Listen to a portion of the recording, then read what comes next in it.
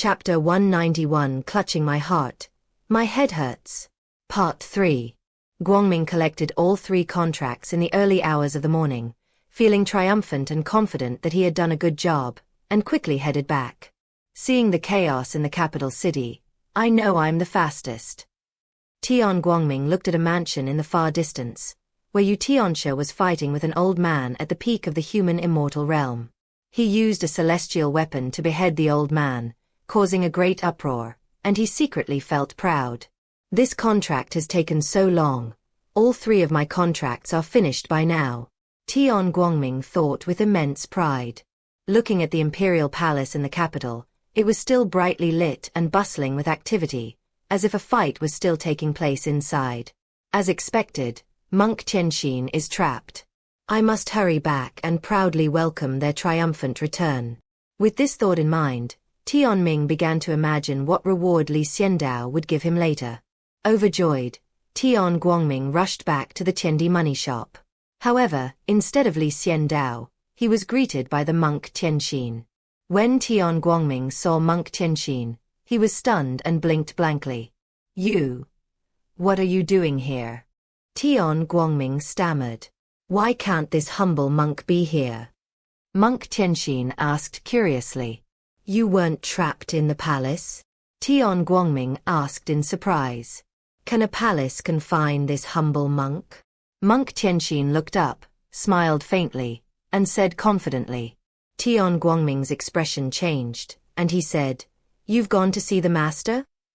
Monk Tianxin nodded and said, "My master sent me to greet you." Tian Guangming slammed his eyes shut. He was doomed. He shouldn't have accepted 3 contracts. The person who got 2 contracts made a killing. I refuse to accept this. Tian Guangming gritted his teeth and looked stubbornly at monk Tianxin. "Whether you submit to me or not, I'm still number 1. Monk Tianxin deliberately provoked Tian Guangming. Tian Guangming said smugly, "Get out of the way, I need to see my master." He doesn't want to be with this annoying monk at all right now. "You bald monk." Monk Tianxin said slowly, "Our master said that we should welcome the returning people here and go in together." Tian Guangming stopped in his tracks, looked at monk Tianxin with a sullen expression, then walked to the side, squatted down about 10 meters away from monk Tianxin, and silently licked his wounds. The first flight I had just gotten was lost, and Tian Guangming was heartbroken. People gradually returned afterward. The battle angel Michael flew back through the air, and the first thing he saw was monk Tianxin. He praised him, saying, "Master, you are number 1. Congratulations." "It was just a fluke," monk Tianxin said modestly. Michael exchanged a few pleasantries with the monk Tianxin before heading in to meet Xiandao. "Our master told us to greet the others here and go inside together," monk Tianxin said, pulling Michael back. Michael nodded, stopped walking, and looked for a place to stand. He saw a person squatting not far away, not even looking at them. Michael's eyes darted around, he coughed, and said, "Isn't this our god of light? Why is he squatting on the ground? How unseemly. Although I inherited the divine title, I did not choose to merge memories like you. I am still me, without the so-called dignity and pride of the gods. I do whatever makes me comfortable," Tian Guangming said, glancing at Michael. "For example, right now I'm in a bad mood, so I like to squat, and I'll squat," Tian Guangming said in a muffled voice. "Why are you in a bad mood? By the way, which number are you? You're the first one to come back." Michael chuckled mischievously, asking a question he already knew the answer to. Tian Guangming glanced at Michael and said fiercely, "Don't bring up my painful memories. Don't think that just because we're on good terms, I won't hit you.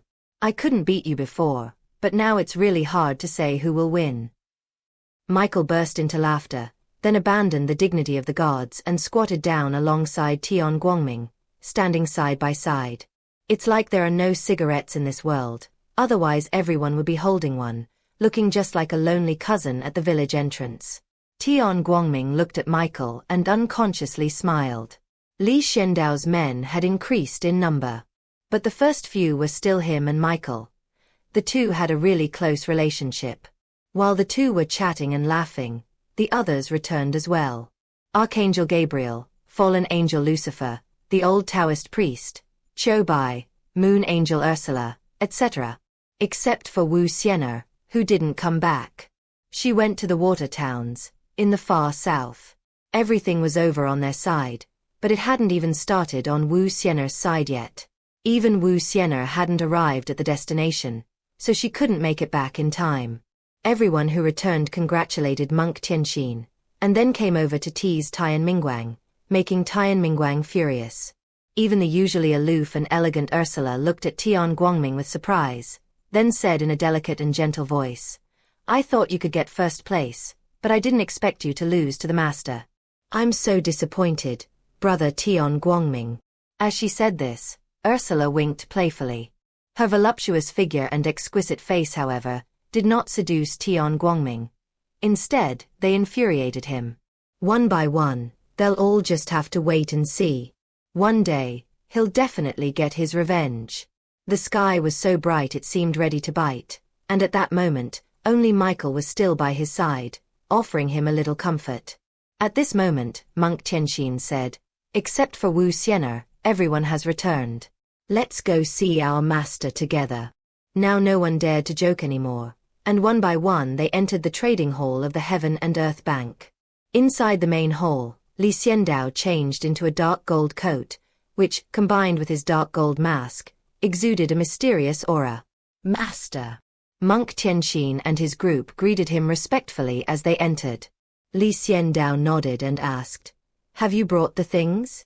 Tian Guangming immediately wanted to step forward and report, but upon seeing monk Tianxin, he shrank back. He's number one, he's first.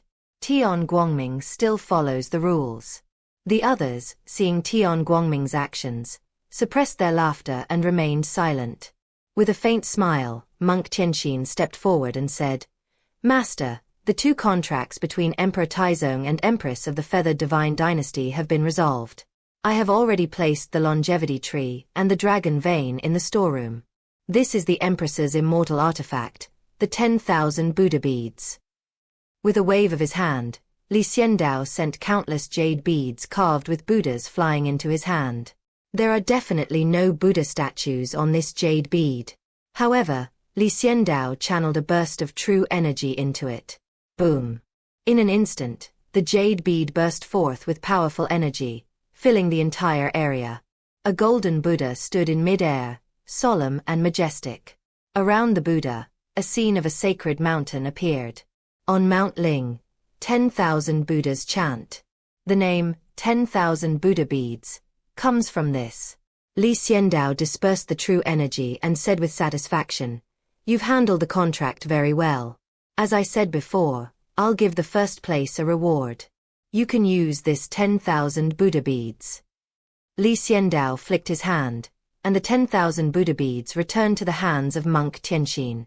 Monk Tianxin's face lit up with joy, and he said gratefully, "Thank you, master." Tian Guangming watched from the side, his eyes wide with disbelief. At that moment, he felt only deep regret. Why do we need 3 contracts? Why do we need 3 contracts? Why do we need 3 contracts? If you take one less, wouldn't this rosary be yours? Tian Guangming clutched his heart, feeling a headache coming on. Chapter 192 The Shameless Merchant Master. Part 4. Tian Guangming was incredibly envious, looking at Tian Guangming with envy. This is a celestial artifact.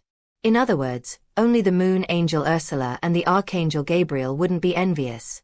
Everyone else would be envious to some extent. With this celestial artifact, the 10,000 Buddha beads, monk Tianxin's strength will increase significantly, and his combat power will explode. The monk Tianxin was also overjoyed. He held the rosary in his hand and kept turning it. The beads made a crisp clinking sound that calmed the mind. Even an unintentional collision between celestial artifacts can have extraordinary effects. Thank you, Master. Your benevolence is a blessing to our Heaven and Earth Bank. Monk Tianxin bowed deeply, deeply grateful. Tian Guangming felt a pang of jealousy, and he muttered to himself, "Sycophant." Xiandao waved his hand, saying that these were all his direct subordinates, with outstanding talent and unlimited potential, and that it would be a waste to leave the immortal artifacts in the bank's treasury. This doesn't seem like being on a high ground where even activating a celestial artifact is difficult. Now that everyone has the cultivation level of a pseudo-immortal, activating immortal artifacts is not a problem. Li Xiandao looked at Tian Guangming and said, "You took 3 contracts by yourself. Are all the contracts finalized?"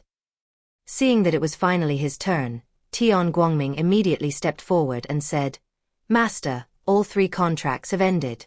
Except for the fact that the Duanmu family patriarch only has 3 days left to live, which I did not take, I have taken back everything else, including the breach of contract compensation." "Have the items been put into the treasury?"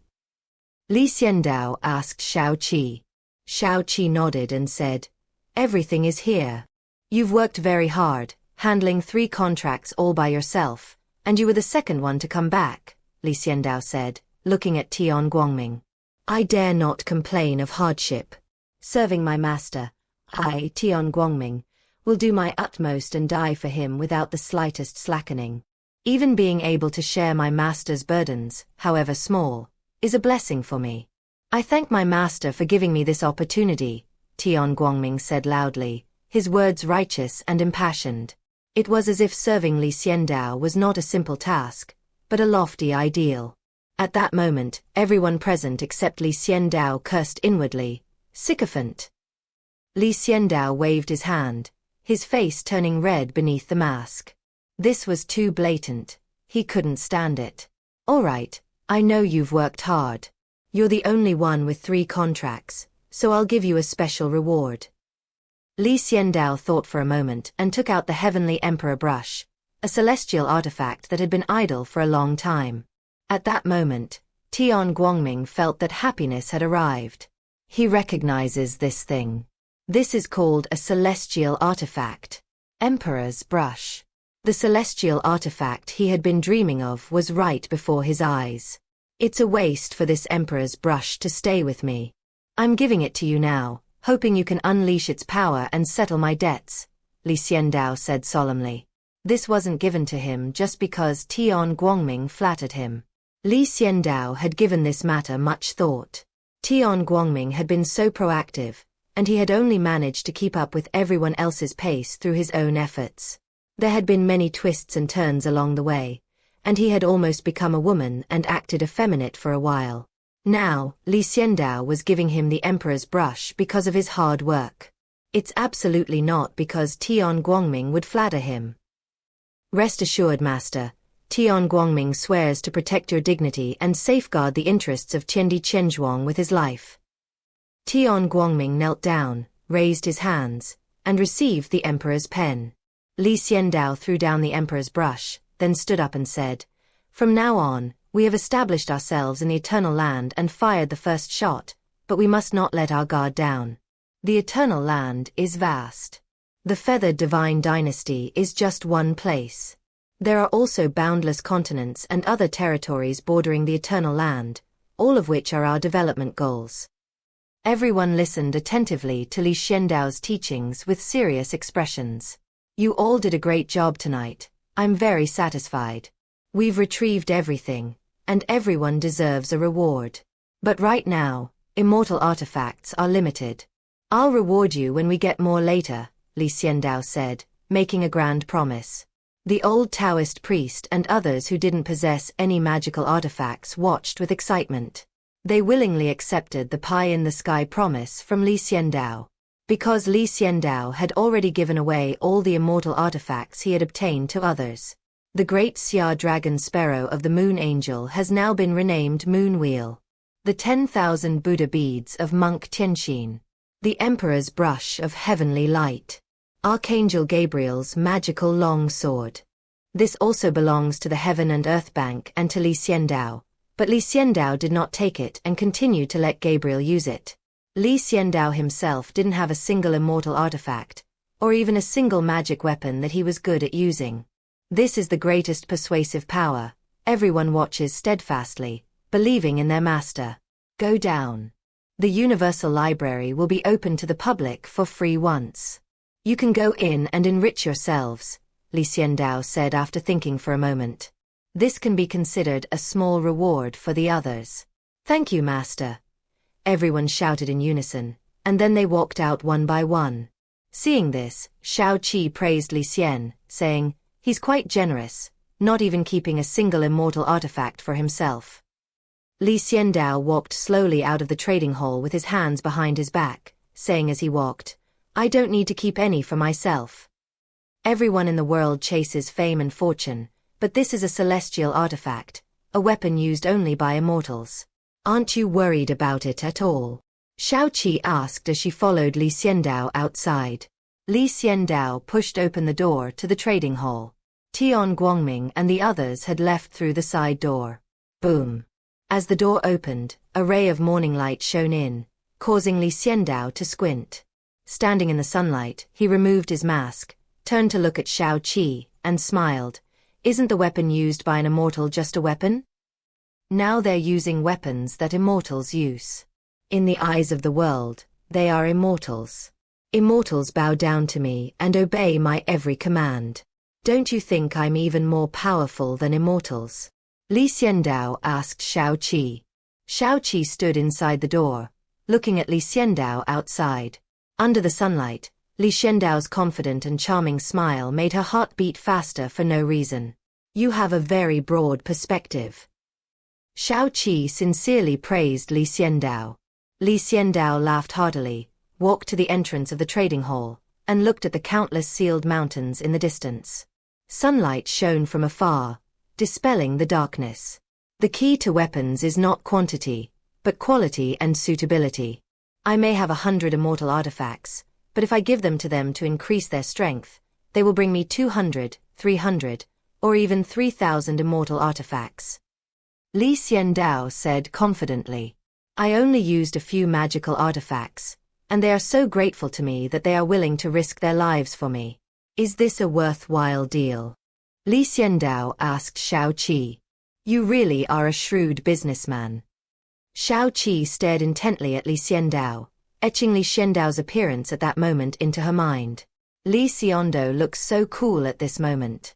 Do you like me, as a shrewd businessman, as your master? Xiandao asked, panting heavily. Shao Qi turned her head away, not wanting to answer Xiandao's question. For some reason, her heart started racing. Chapter 193 Jiannan Water Town. Part 5. The Feathered Divine Dynasty, in the south. This place is known as Jiannan Water Town. It boasts the largest and most numerous inland lakes in the entire Yuhua Divine Dynasty. It has also been known as the granary since ancient times. As long as flood control is done well, the people of Jiannan will not lack food, so Jiannan has always been prosperous. Xiandao is just the capital city. It has a large population because of the 100,000 aristocratic families, but compared to the superior life of ordinary people, Jiannan is still better. The capital is vast, and living here is not easy. The pressure is too great for ordinary people in the capital, but it's different in Jiannan. You can cultivate land, do business, study, and enjoy entertainment. This prosperity made Jiannan the most populous prefecture in the capital, surpassing even the capital itself. While it may not be as politically advanced as the capital, Jiannan far surpasses it in terms of entertainment. Wu Xian'er has come here this time. Before setting off, Xiandao privately instructed Wu Xian'er not to rush, but to enjoy the sights of Jiannan. Wu Xian'er obeyed Xiandao's words without question.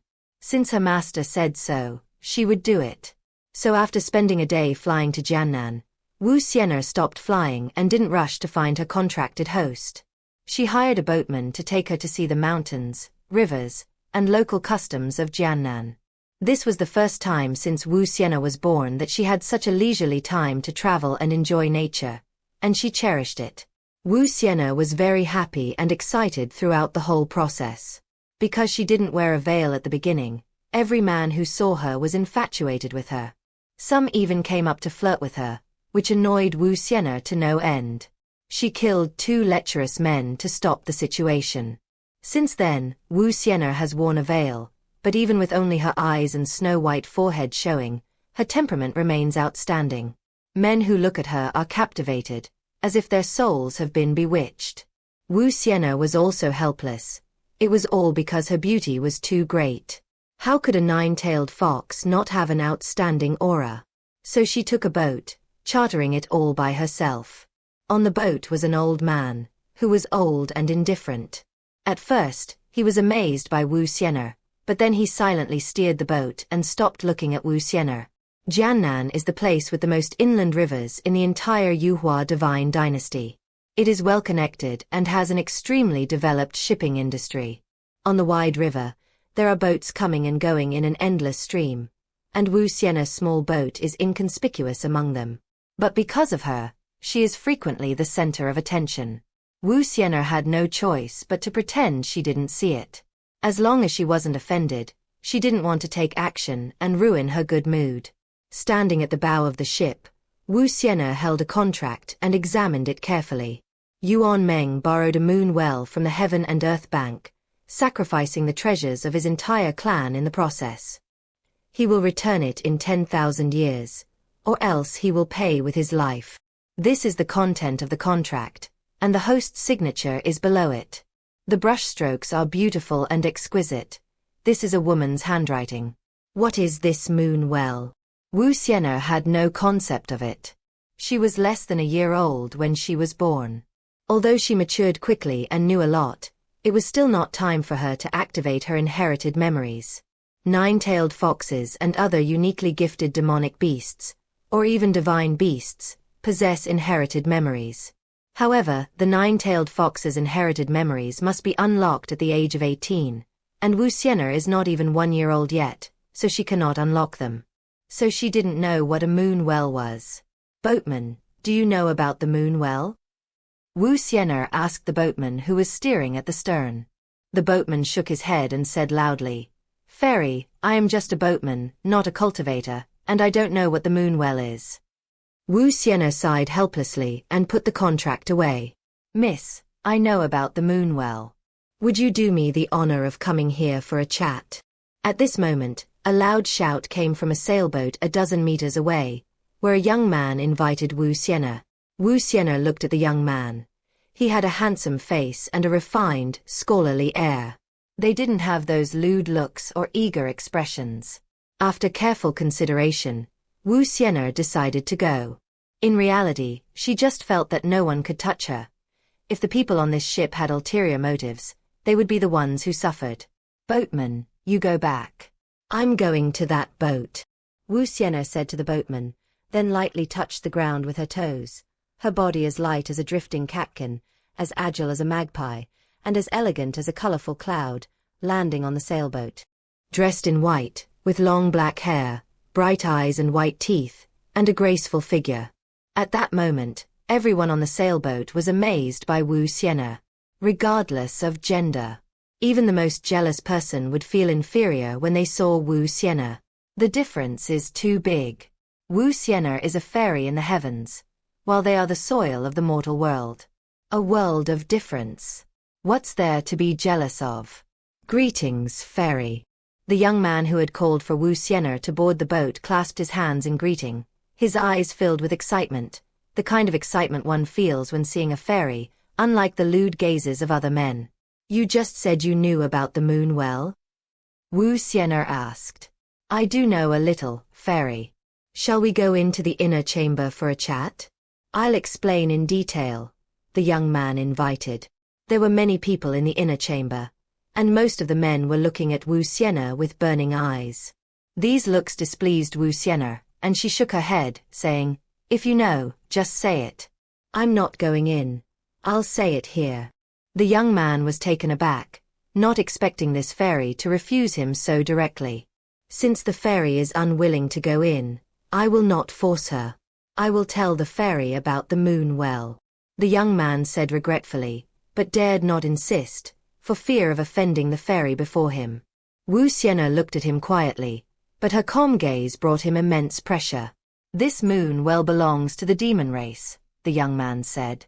Wu Xian'er's eyes narrowed. "A demon? She's a demon. What demon race?" Wu Xian'er asked, her red lips slightly parted. The demon race is also divided into many races. The monkey race, or you could say the ape race, the young man said. Wu Xian'er said, continue. This race is a blood relative of the ancient holy ape lineage, but as it has been passed down to the present day, the bloodline of the holy ape lineage is thin and cannot be activated, causing them to degenerate into monkeys. The moon well is a magical well that allows these monkeys to enter the well for a baptism, activate their bloodline, and transform into holy apes, the young man said. Wu Xian'er suddenly realized why that host's surname was Yuan. Yuan equals ape. Yuan Meng equals Yuan Meng. That is, their clan's dream. Where are they? Wu Xian'er asked. It's located in the Daqingshan Mountains, outside Jianan. That's the demon race's base. Humans don't go in, and the demons don't come out, the young man immediately said. Young lady, I advise you not to go. The demon race is brutal, and you are as beautiful as a fairy. They will defile you, the young man advised. Wu Xian'er smiled slightly, her eyes sparkling with laughter, and said, Thank you for reminding me, but the ones who should be worried are not me, but them. I'm leaving. Wu Xian'er rode away on a cloud, leaving the young man watching with melancholy. Mom, I've been dumped. Chapter 194 The Monkey Trying to Catch the Moon. Part 6. Wu Xian'er flew away, over the lake, at great speed, and disappeared without a trace in an instant. All that remains is the young man's melancholy lament. We were destined to meet but not to be together. Daqingshan. The most famous mountain in Jiannan region stretches for a long time and is home to 1,000,000 demons, including many peerless demons. It was precisely because there were so many peerless demons that the Feathered Divine Dynasty signed an agreement with them. Demons do not leave the Great Green Mountain, and humans do not enter the Great Green Mountain. The entire Daqingshan Mountain was allocated to the demon race, allowing them to thrive and multiply there. The price paid was that the demon race could not leave the mountains to harm ordinary people. This agreement was not aimed at the powerful demons in Daqingshan, but at the lesser demons, the demon race that needs to cultivate with flesh and blood. It was made to prevent them from massacring ordinary people. The peerless demon in Daqingshan also strictly abides by this agreement. It's okay to go out, and it's okay to occasionally kill some offending humans. But massacres are unacceptable. Once discovered, they will be shot dead immediately without mercy. What is a massacre? He killed more than 5 people. It is precisely because of these strict regulations that humans and demons can now coexist peacefully. Having a barrier actually makes people feel more at ease. The bend in the winding river led to a corner of the Daqingshan Mountains. After figuring out the address, Wu Xian'er quickly flew in. In the Daqingshan Mountains, the trees are lush, the vines are intertwined, and there are many poisonous insects and ferocious beasts. Humans don't come in or cut down trees, so the trees grow wildly, and the vines entangle and block the roads. Wu Xian'er could only fly in mid-air. She couldn't place her feet on the ground. The thick vines are like giant pythons, entangling the entire tree. The roads in the Daqingshan Mountains are isolated. Unless it is a habitat of the demon race, the roads are simple and clean, and some places even build fortresses. After flying for a while into the Daqingshan Mountains, Wu Xian'er saw this village. This is like wild boars coming to life. A group of wild boars have united to build a fortress and defend against external enemies. As Wu Xian'er watched the wild boar people planting the plants they were used to eating, their bulky figures and endearing expressions made her smile. The demons living in the Daqingshan Mountains seemed to be living better than they had imagined. Continuing to fly, Wu Xian'er deliberately concealed her aura, so that only those at the human immortal realm could detect her. Her target this time was merely a group of apes at the Hengsha realm. This was not too easy for Wu Xian'er. Continuing to fly through the Daqingshan Mountains, Wu Xian'er realized that this place was practically a testing ground for the demon race's imitations. Each group occupies its own area, without interfering with each other. Those who like to eat meat raise animals, those who prefer vegetables grow plants, and so on. There's also absorbing the essence of the sun and moon, absorbing the light of all things to cultivate oneself, and so on. In this environment, the demon race developed a suitable ecosystem. This ecosystem was created by the peerless demon in the Daqingshan Mountains. Wu Xian'er suddenly became very interested in this peerless demon and wanted to get to know such a wise demon. However, her immediate priority is to complete her own task. Wu Xian'er stood on a tree, her eyes closed, and activated her power. 9 tails appeared behind her, and I swayed slightly. Tell me, where is the moon well? Wu Xian'er asked the essence of plants. The next second, countless gentle breezes blew, the flowers swayed in one direction, the grass lay flat on the ground in one direction, and the branches of the trees trembled, telling Wu Xian'er the direction. Wu Xian'er smiled, her smile innocent and cheerful. Thank you all. Having determined the direction, Wu Xian'er moved forward swiftly. In the Daqingshan Mountains, there is a huge cliff with a waterfall crashing down with a thunderous roar. A frog as tall as 100 meters opened its only eye. Yes, one eye. This frog only has half a body. It was cut in half by someone, and the wound has not fully healed yet, still oozing blood. 9-tailed fox, how rare. You've finally arrived, the frog murmured, its half-mouth still open. I should get some exercise too, the frog croaked. It stretched its body. It had been sitting there for too long. Guided by the spirits of plants, Wu Xian'er found the moon well.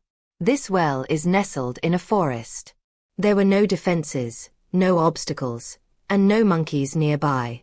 Wu Xian'er asked in surprise, the moon well is here, won't the ape clan protect it?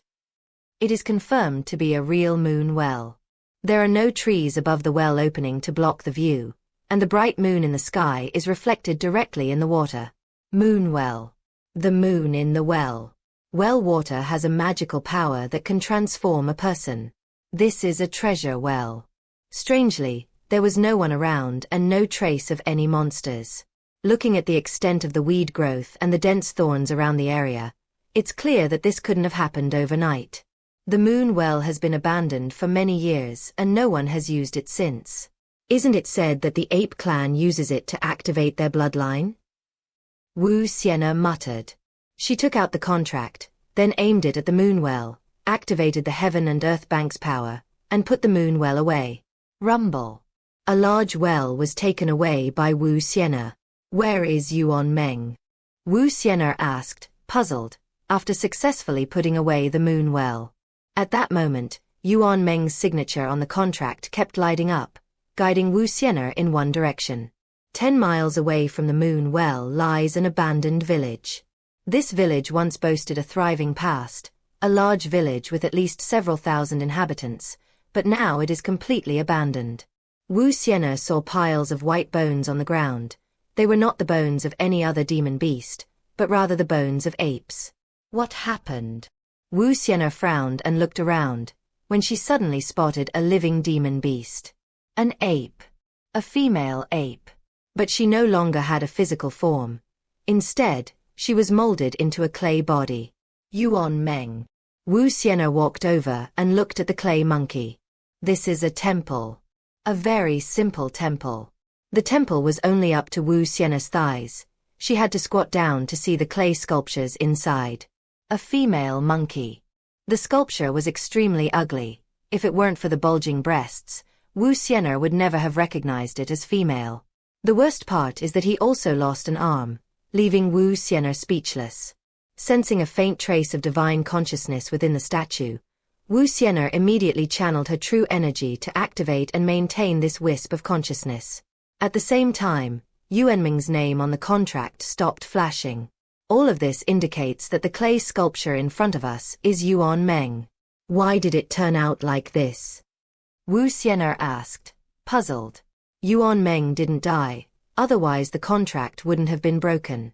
But such a dream is no different from being dead. My lord, take the moon well. I have broken my promise. My greed has led to the deaths of my entire clan. This is my own fault. Let my death be a sacrifice for the ape clan. After this wisp of divine consciousness finished speaking, it instantly vanished into thin air. Wu Xian'er said blankly, at least tell me what happened, right? Girl, come here, I'll tell you something. A deep voice rang out, instantly making Wu Xian'er's hair stand on end, and she looked around warily. Who are you? Chapter 195 The Demonic Frog. Part 1. Wu Xian'er was startled by the voice. She quickly became alert and looked around warily. Who are you? Wu Xian'er continued to shout. The Master of Dakingshan. This deep voice echoed in all directions, like surging seawater from all sides, surrounding Wu Xian'er. The Master of Mount Daqing. Wu Xian'er exclaimed in surprise. You are that peerless demon? The Great Green Mountain is home to a peerless demon, capable of negotiating with the feathered divine dynasty and demarcating an area where humans are not allowed to enter. Previously, Wu Xian'er had wanted to meet this peerless demon, but now she no longer wanted to. I'm scared. Lord Ye's love of dragons was futile. We're complete strangers, so it's best we don't meet. I also don't want to know anything about the ape clan. Farewell. Wu Xian'er was timid, or perhaps very wary, and wanted to leave, not wanting to meet this peerless demon. Don't be afraid, I won't hurt you, nine-tailed fox. You are a treasure among the most outstanding talents of my demon race. You have such cultivation at such a young age. Your backing must be very powerful. I won't provoke you easily. I just want to meet you. This time, the peerless demon lowered its aura, as if it knew that it had frightened Wu Xian'er. Wu Xian'er asked warily, just one meeting? Yes, we'll meet and talk, the peerless demon assured. Let me tell you, I have a master with unparalleled cultivation behind me, and a large group of good brothers and sisters.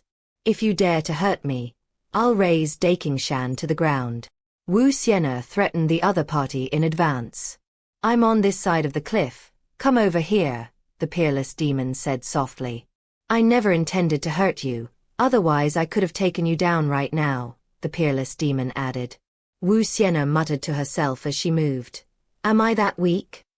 You managed to take me down from an unknown distance? You are not weak. Among the demons of the same generation, you are outstanding. But in front of me, you are still very weak, very weak. The peerless demon laughed, but it seemed that he had not laughed for a long time, so the laughter was slurred. Looking around, Wu Xian'er couldn't refuse the invitation from the peerless demon, so she decided to go and take a look. Even if she encounters danger, her owner will save her, right? It should. Is your master so wise and powerful? So handsome and extraordinary? With that thought in mind, Wu Xian'er headed towards the cliff that the peerless demon had mentioned. Rumble. Approaching the precipice, you can hear a tremendous roar as a waterfall cascades down from the mountain, creating a scene resembling the Milky Way falling from the heavens, a truly beautiful sight. At the foot of the waterfall, Wu Xian'er saw an unparalleled demon. A frog that's 100 meters tall. No. It's half. Wu Xian'er was startled. How could this peerless demon have been cut open? The key point is that it was cut in half, but it wasn't dead yet. Were you frightened by what I look like? Said the peerless demon with only half a mouth. Wu Xian'er smiled awkwardly and asked, How shall I address you? The demon frog, exclaimed the peerless demon. Senior demon frog, what happened to you? Wu Xian'er asked cautiously. After fighting with someone, my body was torn apart. One half of my body was suppressed somewhere, and only this half escaped and is now hiding in this Dakingshan mountain, barely clinging to life, the demon frog sighed. Wu Xian'er exclaimed in amazement. You are still an unparalleled demon with only half a body. How powerful would you be if you were complete? This surprised Wu Xian'er. My peak self is a very distant memory. The demon frog smiled sadly. Wu Xian'er asked, Senior demon frog, why did you call me here? Didn't you want to know about the ape race? The demon frog said. You know. Wu Xian'er asked. I know everything that happened in Dakingshan, the demon frog said calmly. Then please tell me, Senior demon frog, Wu Xian'er pleaded. She still wanted to find out the truth so she could explain the whole story clearly when she returned. The demon frog nodded. In the cave next to the waterfall, Its 100-meter-tall body looked down at Wu Xian'er's delicate and petite figure and said, "The ape clan is descended from the bloodline of the holy ape, but they did not restrain themselves and intermarried everywhere, diluting their bloodline to the point that it could no longer be activated." Wu Xian'er nodded. This was also the reason why Yuan Meng went to the Heaven and Earth Bank to borrow the Moon Well. Although the ape race discovered more than 10,000 years ago that the Moon Well could activate bloodlines and enable their people to achieve great success, they still did not know how to control their bloodlines and promiscuously mated everywhere. As a result, the bloodlines of their descendants became increasingly thin and could not withstand the energy of the Moon Well at all, the demonic frog said indifferently, feeling disdain for these apes. Having a Moon Well and still turning things up like this, ending up with their entire team wiped out, is incredibly stupid. Oh, I see. Wu Xian'er was a little embarrassed. She thought there was some other reason, but she didn't expect that she had brought this upon herself. When the Moon Well activated those monkeys with low bloodlines, the enormous energy was too much for them to handle, and they all exploded and died. An entire race was destroyed just like that, and the Moon Well has been abandoned there ever since, the demon frog recounted. Wu Xian'er nodded. No wonder Yuan Meng's remnant soul only said that she had harmed the ape clan. She used all of her clan's savings to buy the Moon Well for a 10,000-year lifespan, but before the 10,000-year lifespan was over, her entire clan was wiped out. Yuan Meng blamed herself for the situation and felt extremely guilty. Wu Xian'er said regretfully, "It's such a pity.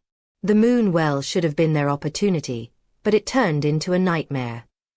The demon frog shook its head and said, "This is a case of good fortune not matching treasures. If the Moon Well is used well, it can improve bloodlines and, with hard work, make them the #1 clan in the Great Green Mountain. But if they have treasures, they are not fortunate enough to enjoy them, and the treasures become a scourge." Wu Xian'er nodded, making a mental note of it. Then she looked at the demon frog and asked, "Senior, can you tell me now why you called me here?" The demon frog said in a deep voice, "Do you know why I've been staying in the Great Green Mountain and haven't come out?" Wu Xian'er shook her head. 8,000 years ago, I participated in a great war, but was torn in two, suffering a fate worse than death. I fled to Dakingshan, where I eke out a living, calculating my own future opportunities, the demon frog said in a deep voice. Wu Xian'er listened silently. "I've calculated it many times, and it all points to you 8,000 years from now, nine-tailed fox," the demon frog said. "Me?" Wu Xian'er looked at the demon frog in surprise. "I am only at the transcendent realm, not even as good as one of your fingers. How can I become a senior's opportunity?"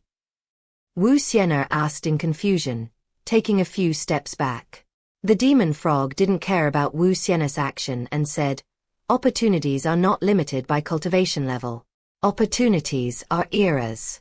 For 8,000 years, I have been calculating, and the result of my calculations is that the nine-tailed fox can bring me a chance for rebirth. So I have not left Dakingshan and have been waiting here silently." Chapter 196 The Story of the Demon Frog. Part 2. Wu Xian'er couldn't understand why she had brought such an opportunity to Senior Demon Frog. She's just a little fox, not even a year old. She no longer has parents or a clan. She is all alone, with only one master, etc. Owner. Wu Xian'er was stunned. She looked at the demonic frog and hesitated. "Senior, am I really your destiny?" "That's right, so don't worry, I won't hurt you," the magic frog nodded. Wu Xian'er hesitated and said, "If that's the case, I can bring you an opportunity, but I need to ask my master first." The demonic frog asked in a deep voice, "Who is your master?" "My master is the most powerful and mysterious person in the world. He can definitely help you. It just depends on whether my master is willing," Wu Xian'er said proudly. The demon frog said with some doubt, "If you can help me get through this ordeal, I will repay you handsomely."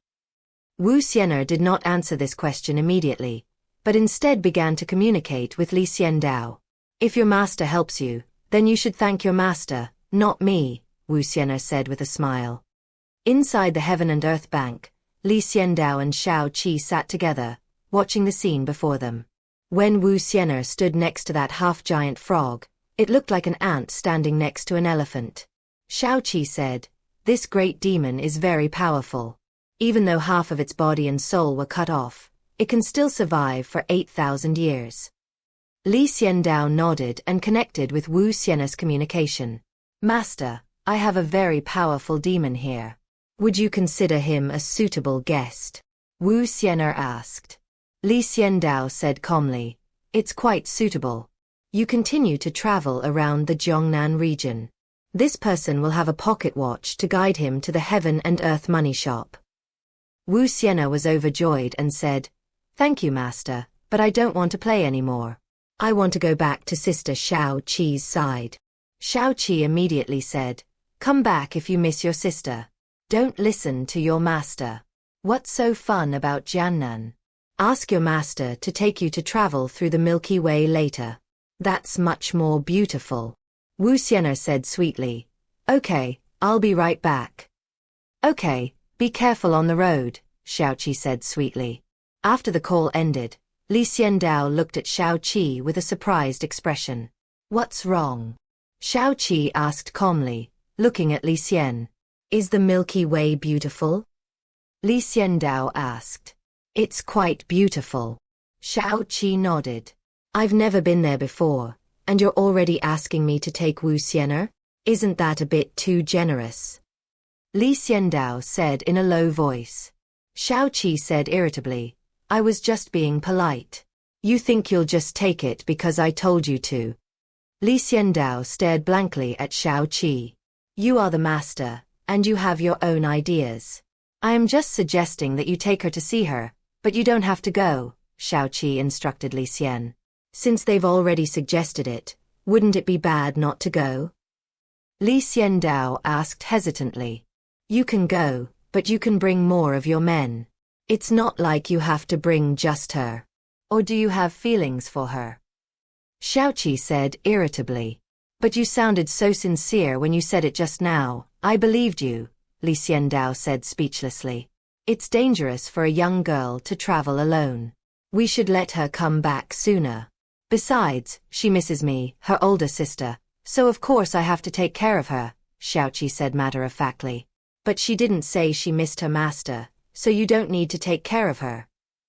Xiaoqi said to Li Xian, her reasoning quite sound. Li Xiandao gave a wry smile, having learned another lesson. Indeed, life is the best teacher.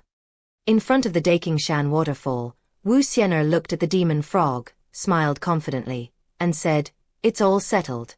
My master agrees, and you'll be able to see my master soon." "Your master is coming here?" the demon frog asked in surprise.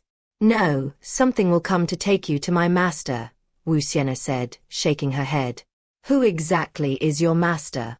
The demon frog was actually a little nervous. "You'll understand when you see your master. You've had half your body severed for 8,000 years.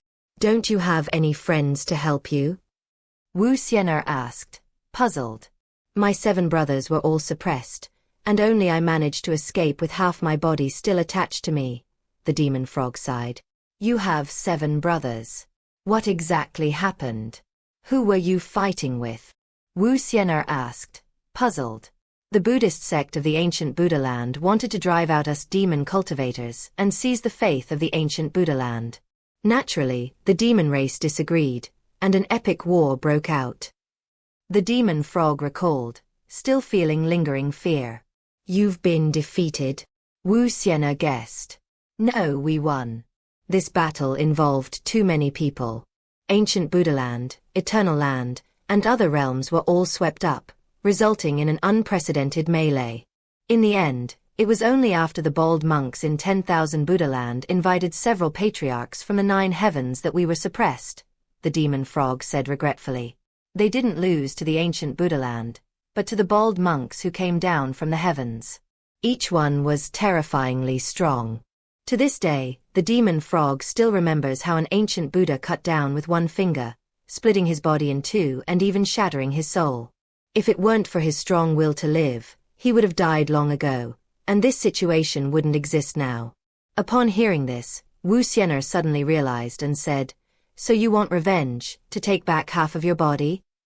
The demon frog nodded, looked up at the sky, and said, I have waited for 8,000 years, just for an opportunity.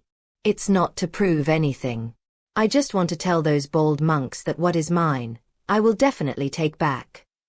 Wu Xian'er nodded and said, guests like you are my master's favorites.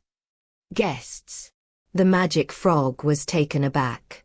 Yes, he's incredibly powerful, has a deep-seated blood feud, and is willing to sacrifice anything for his goal. He's the perfect guest, Wu Xian'er commented. Tick-tock, tick-tock, tick-tock. At this moment, the pocket watch chimed, and Wu Xian'er's eyes lit up as she looked into the air and saw a blood-red pocket watch floating there. The magic frog also saw it and asked in confusion, what is this? This is the master's token. If you crush it, you can see the master, Wu Xian'er said. The demonic frog was skeptical, but it covered the frog's head with one claw. Click. The pocket watch shattered, and the demon frog looked at Wu Xian'er and asked, where is your master? Wu Xian'er waved her hand and said, you'll see him soon. I have to go back too. Goodbye. The demon frog wanted to ask something more, but suddenly everything went black before its eyes, as if it had fallen into endless darkness from which it could not escape. Even with its extraordinary cultivation, it still couldn't control itself in this darkness and could only drift with the tide. Boom. After drifting along, the demon frog suddenly had a bright idea. A huge palace was standing in the darkness. In front of the palace, a man and a woman stood. The man wore a mask, making him extremely mysterious, while the woman was as beautiful as an angel, making other women feel ashamed of their own beauty. Heaven and Earth Bank. The demon frog wasn't interested in human women, and looked at a stone tablet to the side with 4 large characters written on it. Chapter 197 Your loyalty is not enough. Part 3. The demon frog's vision blurred, and everything it had just seen seemed like a mirror, collapsing with a crash. He appeared in a grand trading hall, which was resplendent in gold and elegantly decorated, with a trading platform in the very center. A mysterious man wearing a mask sat there. A stunningly beautiful woman was standing nearby. It was Xiandao and Xiao Qi that the demon frog had just seen. The 100-meter-tall demonic frog shrunk to about the size of a human, leaped up on one leg, and with a thud, arrived in front of Xiandao. Are you the master of the 9-tailed fox? The demon frog scrutinized Xiandao, but found it impossible to fathom his true strength. Startled, it asked, yes, welcome, owner of the Heaven and Earth Bank, guest. Xiandao nodded. Heaven and Earth Bank. The demonic frog looked at Xiandao with one large eye, wondering where this place was. At the Heaven and Earth Bank, as long as you have enough treasures, you can exchange them for anything you want, Xiandao said leisurely. Anything. The demon frog stared intently at Xian with one eye. That's right, any. Xiandao waved his hand, and a stool appeared out of thin air behind the demon frog. Sit down. Standing for too long gives me the feeling that I'm bullying a disabled person, Xiandao said calmly. The magic frog was no longer just disabled. It almost became dead. Even if they survive now, they will be barely clinging to life, worse than dead. The demonic frog sat down, pondered carefully, stared at Xiandao, and asked again, anything? Xiandao nodded and said, the premise is, how much are you willing to pay? What do you mean? The demon frog's heart tightened. I will help you with whatever value you give me, Xiandao said truthfully. I have nothing left, half of my body is gone, my home is destroyed, and I can only eke out a living hiding in the Dakingshan Mountains. I can't even enter the ancient Buddhist land, the demon frog said dejectedly. It couldn't think of anything else it could offer in exchange. You're too modest. You have many more treasures to offer, Xiandao said, waving his hand. How come I didn't know I had so many treasures? The demon frog asked in surprise. Your lifespan is longer than that of a human because you are a demon. Xiandao held up a finger. Your talent is incredible. For a frog to cultivate to this level is unbelievable. It's outstanding. This is also your treasure. Li Xiandao raised his second finger.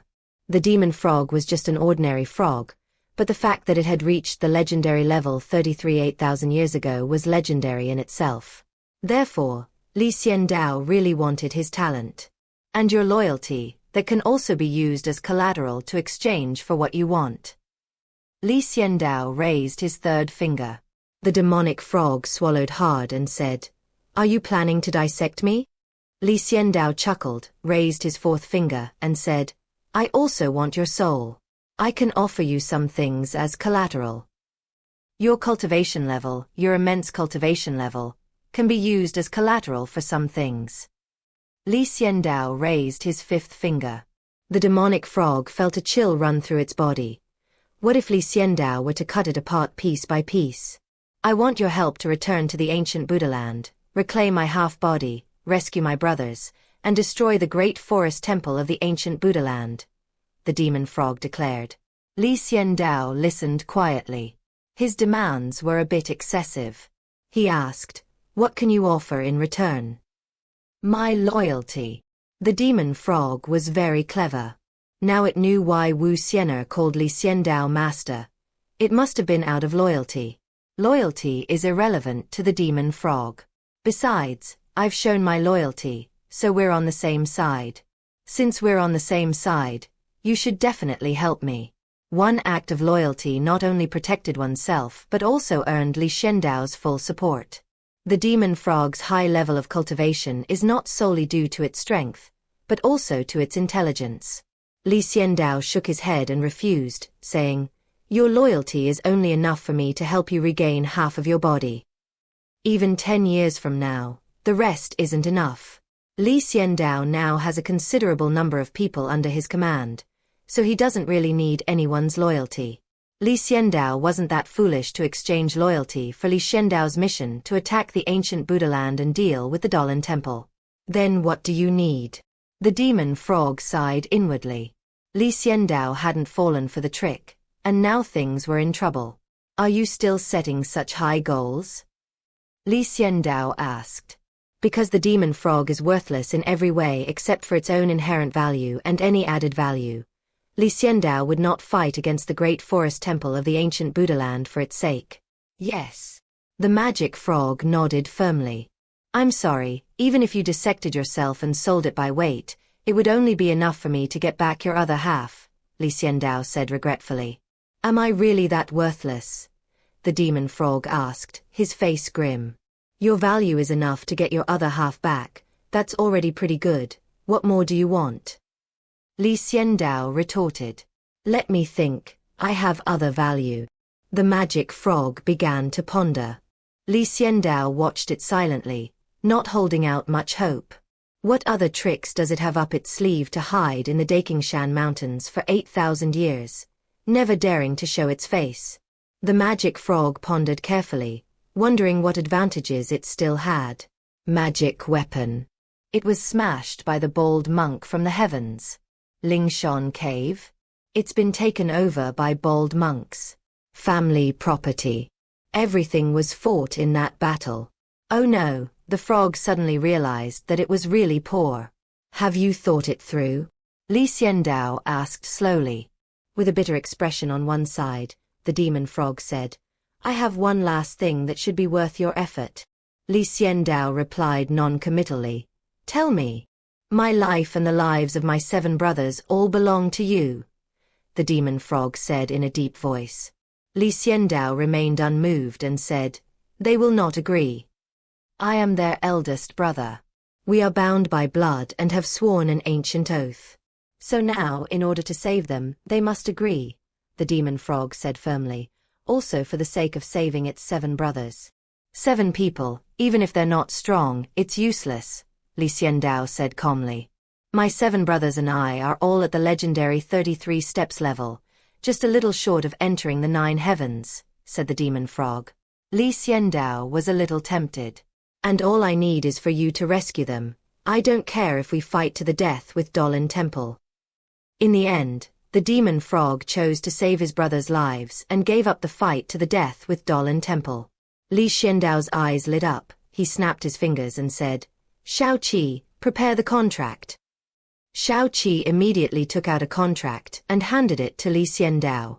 Li Xiandao handed the contract and pen to the demon frog, saying, "Sign it. Once you sign, this contract will be effective." The demon frog carefully examined the words on the contract, reading each one clearly, and frowned from time to time. "Why do we have to wait a while before we can go to the ancient Buddha land?" Li Xiandao said softly, "Because our affairs in the eternal land are not yet over." In reality, Li Xiandao wanted to give himself and his subordinates time to cultivate and enhance their strength. The great forest temple in the ancient Buddha land is capable of defeating the demon frog and its 7 brothers, but Li Xiandao is not confident in his ability to do so, so he needs to wait. Of course, this reason cannot be told to the magic frog. "You've waited 8,000 years. What's a year or 2? Li Xiandao said calmly. The demon frog thought about it and agreed. They had already waited for 8,000 years, so waiting a little longer wouldn't hurt. After carefully reviewing the contract, Magic Frog still signed it. Chapter 198 Qing Qing Mountain. Part 4. After the demon frog signed the contract, Li Xiandao took it back and said, "Once things are over on eternal ground, I will immediately go to rescue you and your brothers. You can return to Dakingshan and continue to wait. It won't be long." The demon frog hesitated and said, "We must hurry, my brothers have been suffering." Li Xiandao nodded and said, "Don't worry, the contract is here, and we will strictly follow the contract." The magic frog reluctantly felt relieved and got up to leave. "Remember, from now on, you are mine. Take good care of yourself.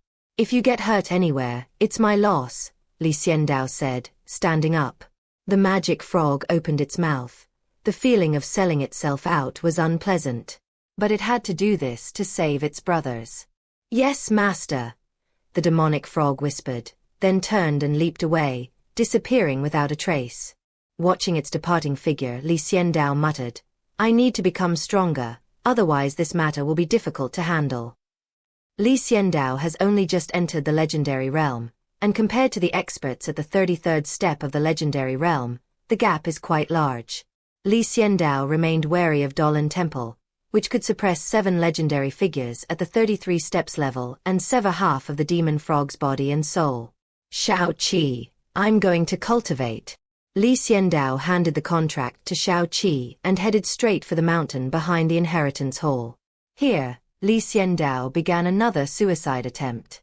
With their cultivation levels all reaching the legendary realm, Li Xiandao was clearly no match for the war god Zhao Wuji, the sword god, the Taoist, and Zhong Baixing. Because they have been immersed in this realm for who knows how long, while Li Xiandao has only just entered it. In every encounter, Li Xiandao's body was pierced by Zhao Wuji's spear, severed by the sword god's sword, shattered by the Taoist, and crushed by Zhong Baixing. Fortunately, it was inside the heaven and earth money shop, so Li Xiandao didn't die. But not dying doesn't mean you don't feel pain. Li Xiandao is in a lot of pain. Every death is a pain that cuts to the bone and penetrates the soul. But Li Xiandao endured it, remaining expressionless despite the pain, seemingly indifferent.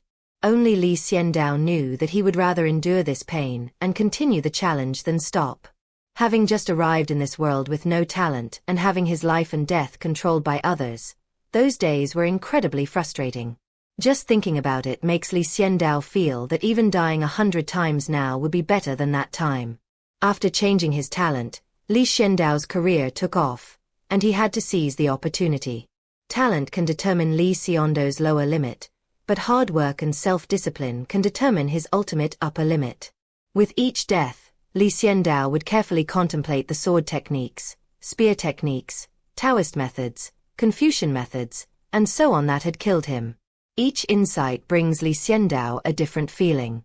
After this round, Li Xiandao's understanding of the Great Tao deepened considerably. This time, he didn't rest and started all over again. Li Xiandao naturally agreed to the Taoist priest's request to visit him once every 3 days, and did not continue to seek him out. While Li Xiandao was striving to become stronger, those who had crossed paths with him continued with their own lives. Qianya's parents took her away from the feathered divine dynasty, hoping to completely avoid the danger and allow their daughter to grow up healthy. Having left the feathered divine dynasty, he would no longer be targeted for revenge. After 10 years of killing, Tianhen was tired of drifting and now only wanted to hold his wife, take his daughter, and take care of his elderly father. This family is reunited and living in harmony, but the prince of the northern border is not so lucky. The dragon vein of the feathered divine dynasty has been stolen. An ancestor of the feathered divine dynasty has been killed. The crown prince of the feathered divine dynasty was killed on the spot. This is not important. Kill him and replace him. In less than a day, Emperor Tianqi ordered that the new crown prince be chosen from among his great-great-grandsons. This excited all the eligible members of the royal family.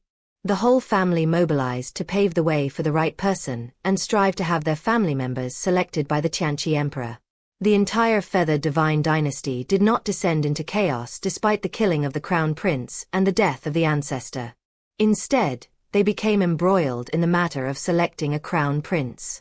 The common people were also very gossipy about this information, and knew very little about the fact that the feathered god dynasty had lost its dragon vein.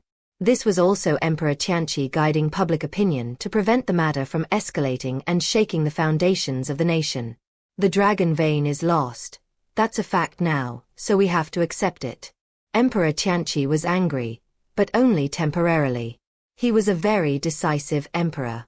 He immediately smashed his 9-dragon throne and released 9 slightly smaller dragon veins, which he placed in the dragon veins of the feathered divine dynasty. Gently nurture it. Having sat on the dragon throne for 30,000 years and witnessed the reigns of several emperors, it has also absorbed a great deal of the dragon vein energy of the feathered divine dynasty, and has long since developed some dragon souls of its own. Although it's small, it's better than nothing. 1 is not as good as 9. If they are slowly nurtured for several hundred years, they will naturally grow up, though not as large as they were at their peak, but still able to stably ascend to the divine dynasty. It must be said that Emperor Tianqi was very decisive and capable. He resolved 2 major issues in this way. As for the deaths of Emperor Tianzong and Empress, no one knows, and Emperor Tianqi has no intention of revealing it.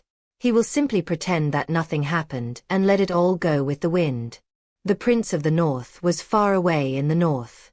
By the time he learned of these things, everything had already been settled. The Prince of the Northern Border sighed with regret. Why wasn't it that person who died? If his old bastard dies, then he won't have to kill his father. Unfortunately, the retired emperor had long since retired to a secluded life, spending his later years in the famous Taoist mountain, Qingqing Mountain. After enjoying supreme power as emperor for the first half of his life, the retired emperor decisively passed the throne to the current Tianqi emperor, then retired behind the scenes, no longer concerned with politics, traveling around, playing with beautiful women, living a carefree and unrestrained life day and night. Even the Tianqi emperor inexplicably envied his father. At the height of his power, he relinquished the throne to himself, then indulged in pleasures for thousands of years, ruining his health. He then retreated to Mount Qingqing to begin cultivating Taoism. Emperor Tianqi simply couldn't let go of power. 10,000 years have passed, and he still hasn't abdicated. He outlived 5 crown princes and is about to welcome the 6th. The North. The Prince of the Northern Border was lost in thought, and then, in the darkness, he rode the wind and headed towards Mount Qingqing. He was going to see his father, the Emperor. Regardless of the circumstances, it was his father, the Emperor, who ruined the life of the Prince of the Northern Border. The Prince of the North must go and see. When he was angry, he really wanted to kill his father. He still has this thought in his mind now, but he decided to have a talk with his father, the Emperor. Mount Qingqing is a famous Taoist mountain. There are several Taoists who live in seclusion on the mountain, without interfering with each other. There are not many disciples, only about 100. They do not do any publicity and let everything take its natural course. The retired emperor came here 3,000 years ago to live in seclusion and cultivate himself. The prince from the north has come 3 times in the past 3,000 years. His relationship with the retired emperor was already bad, and this was his 4th visit. But upon arriving at Qingqing Mountain, the Prince of the Northern Border received a message. The Emperor Emeritus is dying. The deadline is approaching. The Prince of the Northern Border was stunned. He hadn't even had a chance to kill him when the Emperor Emeritus was already dying. Chapter 199, I'm going to kill someone. Part 5. On the way here, the Prince of the Northern Border was still lamenting. Why isn't it my own old man who died? But now, upon hearing that the Emperor Emeritus was dying, the Prince of the Northern Border felt a different kind of emotion. It's not about sympathy. It's not sadness. The Prince of the North only comes to visit 3 times in 3,000 years. There is absolutely no sympathy or sadness involved. It's very complicated. After all, this is his blood father. Take me there, the Northern Prince said to the young Taoist priest. The young Taoist priest immediately led the Prince of the Northern Border over. On Mount Qingqing, at a very high altitude, Taoist temples are built on the ridge, a spiritual bridge is constructed amidst the sea of clouds, and a precious cauldron is erected on the highest peak to absorb the essence of the sun and moon. The Taoist temples on Mount Qingqing are all places of true seclusion, with little contact with the secular world. They lived their lives as they pleased, traveling to the North Sea in the morning and Kangwu in the evening, carefree and unrestrained. Some of them are very strong, but they still live such lives, not vying for supremacy or showing off their divine abilities, which adds a touch of mystical charm to Qingqing Mountain. The retired emperor of that time indulged in debauchery for thousands of years, having pleasures with different women, which severely depleted his health. It's laughable that someone with cultivation at the level of Hengsha could ruin their body like that. Not to mention that this joke was made by royalty, by the previous Emperor Emeritus. When Emperor Tianqi learned of this news, he was furious and had a terrible headache over his father. At that time, Emperor Tianqi wanted to send the retired emperor to the Prince of the Northern Border, but the Prince of the Northern Border refused outright. The Queen of the North wanted to take in the Emperor Emeritus to gain a good reputation, but the Prince of the North knew that his father was a lecherous scoundrel and was about to cause trouble in the North. Will he try to stop it then? Or should we turn a blind eye? Or should we just let things take their course? The Northern Prince felt a headache coming on just thinking about this scene.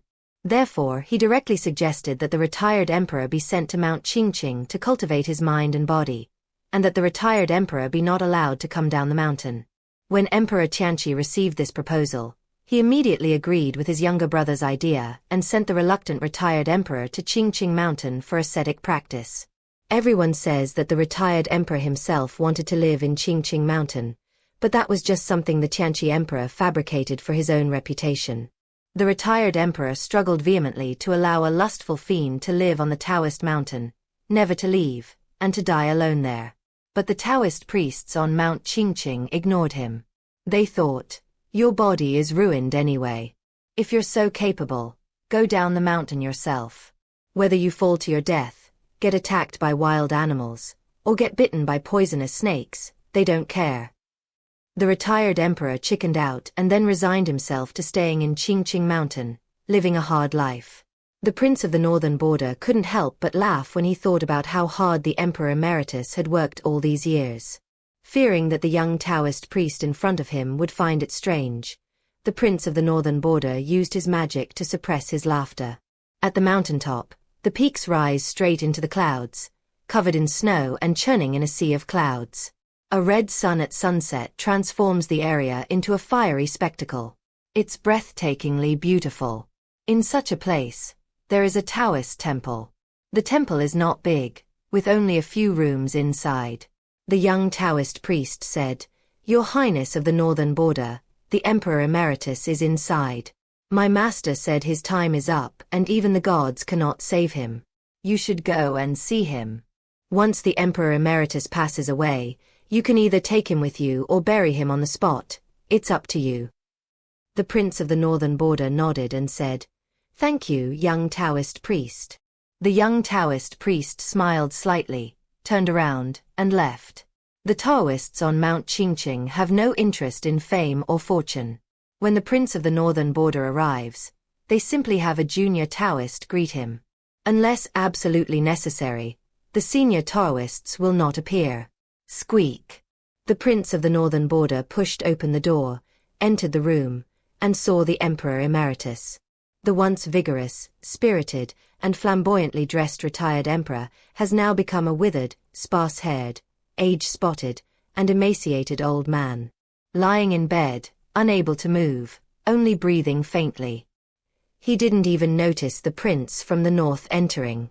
The prince of the north discovers in his memories his father, a strong-willed, capricious, and lustful emperor. I'm really going to die now. With a blank expression, the northern prince channeled his abundant inner energy, beginning to activate the last bit of life force of the retired emperor.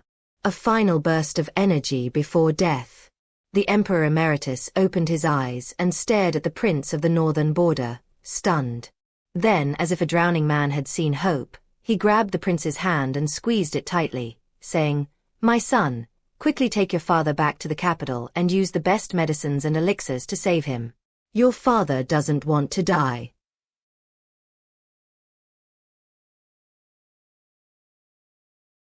"He can't be saved," the northern prince said coldly. "What kind of attitude is this?" The retired emperor roared in anger. "Are you trying to kill my father? I've treated you well, haven't I? I even wanted to pass the throne to you at first, but you refused it yourself." After reprimanding him, the retired emperor began to speak of their past relationship. "He just didn't want to die." The prince of the northern border shook his head and said, "Stop struggling. Say a few words properly. I have activated all your life force. You only have this one breath left. Once this breath is gone, you're done."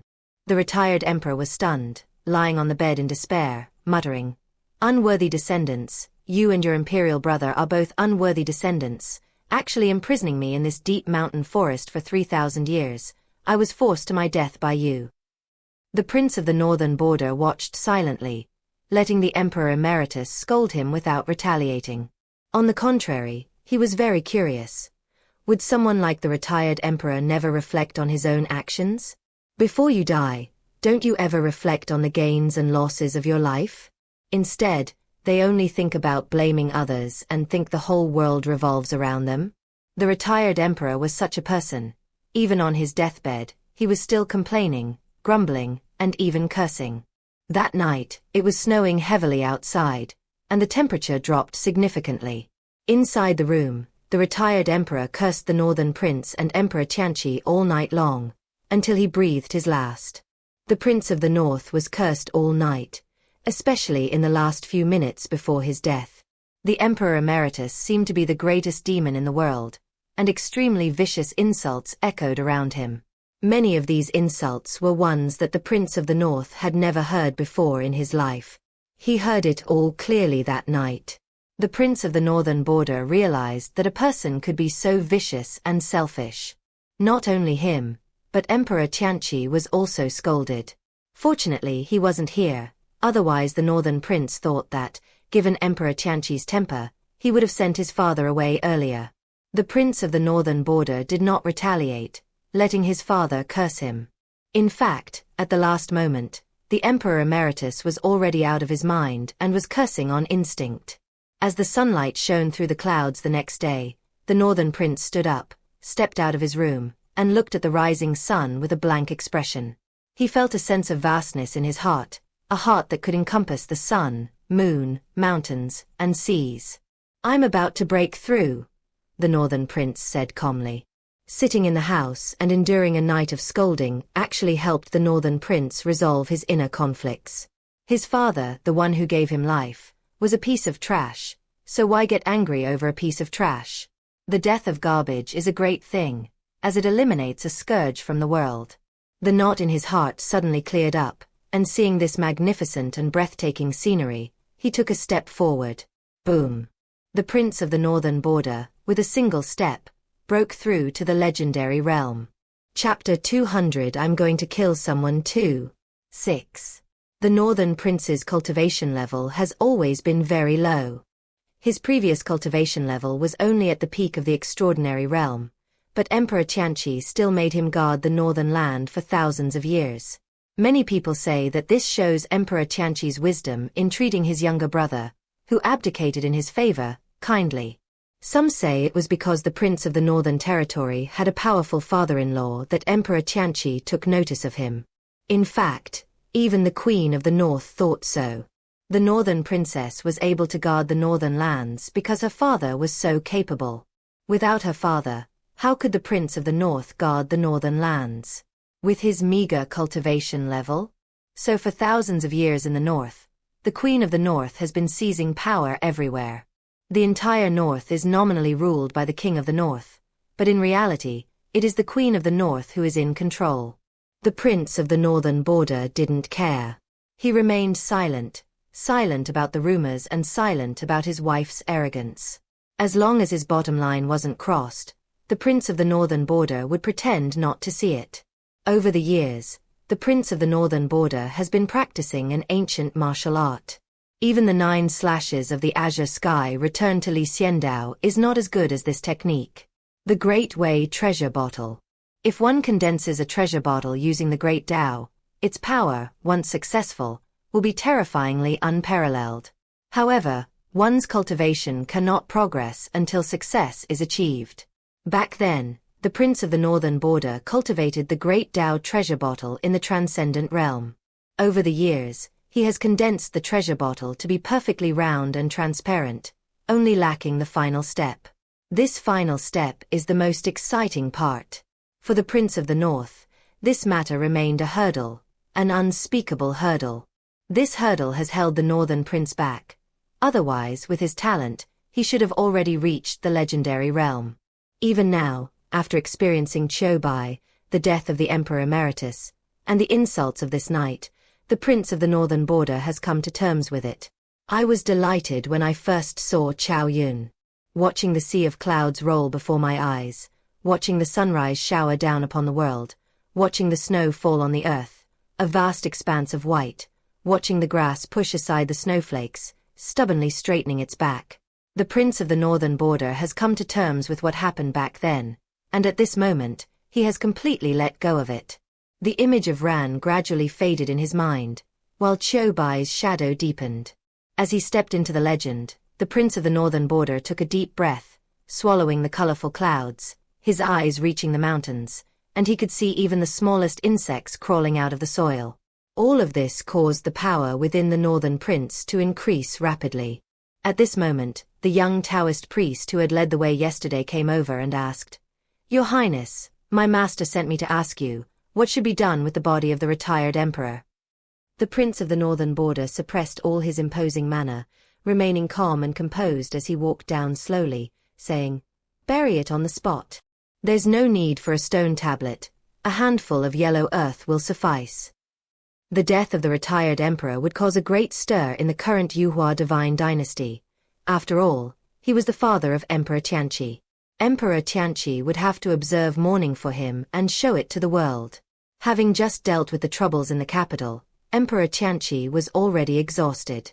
The Prince of the Northern Border did not want the death of the retired emperor to further delay Emperor Tianqi. It is said that he lived on Mount Qingqing for 3,000 years, and no one paid attention. Even if the retired emperor were to announce it 1,000 years after his death, or even never announce it at all, no one would investigate. The Prince of the North felt sorry for Emperor Tianqi, so he buried him on the spot. "All right, Your Highness of the Northern Border, where are you going?" the young Taoist asked curiously. "Shouldn't you be guarding the tomb for a while?" "I'm going to kill someone." The Northern Prince waved his hand and calmly and composedly descended the mountain. Kill. Who to kill? One of the people the Northern Prince hates most. Aside from the Emperor Emeritus, the person the Prince of the Northern Border hated most was his father-in-law, Master Chen, the Overlord of Blades. A name that exudes banditry, paired with a burly old man with a domineering demeanor. This is the father-in-law of the Northern Prince. Legendary realm. The domineering Master Chen is a close friend of the retired emperor. Originally a man from the mountains, he obtained an ancient, inherited demonic sword and mastered a domineering swordsmanship. Killing people is as easy as slicing melons or chopping vegetables.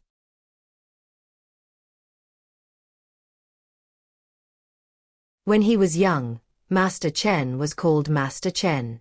Later, he was recruited by the retired emperor and became the emperor's bodyguard. He had a daughter who was quite good-looking and very beautiful, which made people wonder if she was his child. At that time, the Prince of the North was the biggest contender for the throne, or even the most likely one. The retired emperor also intended for the Prince of the Northern Border to succeed to the throne. Upon seeing this, Master Chen, the tyrant of the sword, asked the retired emperor to grant him a marriage and marry his daughter to the Prince of the Northern Border. The Prince of the Northern Border refused repeatedly and firmly disagreed. "If you marry me at this time, it's as clear as day. You're aiming for that queen's throne." However, the Emperor Emeritus issued a decree, and Master Chen, the Overlord Blade, directly forced the Prince of the Northern Border to change into wedding clothes. Then, in front of all the guests, he used his legendary aura to force the Prince of the Northern Border to perform the wedding ceremony. This was a lifelong disgrace for the Prince of the North. More than 10,000 years ago, the Northern Prince's cultivation level was very low, and he could not withstand it. Like rape, if you can't resist, then you enjoy it? The Prince of the North firmly said no. The day after their wedding ceremony, during the Grand Court Assembly, he submitted a memorial recommending his elder brother as the crown prince, while expressing his willingness to remain a leisurely prince. This infuriated Master Chen and his daughter. "You just gave up the throne that was within your grasp?" If you weren't a prince, given Master Chen's fiery temper, he would have beaten the Northern Prince to death the very next day. Emperor Tianqi was also surprised by the Northern Prince's actions and was deeply moved. He then strode forward and offered himself up. He was not modest at all. Emperor Tianqi was obsessed with power, a fact that the Prince of the Northern Border knew, which is why he gave it to him. The brothers had a very good relationship, which is why even after the Prince of the Northern Territory reached the Transcendent Realm, Emperor Tianqi still entrusted him with guarding the Northern Territory. It wasn't because of Master Chen, the Overlord Blade, but because the Prince of the Northern Border was the only living imperial brother of Emperor Tianqi. At this moment, the Northern Prince, having broken through to the next level, wanted to kill Master Chen, the Overlord Blade, to avenge the humiliation of that year. Being forced into a wedding ceremony by someone's imposing manner was the greatest humiliation of the Northern Prince's life. Master Chen, the Overlord Blade, must die. Let alone a father-in-law in name only. Even if the retired emperor came back to life, given the depth of this hatred, the Prince of the Northern Border would still kill him. After descending Mount Qingqing, the Prince of the Northern Border flew directly to the northern lands. Master Chen, the tyrant of the sword, recently came to visit his daughter and is resting in a city in the north. The Prince of the Northern Border had no scruples. He came down from Qingqing Mountain and arrived in Beidi City with a surging aura, as oppressive as a mountain. He roared, "Overlord Blade, come out and die." Rumble. His legendary aura was so oppressive that everyone in the city felt uncomfortable. When they looked up to look closely, they were all astonished to find that it was the Prince of the Northern Border. In the northern city, in a magnificent courtyard, an old man with grey hair and a face full of scars narrowed his eyes and said angrily, "The hatred this person harbors for my father and me is beyond reconciliation." "Then kill him. I'll live as a widow. The Northern Territory is mine, not his, the Northern Prince's." A woman with a ferocious face roared, her resentment running deep. "All right, I'll go kill him." Master Chen, the Overlord Blade, carrying a huge long sword, soared into the sky. Chapter 201 Refining the Tyrant Blade. Part 1. Boom. The Overlord Blade flew into the sky, its long blade flashing as a surging beam of light ripped through the heavens. "You think you can cause me trouble just because you've broken through to the legendary realm?" Bo Dao roared, his anger genuine. He didn't take the Northern Prince seriously, always thinking that the Northern Prince was a good-for-nothing. If he hadn't been born into royalty, the Prince of the North would never have been able to marry his daughter.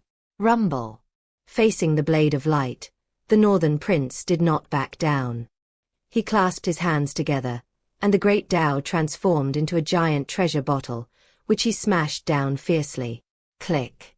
Instantly, the blade's light shattered, unable to withstand the attack of the great Dao treasure bottle. "I will kill you today," the Northern Prince said coldly, unleashing the hatred that had been suppressed for 10,000 years. His aura surged, his body radiating a dazzling aura, his black hair danced in the wind, and he appeared both godlike and demonic. The usually refined and gentle Prince of the North revealed his true strength at this moment. His imposing presence alone made it difficult for everyone in the entire northern city to breathe. The Northern Queen, in particular, stared wide-eyed in disbelief, exclaiming, "How could this good-for-nothing be so powerful?"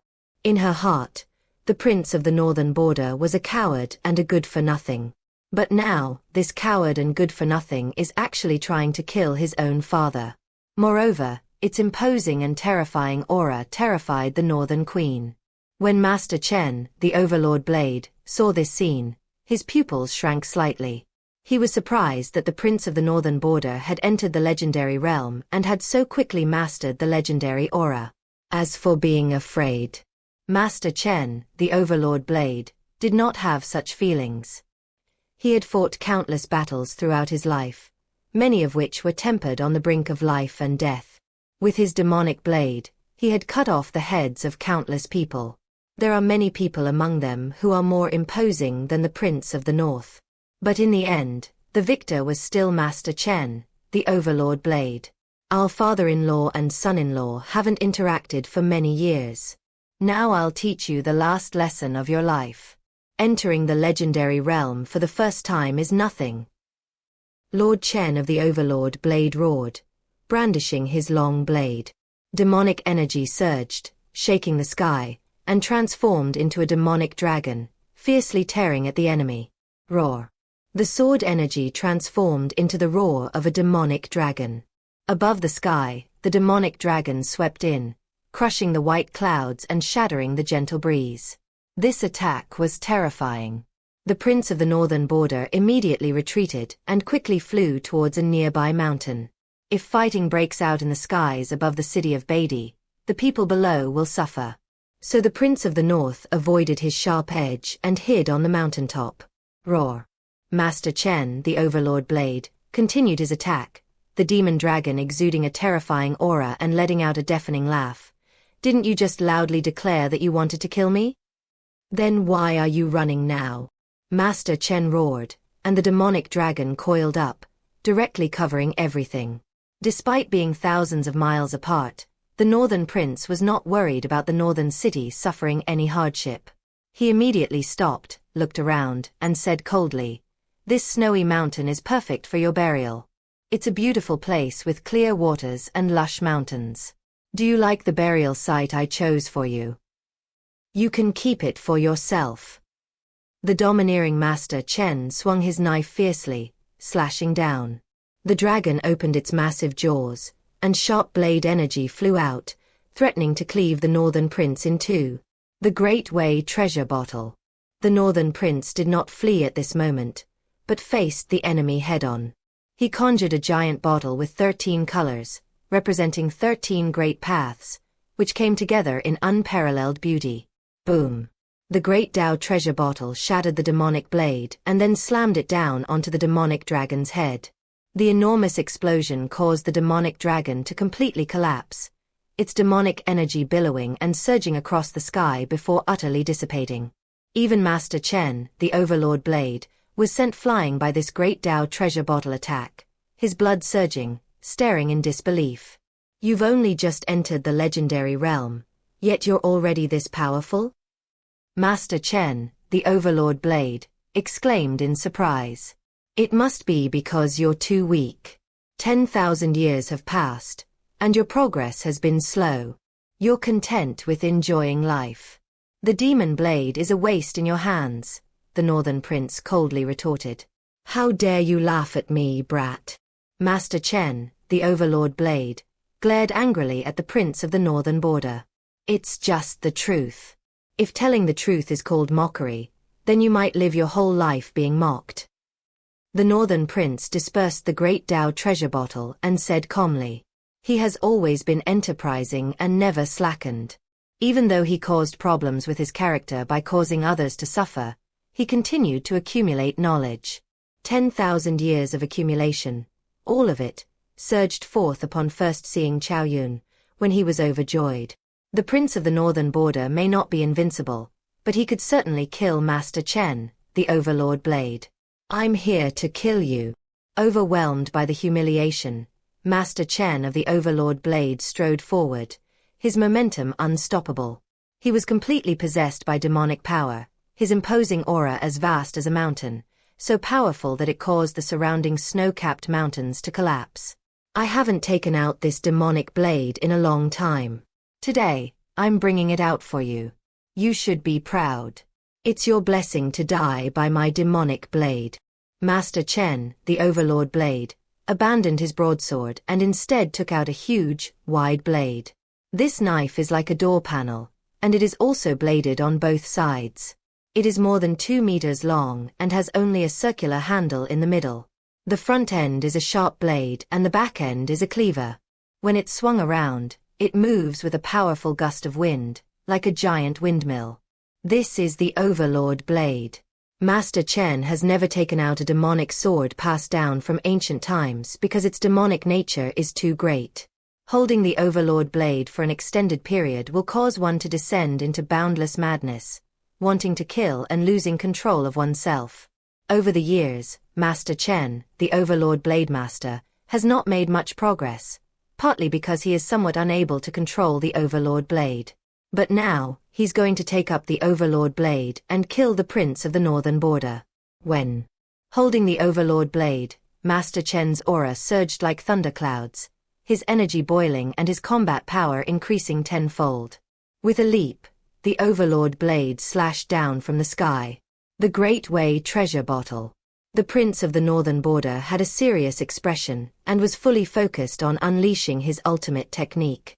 A 19-colored treasure bottle appeared, representing 19 kinds of Great Dao, all of which were poured into it, and it blocked the attack fiercely.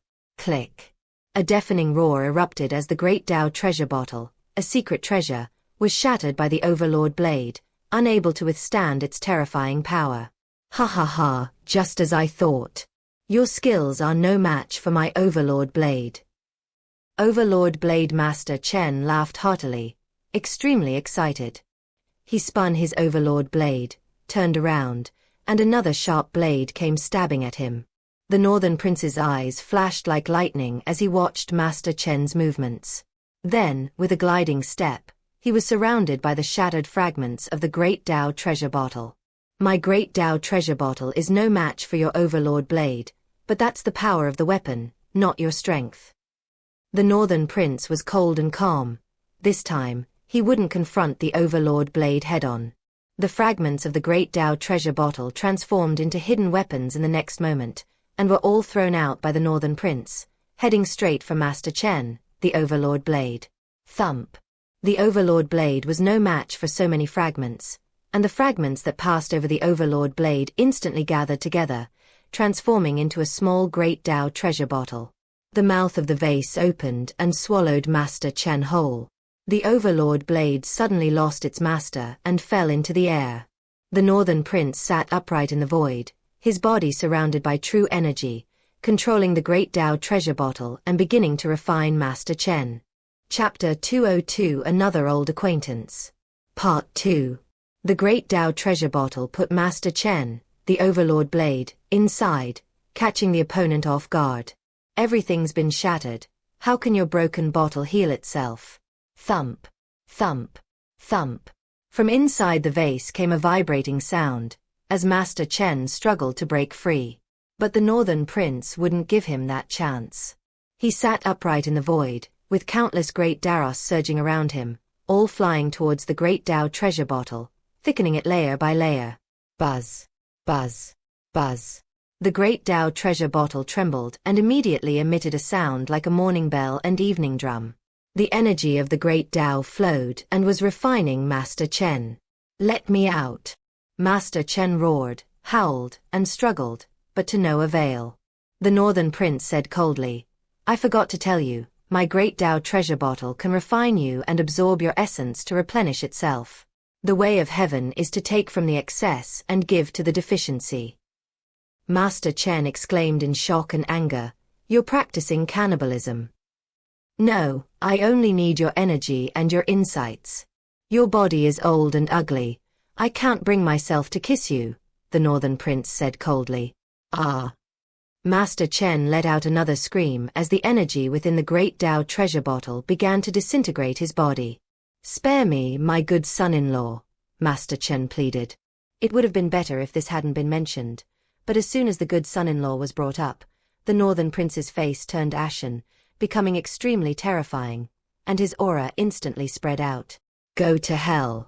Don't want. Master Chen shouted in alarm and anger, but it was to no avail. Boom. Within the Great Tao treasure bottle, boundless flames surged forth. These were the flames of the Great Tao, scorching Master Chen.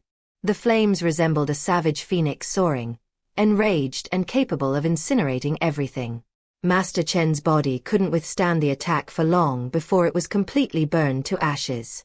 No trace of the body remains. Seeing this, the Prince of the Northern Border breathed a sigh of relief, realizing that his choice was correct.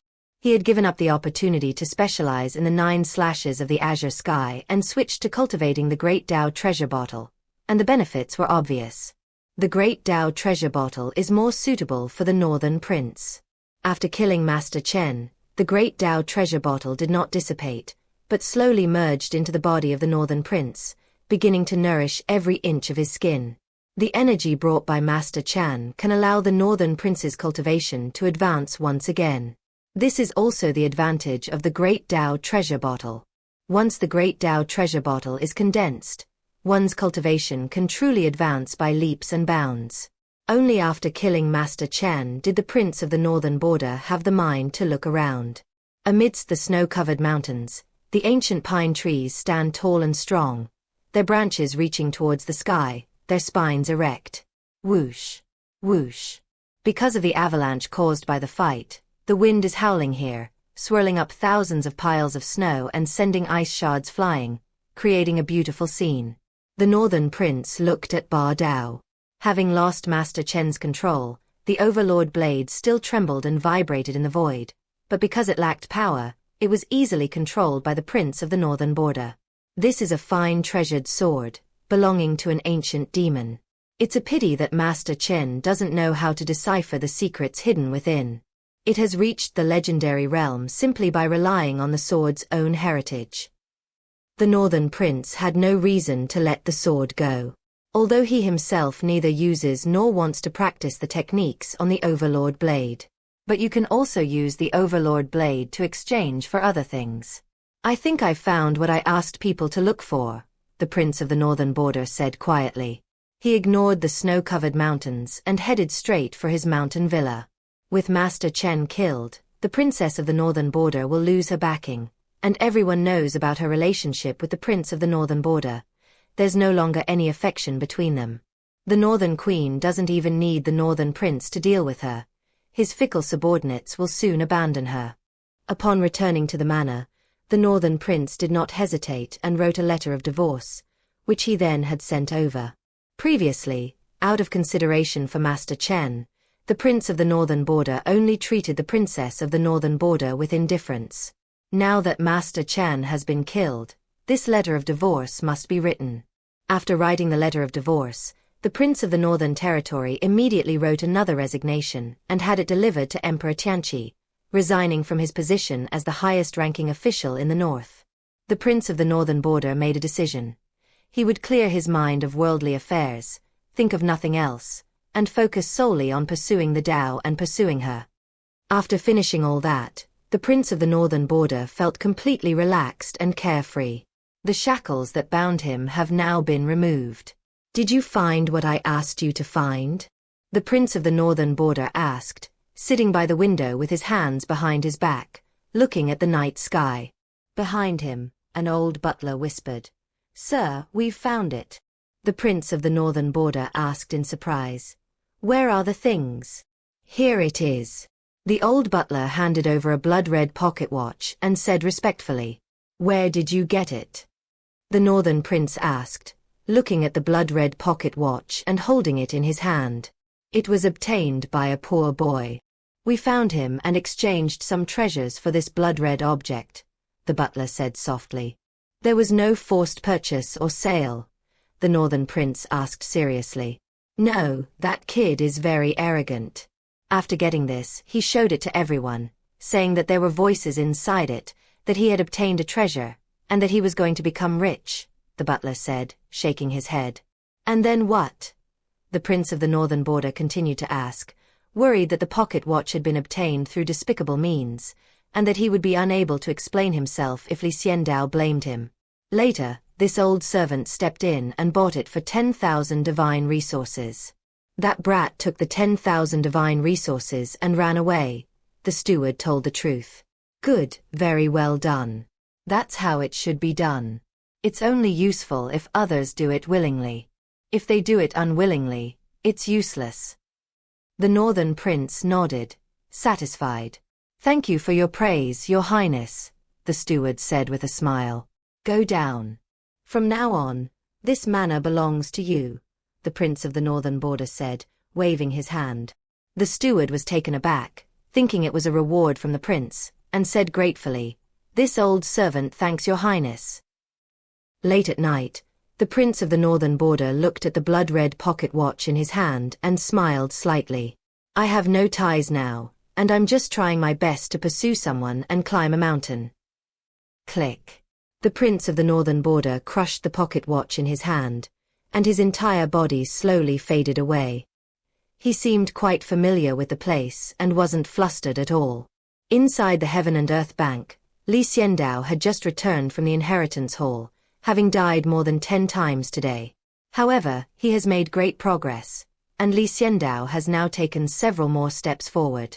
From dozens of deaths at the beginning to just over 10 deaths now, it's almost time to achieve 0 deaths, or even turn the tables and kill the enemy. In the legendary realm, Xiandao could proudly say that it wouldn't be long before he could crush them. Just as Xiandao was about to take a bath, Xiaoqi came over and said, Master, we have a guest. It's not another one of my acquaintances, is it? Xiandao asked jokingly. Yes. Xiaoqi nodded. It really is. Xiandao was a little curious.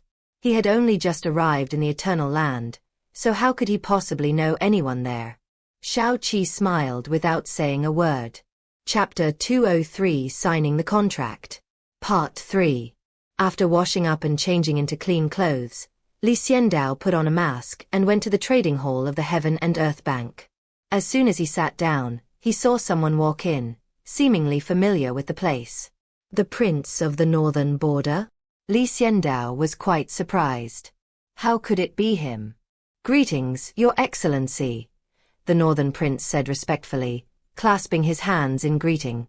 Even now that his cultivation has reached the legendary realm, he still doesn't dare to be presumptuous in front of Xiandao. Xiandao asked curiously, Did our Heaven and Earth money house look for your pocket watch? The Prince of the North shook his head and recounted how he obtained the pocket watch. Xiandao listened silently, then nodded and said, That person was able to be found by the pocket watch, so he must have something extraordinary about him. But it's a pity that he chose your 10,000 divine sources. The Northern Prince said, I gave him 10,000 divine resources. As long as he doesn't flaunt his wealth and cultivate slowly, he will have a bright future. Xiandao nodded, ignoring the man. Selling the pocket watch meant he had no connection with the Heaven and Earth money shop. He looked at the Prince of the Northern Border and asked, This is your 3rd time visiting the Heaven and Earth Bank, and your 2nd transaction. Tell me what you want. The Prince of the North's eyes lit up. After thinking carefully for a moment, he organized his thoughts and said, I want to follow you, my lord, and witness the infinite mysteries. Xiandao blinked. Had he heard correctly? Xiaoqi also looked at the Northern Prince with surprise. This is the first person to voluntarily say they want to follow Xiandao. He took the pocket watch into the Heaven and Earth Bank and exchanged it for this condition. Xiandao straightened his back involuntarily. Could he really be that charming now? People even actively sought to follow him and become his subordinates? Why? Xiandao finally asked for the reason. Because of your strength and mystery, I admire you greatly. I have lived a muddled life without any goals until the moment I met you. I have finally found my purpose. I am willing to follow you and regard you as my guiding light and mentor for life, said the Prince of the Northern Border. The key point is that when he spoke, his face was serious and his expression solemn, and he didn't feel at all that he was praising Xiandao. Instead, it gave Xiandao the illusion that he really was that good. Xiandao coughed and said seriously, I don't usually take on subordinates easily. My cultivation has broken through the 10th step of the legendary realm, and it can still advance by leaps and bounds. Give me a little time, and I'm sure I can reach the peak of the legendary realm, the Northern Prince added. Xiandao thought about it carefully. The peak of the legendary realm. Currently, none of his subordinates have reached that level. My men must obey my every word, even if it means sending them to their deaths, Xiandao added. Master, please rest assured. I have lived for over 10,000 years and have long since become indifferent to worldly affairs. As long as I can follow you, I will die without regrets, the Northern King said firmly. Xiandao added, being my subordinate is not just a matter of words. Master, this is an ancient, inherited demonic blade called the Overlord Blade. It contains secrets about ancient powerful beings. I hope you will accept it. The Northern Prince took out the Overlord Blade and said sincerely. Xiandao had nothing to say. Cultivation, loyalty, and gifts are all prepared. Such a good subordinate is hard to find even with a lantern. In order to acknowledge Xiandao as his master, he presented Xiandao with the Overlord Blade. This is an experience that Xiandao has never had before when he took over his subordinates. All right, let's sign the contract, Xiandao said firmly, slamming his hand on the table. Xiaoqi immediately brought over the contract and handed it to Xiandao. Take a look for yourself. This is a lifetime contract. Once you sign it, you will be my subordinate for life. Unless you die, you will have to obey my orders, Xiandao said calmly. No need to look, I'll sign it. The Prince of the Northern Border signed the contract without hesitation. Xiandao was stunned by this attitude. Is his domineering aura really that strong? The Prince of the North signed quickly, then asked, Master, is there anything else to sign? Xiandao shook his head. He said, From now on, you are mine. Cut ties with the past and cultivate peacefully in the Heaven and Earth Bank. The Prince of the Northern Border's face lit up with joy, and he asked, Then where is Bai? Xiandao froze as he was tidying up the contracts. Xiaoqi was also stunned. Both of them stared at the Northern Prince in disbelief. You obtained the pocket watch, entered the Heaven and Earth Bank, and took out the Overlord Blade to acknowledge me as your master. All for Bai? Xiandao asked in shock. He thought that his domineering aura had caused the Northern King to submit. Now it seems that this is not the case at all. Yes. The Prince of the Northern Border nodded firmly. The Prince of the Northern Border came to the Heaven and Earth Bank for Bai's sake, and he signed a contract to become Xiandao's subordinate for Bai's sake. Xiandao's face darkened. Then why were you praising me like that just now? This made Xiandao believe that he had a very strong aura of dominance. Xiaoqi chuckled and said, Bai should be at the Universal Library right now. You can go and take a look. There are many books there, and you should like them. Improve yourself quickly and do more things for your master. Then your master will consider letting you spend more time with Bai. The Prince of the North was overjoyed and bowed before heading to the Library of Nations. After he left, Xiandao looked at Xiaoqi and said, This guy went to such lengths, willing to be my subordinate just to pursue Bai? Xiaoqi rolled her eyes at Xiandao and said, Isn't this love? How touching. The Prince of the Northern Border is willing to sell himself to you for his original memories, just to pursue Bai again. How devoted he is. Xiaoqi said, moved. Xiandao silently handed her the contract and said, It also depends on whether Bai is willing or not. If Bai is not willing, then all the efforts that the Prince of the Northern Border has made will be in vain. That depends on the Northern Prince's own abilities. If he can win Qiu Bai's heart, then his efforts will be well worth it, Xiao Qi murmured. All right, let's see what he does. I'll go study this Overlord blade. Li Xiandao left the trading hall carrying the Overlord blade. Xiao Qi looked towards the World Library and encouraged, keep it up. In the Universal Library, all of Li Xiandao's men were reading books.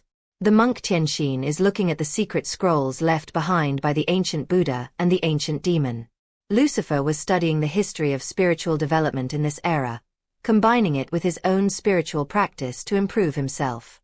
The Moon Angel is completely engrossed in the legend of the Moon Palace. Tian Guangming hid in a corner and read a book called A Skill Every Real Man Must Know. The title is sensationalist. The book's content is an ancient method of physical cultivation, perfectly suited for Tian Guangming. In the world's library, countless book sprites hop and leap, living happily within its walls. The prince of the northern border pushed open the door and walked in, where he was greeted by the gazes of a group of people. Tian Guangming put down A Skill Every Tough Guy Must Know and muttered, "Has a new recruit arrived?" "They must be new companions," Monk Tianxin said, glancing at them. "Isn't this the Prince of the North?" Lucifer asked, frowning. "Where's Qiu Bai?" The aloof and mature Yu Tianxia suddenly brightened up and looked at Qiu Bai. In an instant, everyone's eyes turned to Qiu Bai. Everyone's eyes lit up.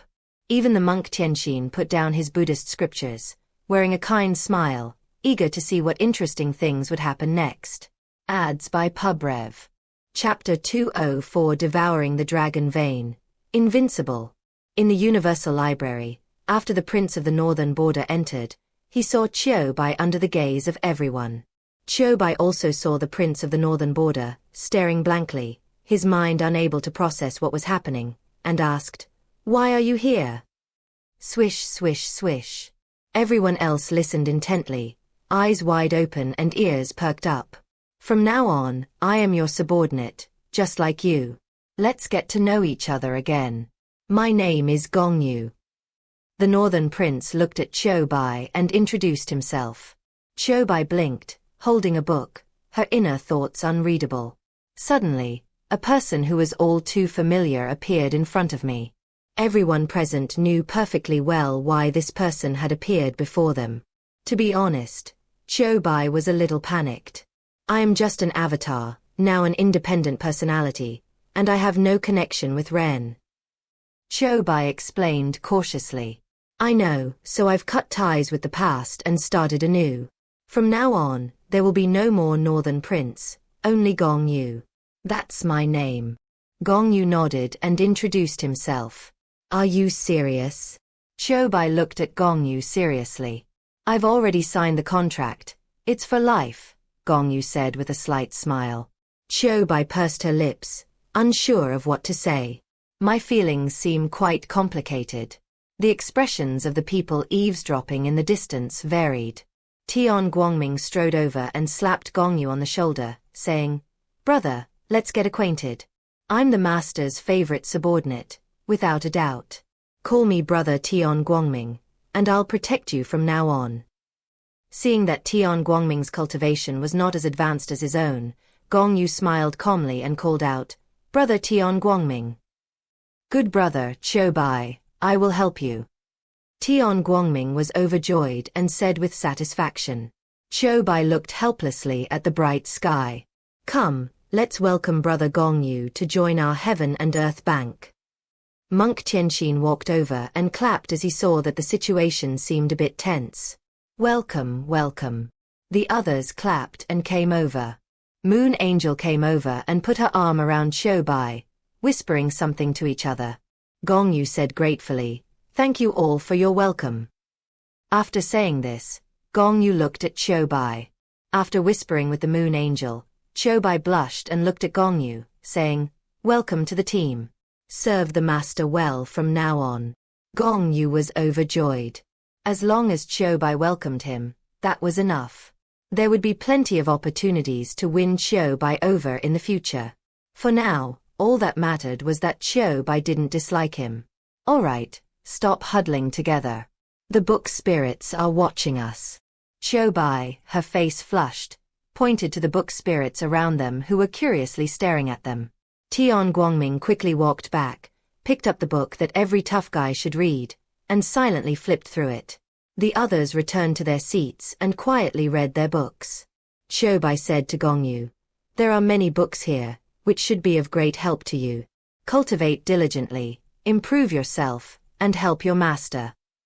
Gongyu nodded firmly and said, "I will." Qiu Bai let out a long sigh of relief and smiled. "Nice to meet you, my name is Qiu Bai." Gongyu was taken aback for a moment, then smiled happily and said, "Nice to meet you, my name is Gongyu."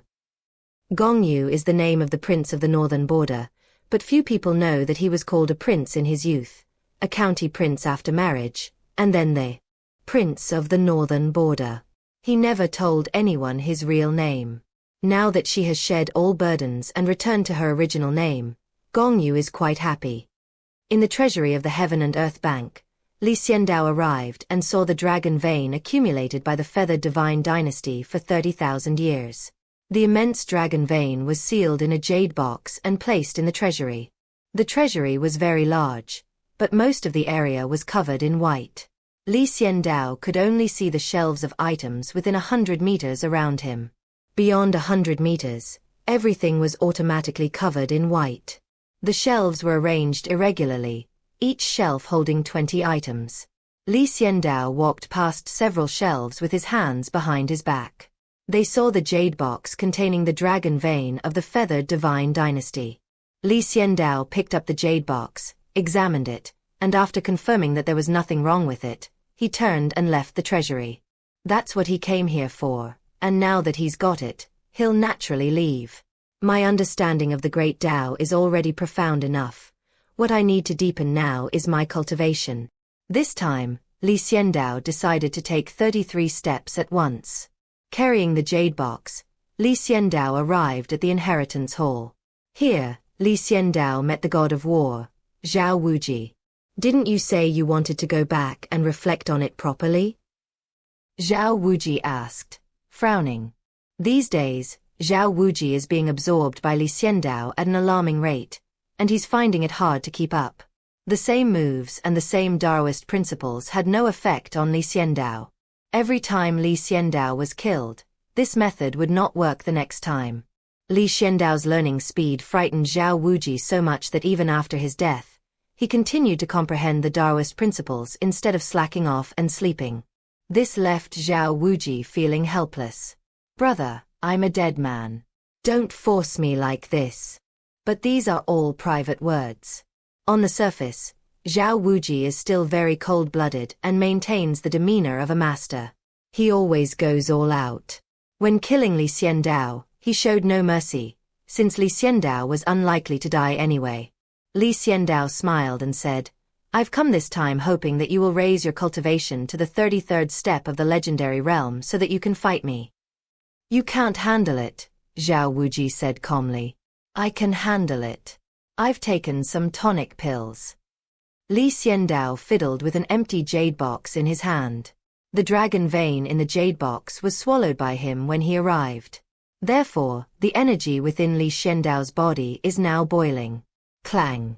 As soon as he finished speaking, Xiandao drew his sword and attacked. In a flash, he thrust his sword towards Zhao Wuji's heart. The sword was incredibly fast, and Xiandao even teleported, making him far more terrifying than usual. Zhao Wuji's face darkened, and his spear trembled, unleashing a rain of pear blossoms as he parried Xiandao's sword strike. "This move is ineffective against me." Xiandao's long sword, like a nimble snake, pierced through the rain of pear blossoms and then accurately struck Zhao Wuji's heart. Zhao Wuji's body trembled, and even his ghostly form dimmed slightly as he stared at Xiandao in disbelief. "How did you become so powerful?" Zhao Wuji asked in disbelief. "Yesterday when I met Xiandao, he was only below the 9th step of the legendary realm, but now Xiandao is infinitely close to the 33rd step of the legendary realm." Fear. Xiandao smiled without saying a word. He had swallowed a dragon vein that had been nurtured by a divine dynasty for 30,000 years. How could his progress not be rapid? Now that I've gotten to know you well, I'm going to find the sword god. Li Xiandao strode upstairs.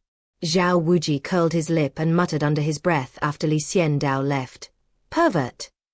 A moment later, the sword god looked at his body, which was covered with Li Xiandao's sword energy, and cursed inwardly, "Pervert." The Taoist priest, who was lying in the coffin sunbathing, was forcibly dragged into a fight by Li Xiandao. After the fight, the Taoist priest said in despair, "Just take a knife and kill me." "Fool, you're already dead," Li Xiandao said expressionlessly, and went straight to find Zhong Baixing. A short while later, Zhong Baixing looked at Li Xiandao in despair, swallowed hard, and said, "You're ready to graduate. We have nothing more to teach you." Chapter 205 Special Mission.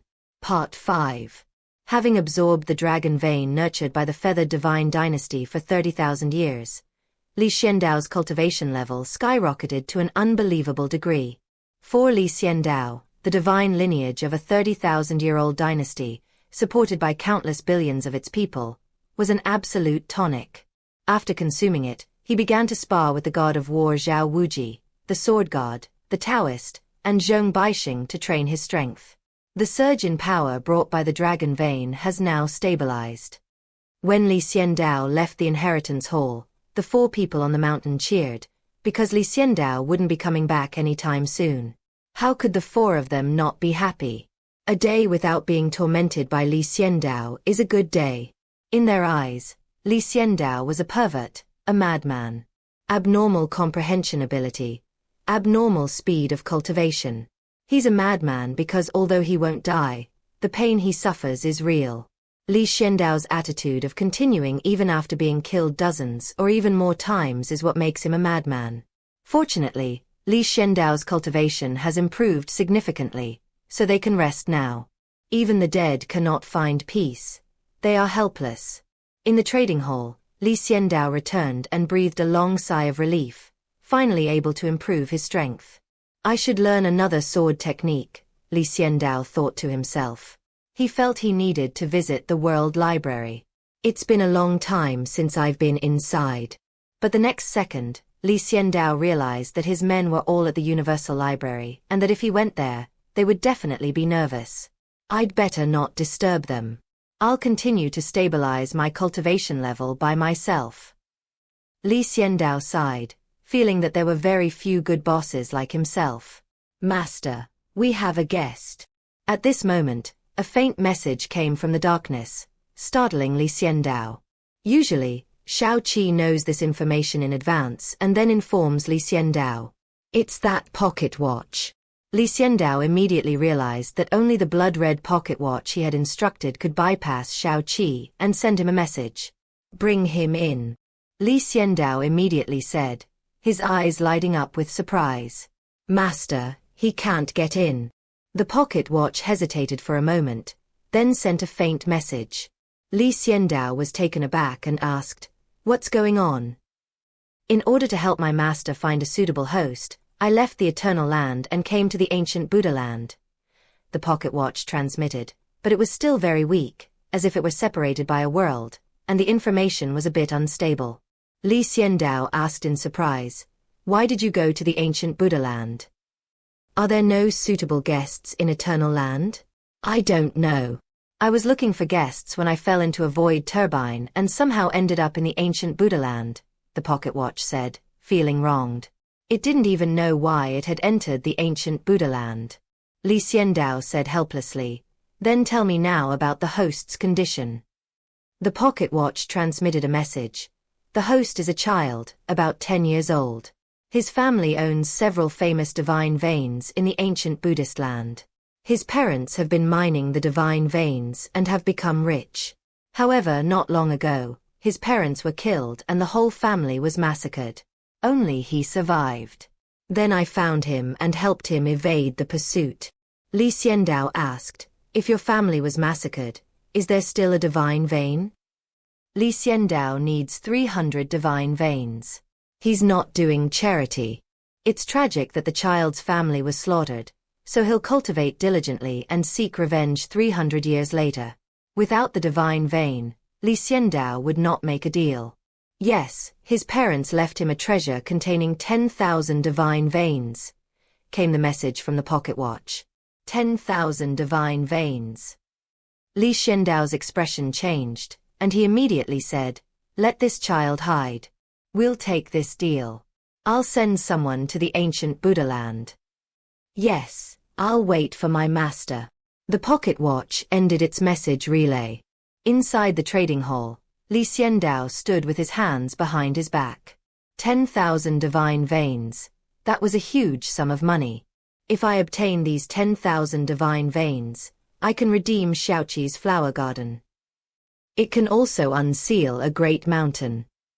Li Xiandao thought silently. This child belongs to Li Xiandao, and no one can hurt him. But we can't tell anyone. We need to give Xiaoqi a surprise, Li Xiandao thought to himself. Tian Guangming, come over here. Li Xiandao immediately thought of someone and transmitted his voice.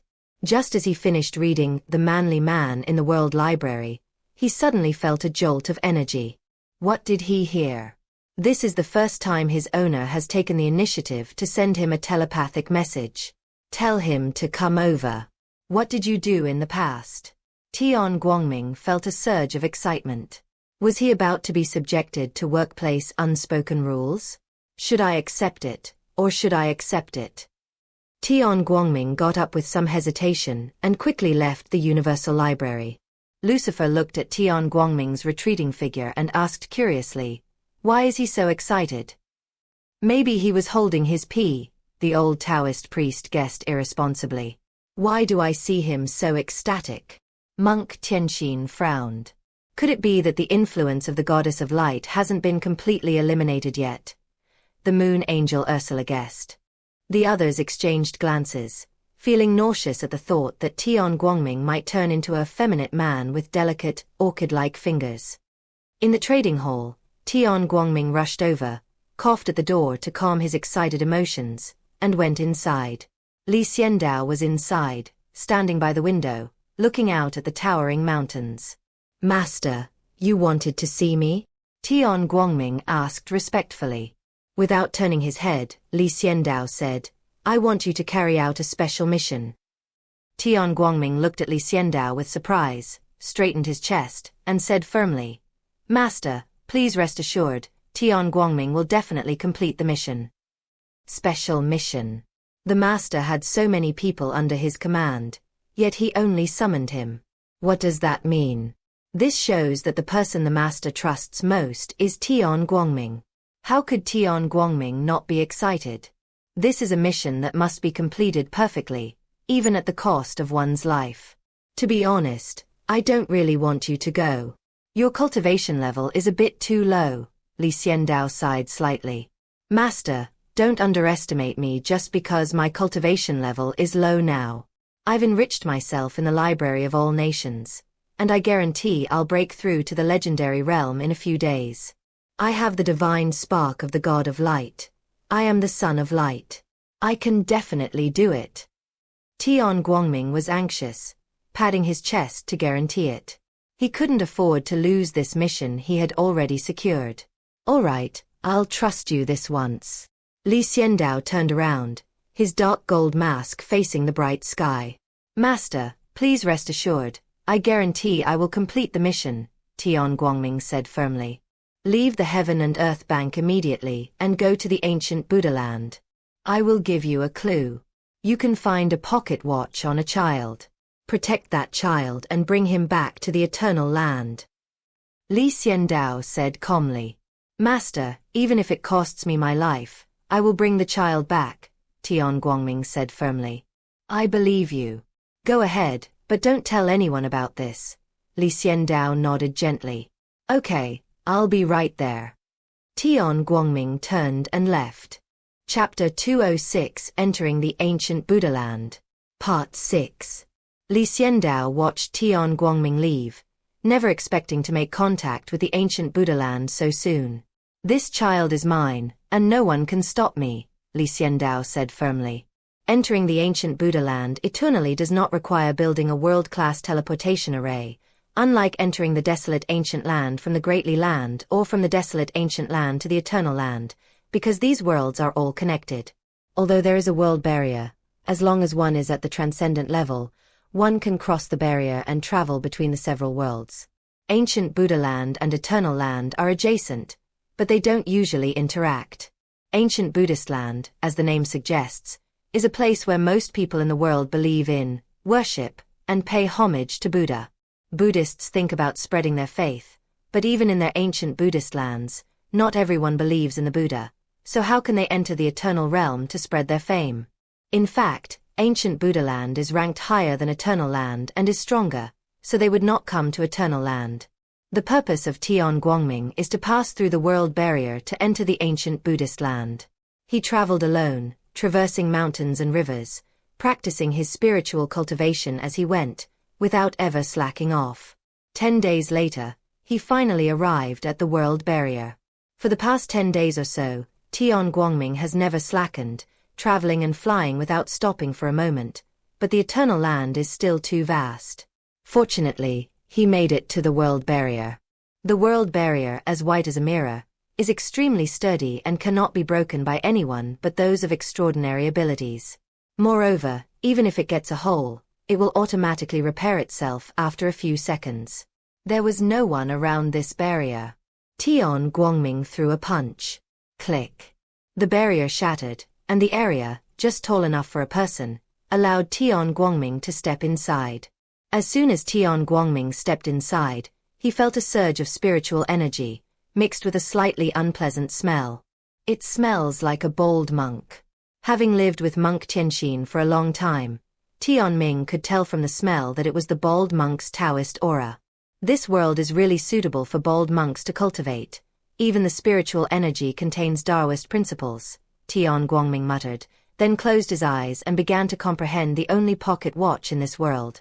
There is no difference between the ancient Buddhist land and the Eternal land, except that there is a trace of the Taoist charm of the bold monk in the spiritual energy. The mountains are still mountains, the rivers are still rivers, and the scenery is still scenery. In Tian Guangming's eyes, everything was exactly the same, nothing to see. So he immediately contacted the blood-red pocket watch. Once inside the ancient Buddhist site, the connection became much smoother, and it was established in no time. Tian Guangming immediately asked, "Where are you?" The pocket watch immediately marked its position to Tian Guangming. Tian Guangming was startled. There was such a function. This is too far. A huge red dot appeared in Tian Guangming's mind. He was far away from this red, at least a 10-day journey away. Hurry up, someone is hunting down this host. Once he's killed, I'll have to find a new host. The pocket watch relayed the message, reminding him that it was getting light. All right, I'll get there as soon as possible. Tian Guangming had no choice but to continue on his way. Shrinking the earth to an inch, teleporting across a distance, flying at lightning speed. Tian Guangming used every means to speed things up. The child he needed to save was being chased, and he had to act quickly. If the child is killed and the mission fails, Tian Guangming can't imagine how much his reputation will suffer in his master's eyes. So he rushed over like a madman. Head towards that red dot in your mind. In a small town in the ancient Buddhist land, there are Buddha statues everywhere. The air is filled with incense, and people worship Buddha with great devotion. In the small town, a little beggar was slovenly and had messy hair. You would never guess that just half a month ago he was a scion of a noble family, who had been pampered and educated since childhood. The little beggar was pitiful. Buddhists would give him some steamed buns and throw him a few coins. The little beggar wasn't greedy. He took a few coins, bought a bowl of noodles, and, despite the shopkeeper's disdainful look, carried the noodles to a corner. They ate quietly. The noodles are plain, but there is soup and oil in them. With a steamed bun in his hand, the little beggar wouldn't choke. He ate with great elegance, never wolfing down his food even when he was hungry. This was his last act of defiance. The little beggar quickly finished his bowl of noodles and a few steamed buns, even drinking the soup. Eating elegantly doesn't mean eating slowly. This is a skill the little beggar has learned over the past 10 days. Eat quickly while maintaining elegance. After finishing his meal, He returned the bowl to its owner and then quietly walked to a corner where no one was watching. In the shadows, the little beggar took out a blood-red pocket watch hanging around his neck. Pocket watch, you've been telling me someone would come to rescue me, but it's been over 10 days, the little beggar asked softly. A voice came from the blood-red pocket watch, saying, they've arrived, but they've only just reached Wanfo land, so it will probably be about 10 more days. The little beggar accurately grasped the key words in the sentence and asked, has the other party just arrived at the ancient Buddha land? Were the people who came to save me from another world? Are you from another world too? The little beggar asked in surprise. The blood-red pocket watch said, that's right. To be precise, we don't belong to other worlds. We can enter any of the major worlds. We belong to the Heaven and Earth Bank and have a master. Just how powerful is the Heaven and Earth Bank? The little beggar asked longingly. Impressive. That was the only answer the blood-red pocket watch could give. You must be the spirit of a magical artifact, right? I've heard my grandfather say that magical artifacts, once they reach a certain level, can develop sentience and become as intelligent as humans. The little beggar asked, gripping the blood-red pocket watch tightly. This is his most precious possession right now, and the little beggar can't bear to throw it away. Me. The pocket watch murmured nostalgically.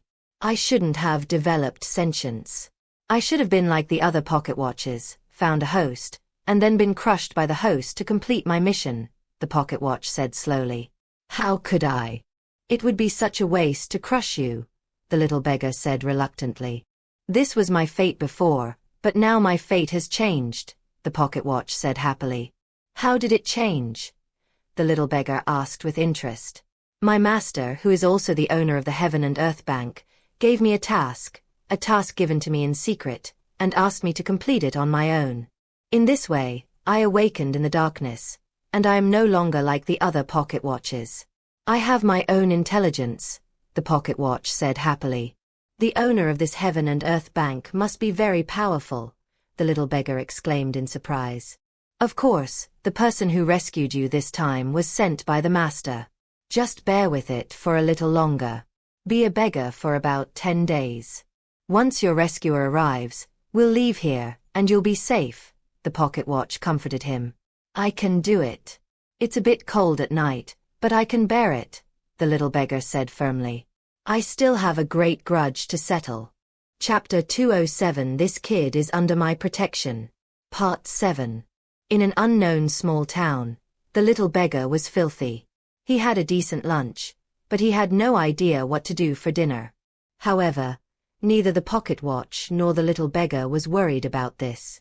Because the little beggar had a sweet tongue and a keen eye, he could tell at a glance whether someone was rich or poor, kind or cruel. Because of this skill, the little beggar never had to worry about begging. As evening approached, the little beggar found a rich woman and, taking advantage of her compassion and his sweet talk, kept calling her sister, sister, and got enough money for food for the next 3 days. The first thing the little beggar did was to give half of the money to the beggar brother nearby. Hand it in. Everywhere, from grand imperial palaces and temples to street beggars, there are conflicts of interest. A burly man, unwilling to work hard, gathered all the beggars in the neighborhood together and collected protection money from them every day. The little beggar is able to live here peacefully only because he has paid protection money. The younger beggars, the more money they receive. According to the leader of the beggars, only the younger beggars can get money, especially the pitiful ones, particularly those with missing legs or arms, which can evoke the compassion of wealthy ladies. If anyone doesn't know how to do something, the beggar leader will specially arrange for someone to train them, so they can find a suitable target right away. And how to attract a rich woman's attention step by step. These techniques have certainly become very popular. The little beggar, having never heard of such an organization before, couldn't help but exclaim, "What amazing people!" After handing over the protection fee for the next 3 days, the little beggar's money was enough for a bowl of noodles. After eating a bowl of noodles, he patted his stomach, stretched a bit to warm his body, and walked out to the lakeside outside the city. He carefully took a bath, cleaned himself, took off his dirty clothes, and changed into clean clothes. Tonight, The little beggar doesn't want to go into the city to sleep. By the lake, a bonfire was lit, and the little beggar began to practice his family's secret martial arts. My injuries have healed, and I can start cultivating now. To take revenge, I need a healthy body and strong cultivation. The little beggar firmly believed. The pocket watch looked at the self-disciplined little beggar and felt quite satisfied. When disaster struck, this child did not break down, did not give up on himself, but instead shouldered the burden, remained steadfast in his goals, and persevered. With this kind of mindset, he could have grown even without a money exchange. Only after the little beggar had practiced several times did he stop to meditate and cultivate his inner energy to improve himself. Pocket watch, do you think that if I give the divine vein to your master, I can really avenge my great grudge? The little beggar suddenly asked. Of course, my master has already sent someone, the pocket watch replied. But my enemies are those bold monks from Dolan Temple. Those hypocritical, sanctimonious monks slaughtered my entire family in order to obtain my family's sacred mineral vein. If I hadn't seen it with my own eyes, I would never have believed it, the little beggar said bitterly. Remember this, there is no one or force in this world that our heaven and earth money house dares not provoke. As long as you sign a contract with my master, he can avenge you, the pocket watch said firmly. In its mind, Xiandao was the best in the world. Okay. The little beggar nodded firmly. He now also looked forward to entering the heaven and earth money house. Overnight, the little beggar had already broken through the wilderness cultivation realm and was still improving himself. He could have easily killed that beggar brother. He was just an ordinary person who was strong and healthy, had learned a few martial arts skills, and was lazy and loved to eat. But the little beggar didn't. He didn't want to disrupt the current balance or cause too much trouble. The monks of Dolan Temple are looking for him, and if anything unusual happens and he exposes himself, it will be troublesome. Therefore, he preferred to be a timid little beggar rather than expose himself. For several days in a row, the little beggar begged during the day and went outside the city to cultivate himself at night. But on the 9th day, the little beggar heard the news. I heard that the monks at Dolan Temple are arresting traitors. Yes, this rebel is said to be the son of the demonic path, extremely cruel, and must not be allowed to grow up. Since he is the son of the demonic path, he must be killed. Yes, Dolan Temple has protected us, and we should be grateful. Everyone should spread the word that if a child of evil is discovered, we should notify the high monks of Dolan Temple. The town wasn't big, and the news spread quickly. The little beggar immediately panicked and said, "They've found me. I've been hiding in this remote little town, and they still managed to find me. That's outrageous." The pocket watch said, "Calm down, don't worry, it's just one night. Our rescuers will arrive tomorrow. They have a secret method to lock onto me. Once I get close, I'll be discovered," the little beggar said nervously. He hadn't avenged his great grudge and didn't want to be discovered. Then let's leave the city now and hide in the wilderness. The monks can now focus their attention on the city, Pocket Watch immediately said. All right, let's leave the city, the little beggar said decisively, following the path he usually took, and arrived at the city gate. Just as he was about to leave the city, a sharp shout rang out. "Child of the demonic path, you have finally revealed yourself." Outside the city, 3 young monks walked over and looked coldly at the little beggar. The little beggar was shocked and couldn't believe it. He immediately tried to run away. "You can't escape now. Our master personally used magic to find your whereabouts and sent the 5 of us brothers to capture you. You, the son of the demonic path, should be content." 2 more monks emerged from the city and sneered. The little beggar trembled and growled. "What did I do to become the son of the demonic path? Your parents are gravely sinful, and you are their son, inheriting their sins. Therefore, you are the son of the demonic path," a great monk rebuked. "Absurd." The little beggar's face turned red with anger, and he pointed at the group of people and cursed. "Does refusing to give the sacred mine to your Dolan temple mean that my parents are guilty of grave sins? Whether it's sinful or not, it's all up to you to say. You say my parents are deeply sinful, So they really are? Then your Dolan Temple massacred over 100 members of my family. Shouldn't you all go to the 18th level of hell? The little beggar's questions were like the mournful cry of a cuckoo. No matter how much you say, it's nothing but the sophistry of the demonic path's child. The demonic path's child is best at sophistry and framing, but you've forgotten that all of this depends on cultivation level. A fat monk sneered. I've sealed your mouth now, you sharp-tongued brat. You'd better hurry up and tell me the whereabouts of those 10,000 divine veins, or I'll send you to meet your parents. The fat monk approached and grinned menacingly. This is no monk. This is clearly the devil. The little beggar wanted to punch the other person in the face to vent his anger. Bang! The next second, a fist really did come down and hit the fat monk in the face. Click.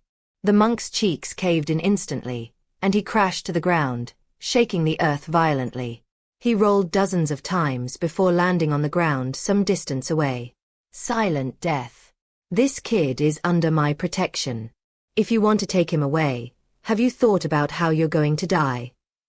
A domineering voice rang out. Chapter 208 Bald Monk, Die. Part 1. Tian Guangming descended from the sky, delivering a simple and swift punch that killed a fat monk. He then surveyed his surroundings with an air of dominance. Boom. His aura exploded completely at this moment, incredibly terrifying. The overwhelming power of a peak-level human immortal made it difficult for many people in this small town to breathe. Even though those monks were not weak in cultivation, having reached the Dao Saint realm, in Tian Guangming's eyes they were just a few bald monks. How dare you attack the host of his heaven and earth money house? That bald monk deserves to die. Tian Guangming stared fiercely, his aura surging, making the remaining 6 Dao Saint realm monks tremble in fear. The other ordinary people at the city gate had already sensed the danger and fled, leaving the place deserted. Who exactly are you? This person is the son of the demonic path, and is the target of our great forest temple's pursuit. Although your cultivation is high, shouldn't you at least give the great forest temple some face? A gaunt, skeletal-looking monk, under immense pressure, questioned the heavens. The other monks also looked at the bright sky with resentment. The monks of Dolan Temple are respected and treated as honored guests wherever they go. They have never suffered such humiliation. They wanted to use the prestige of Dolan Temple to intimidate Tian Guangming and make him back down. But where had Tian Guangming ever heard of Dolan Temple? He scoffed and said, "What kind of bullshit Dolan Temple is this? Your grandpa Tian Ming won't pay any attention to them. A few bold monks who have just learned to talk dare to slander others." You. The gaunt monk glared at Tian Guangming, feeling that Tian Guangming was simply unreasonable and domineering. Tian Guangming is truly unreasonable and domineering. He's in a very bad mood right now. It's all because of you bunch of bastards that I've been traveling day and night. My legs are practically burning up. Tian Guangming said, his anger flaring. What bullshit about being the son of the demonic path? You bold monks just spout nonsense without any evidence. Does that mean I can also say that your Dolan Temple is full of hypocritical, treacherous villains? Tian Guangming sneered. Presumptuous. My Dolan Temple has stood on this ancient Buddhist site for 1,000 years. How dare you defile it? You arrogant thief. The reputation of Dolan Temple is not for you to tarnish. The monks glared angrily at Tian Guangming, their hatred for him reaching its very core. Tian Guangming sneered. You don't allow others to slander your Dolan Temple, but you allow yourselves to slander others as children of the demonic path. What kind of logic is that? This child is a demonic child, as predicted by the eminent monks of our Dolan Temple, the gaunt monk said angrily. Bullshit. Tian Guangming, with his volatile temper, immediately cursed. You actually dare to humiliate the eminent monks of my Dolan Temple? Several monks trembled with anger. It's only because they couldn't defeat Tian Guangming that they could have attacked him together and suppressed him, letting him know that Dolan Temple cannot be humiliated. Tian Guangming sneered. What? You don't allow others to question you. A worthless high monk, who wouldn't even spare a 10-year-old child. What a load of bull. A 10-year-old child can become a demonic child? Are all the monks of your Dolan temple just good for nothing? Tian Guangming cursed without any politeness. You scoundrel! How dare you humiliate the eminent monks of my great forest temple? The gaunt monk trembled with rage, ignoring the power imbalance between his own cultivation and that of Tian Guangming, and forcefully attacked. A fierce glint flashed in Tian Guangming's eyes. He hadn't even made a move, yet you dared to? Kneel down before your grandpa Tian Guangming. Tian Guangming suddenly roared, his voice like a morning bell and evening drum, echoing throughout the heavens and earth. Thump. The next second, the monk knelt down in front of Tian Guangming and the little beggar. He knelt down straight, his knees slamming heavily on the ground, making him grimace in pain. Do you know what I hate the most? Tian Guangming sneered. What I hate most are you hypocritical monks, always criticizing others. Isn't it just because you're after their treasures? Tian Guangming sneered, dissecting Dolan Temple's thoughts. The other monks also looked uncomfortable. Tian Guangming was too powerful, leaving them with no chance to fight back. Some people slowly retreated, wanting to notify their master to kill Tian Guangming. Tian Guangming turned around and saw them. Upon seeing this scene, he sneered and slapped them. You little bastards dare to play tricks on me? You're tired of living. Kneel down, all of you. Tian Guangming was in a bad mood and suppressed them with a swift move. Rumble. The earth trembled, and cracks appeared in the city wall at the city gate. Of the 7 monks, 1 died and the other 6 knelt down. Tian Guangming looked around and said domineeringly, according to your logic, I could declare you all to be disgrace to Buddhism, damaging its reputation, and I could also kill you all? The monks' expressions changed. They were truly terrified, overwhelmed by Tian Guangming's majesty, and wanted to beg for mercy. Don't listen to their nonsense. These monks are all talk, their words are more beautiful than singing, the little beggar said immediately. He didn't want the person who saved him to be persuaded by the monks. Tian Guangming patted his head and said confidently, Don't worry, Tian Guangming, am not a fool. They are all people who are hunting you down. Do you want to kill them with your own hands? Tian Guangming suddenly asked. The little beggar's eyes lit up, and he asked with delight, Can I? Of course you can. Revenge is only right and proper, Tian Guangming said matter-of-factly, and then conjured a long sword and handed it to the little beggar. The little beggar took the long sword, tied up his messy hair, revealing a handsome face, his expression angry, his eyes blazing with fury. Parents were murdered. The entire family was wiped out. He managed to escape by chance, but ended up wandering aimlessly, homeless, and working as a beggar. All of this was caused by the monks in front of us. How could the little beggar not be angry at the thought of this? You dare. We are monks from Dolan Temple. If you kill us, you will truly live up to your title as the son of the demonic path. The monks became frightened and threatened the little beggar, hoping to scare him away. The son of the demonic path? The little beggar sneered and said, If I can uproot your Dolan Temple, then even if you are the son of the demonic path, so what? Today, I am the son of the demonic path, Li Wei. The little beggar roared, raising his long sword and bringing it down fiercely. The monks kneeling on the ground trembled. They couldn't possibly withstand this sword strike.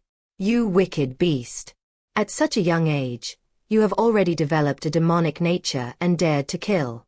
Today, I will capture you and imprison you in the pagoda to reflect on your actions and cleanse your demonic energy. A fierce shout came from the distant horizon. It was a monk. Master! The monks were immediately excited, seeing their savior. Boom! The arriving monk pointed a finger, and an invisible burst of true energy erupted, accurately pointing at Li Wei. If Li Wei hadn't dodged, he would have been crippled or killed. Seeing this, Tian Guangming's eyes flashed with a fierce light, and he said coldly, You dare to kill someone in front of me? You really don't know the meaning of death. Boom. Bald monk die. Tian Guangming threw a powerful punch. Chapter 209 The Celestial Artifact, The Sun Corona. Part 2. Tian Guangming hates bold monks. Especially that bold monk named Tianxin, who was always vying for his favor. The master was very fond of monk Tianxin, but Tianming could not defeat him, so he silently endured it. Sooner or later, we'll have to teach monk Tianxin a lesson.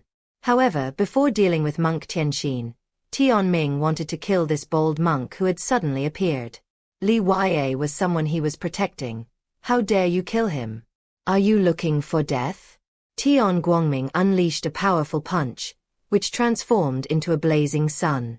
This was the light god fist technique passed down by the god of light, a deity of the divine race. Boom! The sound of the void exploding was like a heat wave rolling up half the sky, instantly surrounding the attacking monk. With its surging momentum and enormous roar, it shone brilliantly in the air outside the city gates of the small town. The monks who arrived were shocked. They never expected that a young man whose family had been destroyed would have such a powerful person by his side. Buddha's golden statue. The monk was suddenly enveloped in golden light, his body transforming into a golden Buddha statue, and he unleashed a powerful punch. Thump. The moment the two collided, the void trembled, as if a gale of force 10 had suddenly erupted from the ground, sweeping across the surroundings. Rumble. The commotion was immense, spreading throughout the small town, filling the air with dust and creating a truly desolate scene. The clash between the great monk's Buddha's golden body and Tian Guangming's light divine fist lasted less than 3 seconds before completely exploding. An arm exploded open, dripping with blood, causing the head monk to scream in agony as he stared at Tian Guangming in terror. We're both at the same level of immortality, so why are you so outstanding? Who exactly are you? Li Yue is the target of my Dolan temple. Why are you protecting him? The head monk asked, his face ashen, clutching his wound. Li Yue is someone I'm protecting. You dare to touch him and try. Tian Guangming took a step forward, his body levitating. Behind him, a dazzling sun appeared, blazing intensely. Rolling waves of energy pressed down, even causing the great monk at the human immortal realm to retreat. That's incredible. At this moment, Tian Guangming was like an incomparable sun god, whose every move possessed the power to destroy the world. Aren't you afraid of being held accountable by my Dolan temple? The head monk still tried to struggle, invoking the prestige of Dolan temple. Your disciple threatened me just now, but it was useless and didn't work. You don't need to use it to threaten me now, Tian Guangming sneered. The senior monk's face darkened. He knew things were going to get complicated. Li Yue, you have now killed his disciple, so I will kill this great monk, Tian Guangming said coldly. Li Yue nodded firmly. The sword he hadn't swung earlier, he swung without hesitation this time, and no one stopped him. A bald head fell to the ground, blood splattering onto Li Yue. He suddenly grinned. Does this make me look more like the son of the demonic path? The other monks, forced to kneel, trembled all over, staring at Li Yue in terror. You are the son of the demonic path. Upon hearing this, Li Yue nodded and said, You all say I am the son of the demonic path, so I will be the son of the demonic path. Otherwise, wouldn't all your propaganda be in vain? Another sword strike. Li Yue's attack was ruthless, his eyes were firm and unwavering. He took one step and killed one person. Before long, all the monks were killed. Li Yue looked at the big monk high in the sky with a cold gaze. As expected of a demonic son, he kills without blinking an eye. The great monk trembled and roared. I also kill without blinking an eye. Does that mean I'm also a son of the demonic path? Tian Guangming retorted angrily. No, I should call him the ancestor of the demonic path now, Tian Guangming muttered. You! The head monk was quite angry at Tian Guangming. What do you mean, I? The demonic ancestor is here to kill you right now. Tian Guangming took a step forward, his aura exploding as he unleashed the great bright fist. Rumble. The fists rained down like rain, terrifyingly powerful. This strike was Tian Guangming's move, clearly intended to kill his opponent. The sunlight shone like rain. The monk, having lost an arm, was already significantly weakened. Upon seeing this move, he was immediately alarmed, realizing something was terribly wrong. He retreated hastily, intending to escape. I must go back and report to the temple. A demonic patriarch has rescued the demonic son. Please send reinforcements. The head monk exclaimed inwardly, sending the message out using a secret method as he fled. The next second, a shower of sunlight fell. This sunlight rain was terrifying. A single drop that landed on someone instantly transformed into a fist, smashing the monk's chest with a powerful blow. The senior monk coughed up blood, raised his head, and stared in disbelief. Thousands upon thousands of raindrops fell, all pelting his body. Bang, bang, bang, bang. In less than a second, the monk vanished without a trace. He was so struck by Tian Guangming's punch that even his body was gone, and he completely disappeared from the world. Tian Guangming touched his fist and put it down, saying calmly, "If I, Tian Guangming, can't deal with Monk Tianxin, dealing with you is a piece of cake." Li Huaye looked on in surprise, his eyes wide, and said, "Senior, you are amazing." Tian Guangming humbly replied, "It's not that I'm too powerful, but that they are too weak and insignificant. They are no match for me at all."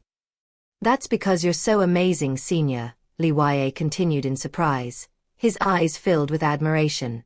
Tian Guangming's vanity was satisfied, and he waved his hand and said, "Just because you know how to talk, I'll definitely get you out of here safely." "Where are we going?" Li Huaye asked. "Eternal Land." Tian Guangming, holding Li Huaye's hand, flew into the sky, using his true energy to protect himself and Li Huaye, and continued on their journey back. "What are you going to the land of eternity for?" Li Huaye asked, puzzled. "My master is waiting for you over there," Tian Guangming replied. "Really?" Li Huaye's eyes lit up, his dark pupils darting around, eager to meet this mysterious owner of the Heaven and Earth Bank. If the subordinates are all this capable, how powerful must the master be? "Is your master very powerful?"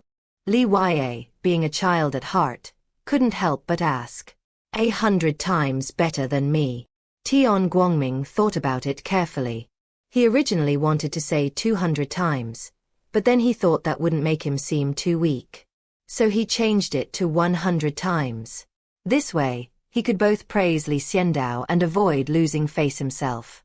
Li Huaye suddenly had a feeling in his mind that Li Xiandao was incredibly powerful. Dolan Temple boasts countless temples and halls, numerous golden statues of Buddha, and a multitude of bodhisattvas, with incense burning ever brightly. Before the senior monk died, he spread the news. At this moment, an old monk from Dolan Temple opened his eyes and said coldly, "How dare the demonic ancestor run wild on the head of my Dolan Temple? Immediately use your magical artifact to locate the other party and then capture them," the old monk coldly announced. Other monks pushed out a huge sun crown. This solar corona is like a stone monument, engraved with countless astronomical mysteries, a vision of global harmony, dazzling the eye. Boom.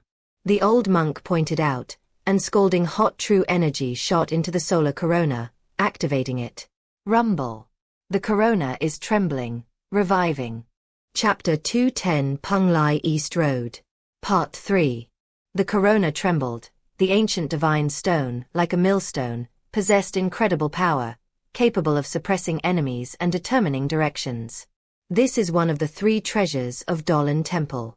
The old monk's inner energy was like a raging flame, instantly setting the sun's corona ablaze. The solar corona is shining. Rumble. In the light emitted by the solar corona, there was a magical scene. A child and an unusually large man were having a big meal together. The old monk pointed and said, "They are on Penglai East Road. Take the 49 arhats and go there quickly to eliminate the demon, and bring back the son of the demonic path to suppress him under the pagoda." Penglai East Road.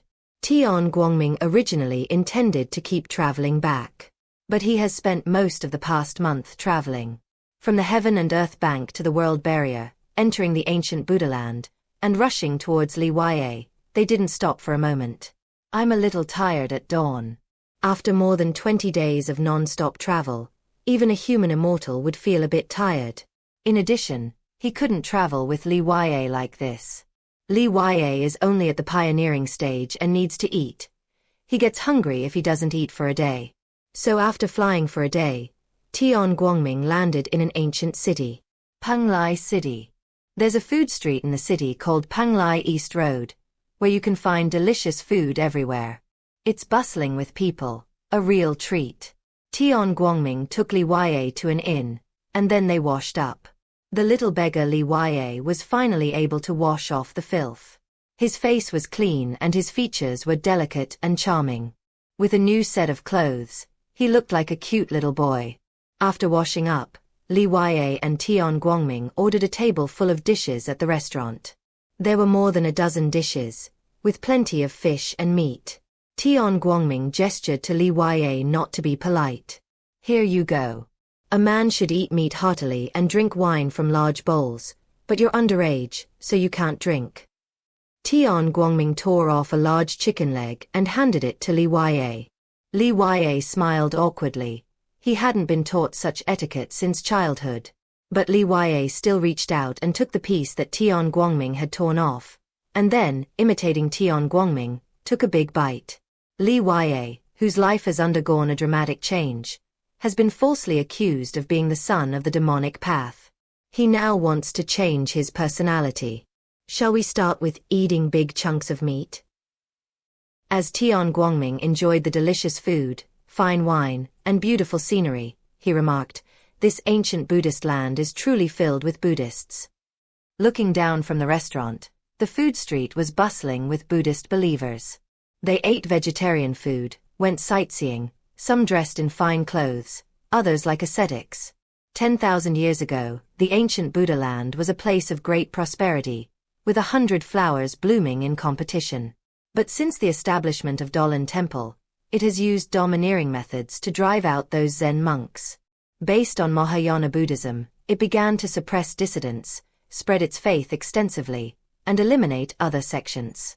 Now, Buddhism is the dominant religion, Li Yue explained. How can a mere Buddhist sect stand against the entire ancient Buddhist land? Tian Guangming didn't quite understand. Because Dolan Temple is supported by the Buddhist sect in the Nine Heavens, 8,000 years ago, Dolan Temple swept away the demons in the south and severely injured all 8 demon kings, because their ancestor came down from the Nine Heavens to fight them. Li Yue told Tian Guangming one by one. Can they come down at any time? Tian Guangming was greatly surprised. There was a barrier between the 9 heavens and the 10 earths, which prevented the experts of the 9 heavens from coming down to interfere in the affairs of the 10 earths. Even the ancient Book of War, which brought 10,000 lesser flame kings, could not ascend again because of the vast difference in their cultivation levels. Can the old monks of Dolan Temple, who live in the heavens, come down at will? I don't know. It's probably impossible. In the 10,000 years since the founding of Dolan Temple, it has only come down once. It was because they couldn't win. The 8 demon kings were too fierce. They almost tore down the gates of Dolan Temple.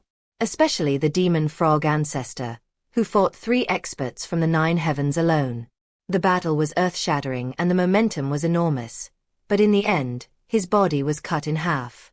I don't know if he died or went into hiding. Li Yue sighed. During these historical periods, Dolan Temple did not prohibit anything. They merely spread their faith and did not rule over the ancient Buddhist site. However, this propagation of faith has ironically caused the once vibrant ancient Buddhist site to lose its charm. The name Ancient Buddha Land was changed by Dolan Temple over the past 10,000 years. Many people nowadays have forgotten what the ancient Buddhist site was called. As Tian Guangming ate and drank, he suddenly felt something was wrong. The number of people on the food street has decreased, and the stall owners are hurriedly packing up their things and leaving quickly. Inside the restaurant, the owner and his servant were also given a few words of advice. Their faces turned pale, and they quickly left.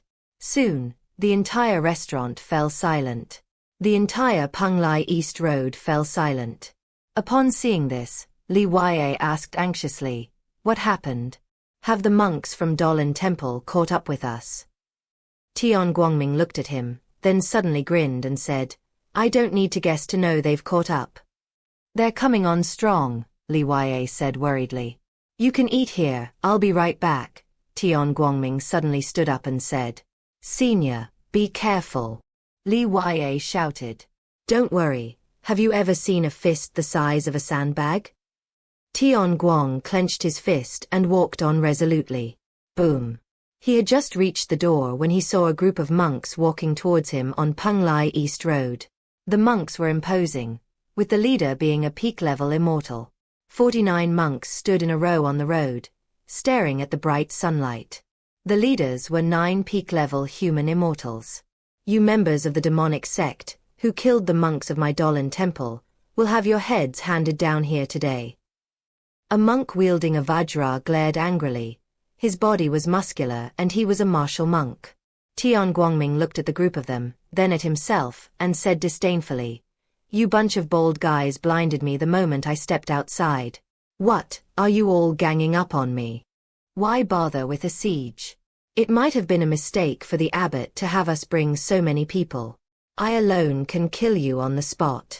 The monk shook his vajra, and with a thud, an invisible wave of energy spread out as he strode out. I will absolve you of your sins, you demon. The monk said confidently, his vajra in hand, and cleaved down from the sky.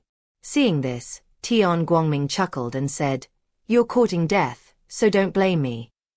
Since merging with the divine essence of the God of Light, Tian Guangming has not had a proper fight. Clang. With a crisp sound, Tian Guangming, clad in white crystalline sunlight armor, teleported and delivered a powerful punch. Thump. The punch landed directly on the vajra pestle, and with a crack, the pestle shattered into pieces on the ground. The monk was taken aback, knowing that Tian Guangming was not someone to be trifled with, so he quickly retreated and chopped with one hand, like an old woodcutter chopping wood. You think you can escape? A fierce glint flashed in Tian Guangming's eyes. He bent his knee, bent his waist, and delivered a powerful elbow strike to the heart. Click. The monk's chest shattered instantly, and his body was sent flying dozens of meters away before crashing heavily to the ground. Tian Guangming stood proudly on the spot and said, Today I will fight my way from Penglai East Road to Penglai West Road with my bare fists. Chapter 211 The Boss of Penglai East Road. Part 4. With a single strike, Tian Guangming crippled a human immortal of the same realm as himself, his ruthless methods astonishing the other monks. The monk was lying on the ground, barely alive, with little time left to live. It was only because of his powerful cultivation that he was holding on to his last breath. Otherwise, he would have already passed away. Kill him. Form the formation. The monk roared one last time, his face covered in blood, staring venomously at Tian Guangming. He wanted to see Tian Guangming killed on the spot before he died. Form ranks. The 48 monks roared in unison, unleashing the 18 Arhats formation, the demon-subduing formation, and the golden body formation. Led by 8 monks at the peak of human immortality, these people surrounded the guardian of heaven's light. Their imposing presence was overwhelming. Apart from them, no one else on Penglai East Road dared to gather around and watch. Seeing this, Tian Guangming's eyes lit up with excitement. His blood and qi surged like a volcanic eruption, becoming uncontrollable. I hope you can make things very difficult for me. Tian Guangming grinned arrogantly, determined to prove himself a tough guy this time. Men should do men. Things that need to be done. Tian Guangming raised his finger and pointed at them, saying, From now on, you are surrounded by me alone. Die, you demon. The 18 Arhats could not bear such humiliation.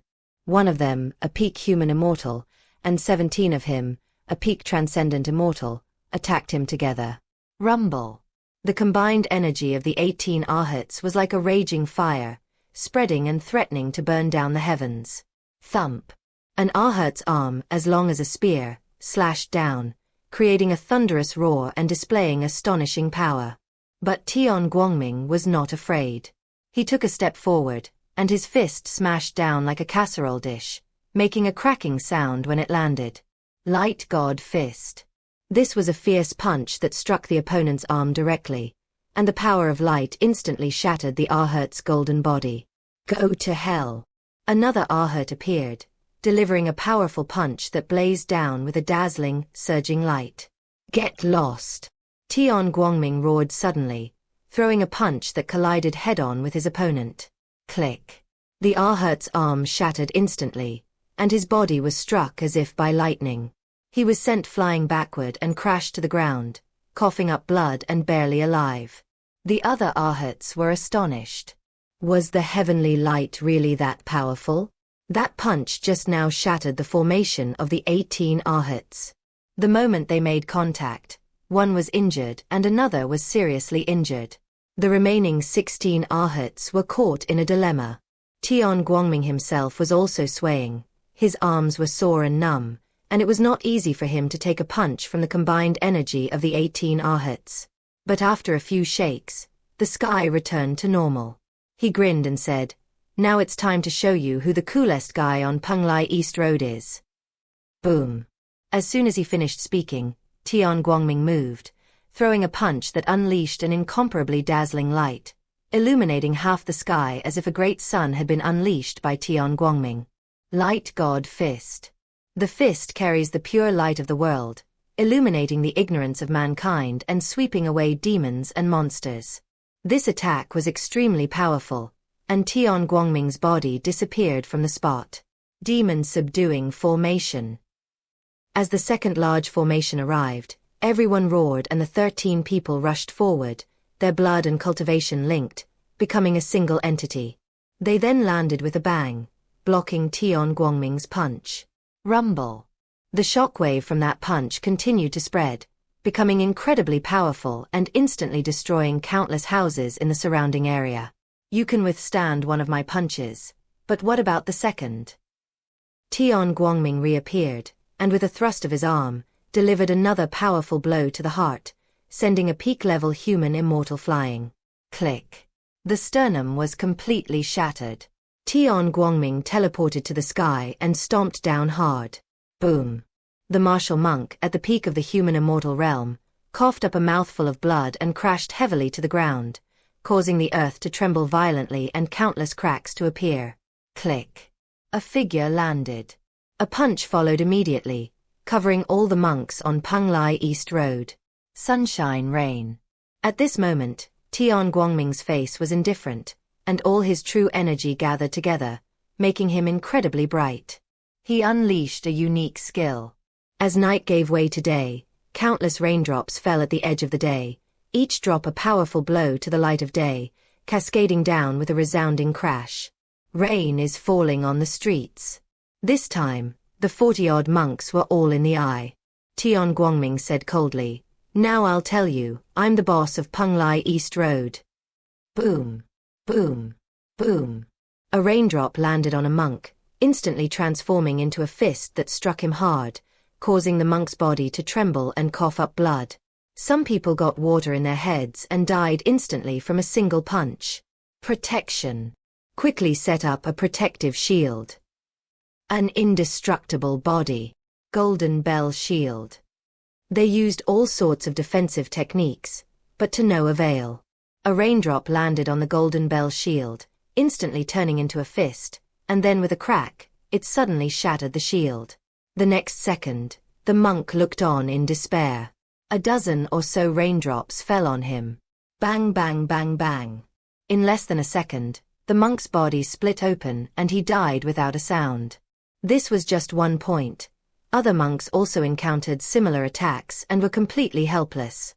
Even a peak-level human immortal couldn't withstand this attack, let alone most of the people here. Within seconds, all the monks died under the bright sunlight. On Penglai East Road, there is only one king. That is his heavenly light. You think you can kill me, Tian Guangming, with just a few of you? You're dreaming. Tian Guangming looked at the corpses scattered on the ground and said disdainfully.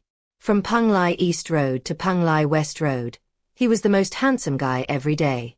Walking slowly back to the restaurant, Li Wei looked at Tian Guangming with admiration and said, "Senior, you are amazing." So, they're just too weak. Tian Guangming picked up the wine jug, took a swig, and said with satisfaction. Senior, how did they find us? Li Yue asked curiously. It's nothing more than divination, fortune-telling, astrology, and other means to glimpse a corner of the future. If we can be spied on once, we'll have the chance to be spied on a second time. So, are you full? Tian Guangming asked. Li Yue nodded and said, I'm full. Let's leave once we've eaten our fill. Don't linger. They've lost these monks this time, so next time they'll definitely send powerful experts, and I might not be able to stop them, Tian Guangming said solemnly. He was self-aware enough to kill someone at the immortal realm, but his chances of dealing with someone at the legendary realm were slim. Unless he breaks through to the legendary realm. Speaking of this, Tian Guangming felt that he was about to break through. After this battle, the energy in his body was constantly surging, as if he was about to leap over the Dragon Gate and reach the next realm. Chapter 212 Ancient Desert City. Part 5.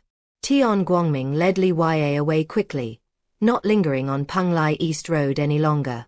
Along the way, he was worried that Dolan Temple would continue to pursue him, so he asked Li Xiandao for help.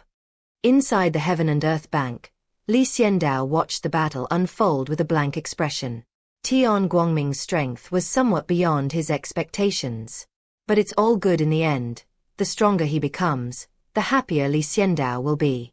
However, Li Xiandao had not anticipated that Dolan Temple would send 49 monks to capture Tian Guangming and Li Yue.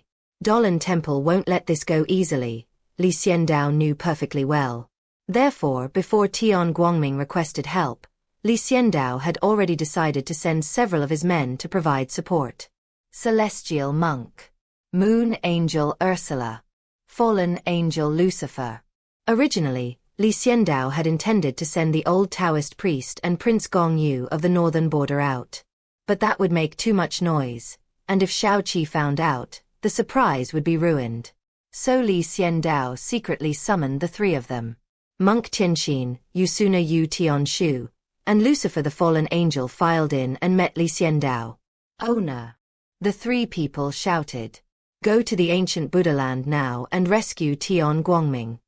He's in trouble. Li Xiandao, wearing a mask, sat in a chair and issued the order. Without asking what Tian Guangming was doing at the ancient Buddha land, the three of them immediately agreed.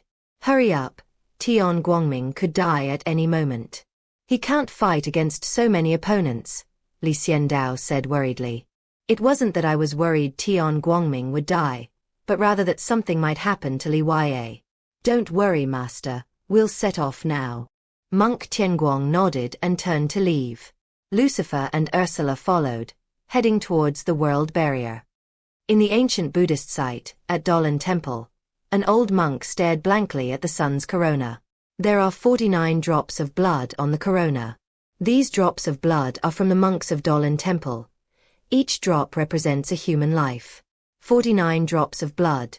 49 lives. There are also many other immortal monks. Although Dolan Temple is a large and powerful organization, it would still be heartbreaking to lose these things. This is a great demon king. He must be killed to rid the people of this scourge, the old monk said firmly. Thump.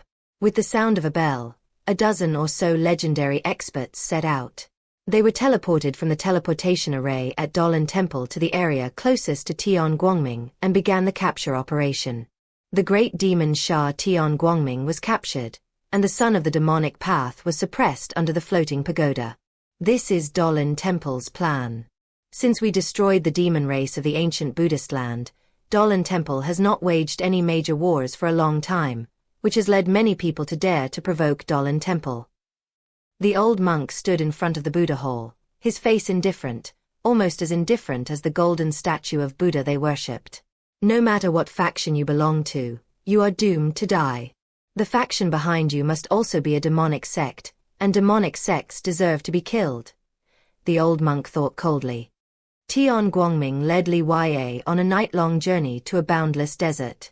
If we cross this desert, we won't be far from the eternal land, Tian Guangming said happily. How many days will it take to get there? Li Yue asked. 6 days. Tian Guangming calculated and said.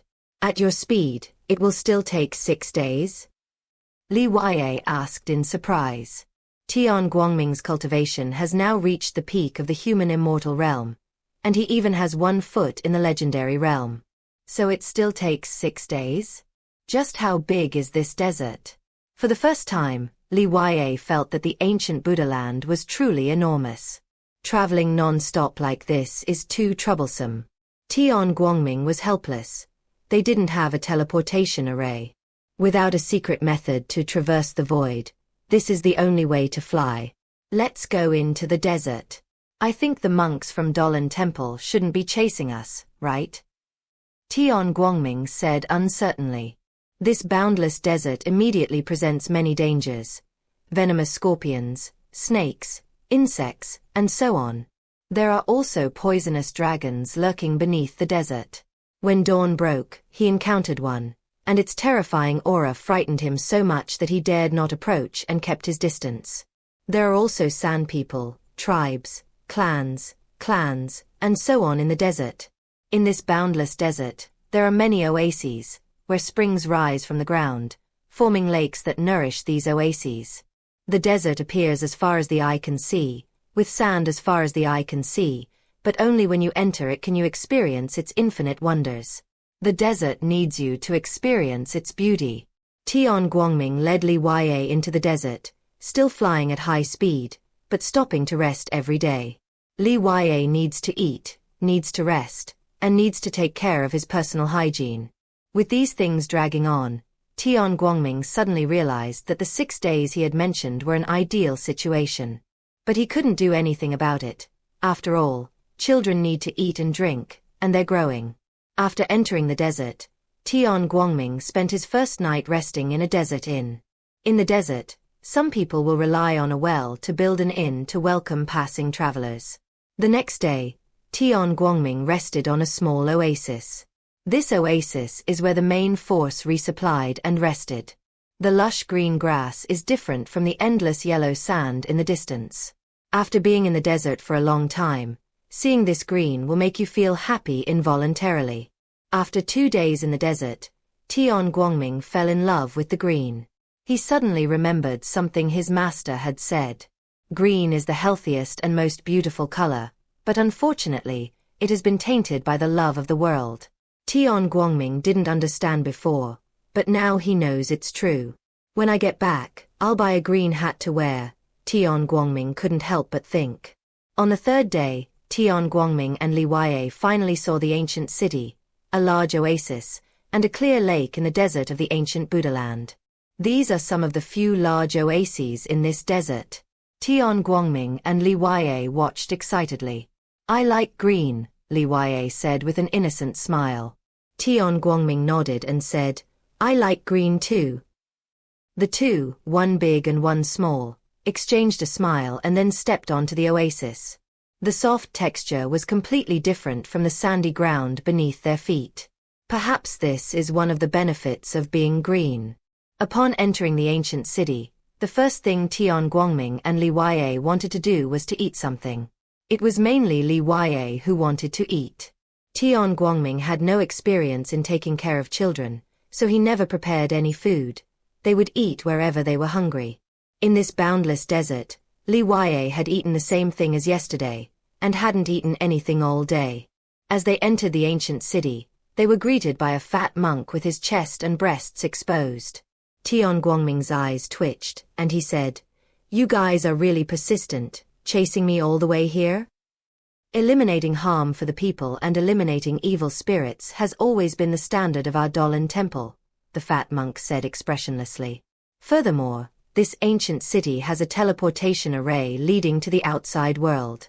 I've been here for a long time, waiting for you to walk right into my trap. The fat monk smiled slightly, but his smile was so sinister. Mobile site. Chapter 213 Smashing the Golden Body. Part 6. Isn't your Dolan Temple annoying? Tian Guangming said helplessly. Exorcising demons and protecting the righteous is the work of righteous people. How could it be troublesome? The fat monk said coldly. Have you been deceiving yourself enough? Tian Guangming looked at the big monk with disdain. A sentence may be wrong if said once, or even 10 times, but it becomes true if said 100 or 1,000 times. The fat monk sneered, his expression unfriendly, but what he said made perfect sense. No one would believe that a 10-year-old child could pose a threat to anything righteous. They were only after the divine vein in the child's possession.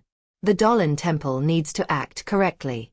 They claim to be the leaders of Buddhism and to uphold justice, so the child becomes the child of the demonic path, and the person who saves the child becomes the patriarch of the demonic path. When you hear it for the first time, you might have a lot of questions. Why is this child the child of the demonic path? By the 10th time he said it, he had begun to believe in his heart that this child was the son of evil, and if he didn't get rid of him now, he would surely become a great disaster in the future. After saying it 100 times, 1,000 times, in your heart this child is a demonic child who must be killed, otherwise the future world will definitely be greatly disturbed because of this child. They'll be one of the accomplices then. So now we must kill this child. From initially lying, to later finding himself condemned instead of being killed for not killing the child. This is the brainwashing method used by Daolin Temple. You did the worst thing, but you gained the greatest sense of justice and satisfaction. Tian Guangming saw through all of this, sneered, and said, "You probably don't know, but not long ago on Panglai East Road, I was wielding 2 watermelon knives, and I went from south to north, killing so many that blood flowed like rivers and corpses littered the ground. I didn't even blink an eye, I just kept hacking and slashing. Do you want to try it now?" The fat monk looked at the bright sunlight and sneered. "Do you think I don't know you didn't bring a watermelon knife?" Tian Guangming put his hands on his hips and said with dissatisfaction, "Is this about the watermelon knife now? I killed 49 monks from your Daolin Temple before, do you want to become the 50th? Tian Guangming said coldly. "What gives you the confidence to say such things in front of someone at the legendary level?" The fat monk said disdainfully. "Is it because you stormed from Panglai East Road to Panglai West Road that you have the confidence?" The fat monk mocked. Tian Guangming narrowed his eyes. This was mocking him. "Li Yue, step back, the farther the better," Tian Guangming said coldly. Li Yue was very obedient and turned to run away. The fat monk watched all this without taking Li Yue seriously. He was just a kid at the Pioneer Realm, and once he killed Tian Guangming, he could catch him any time. It was as easy as an eagle catching a chick. "Now I'll show you just how confident I am." Seeing Li Yue leave, Tian Guangming suddenly attacked and killed him.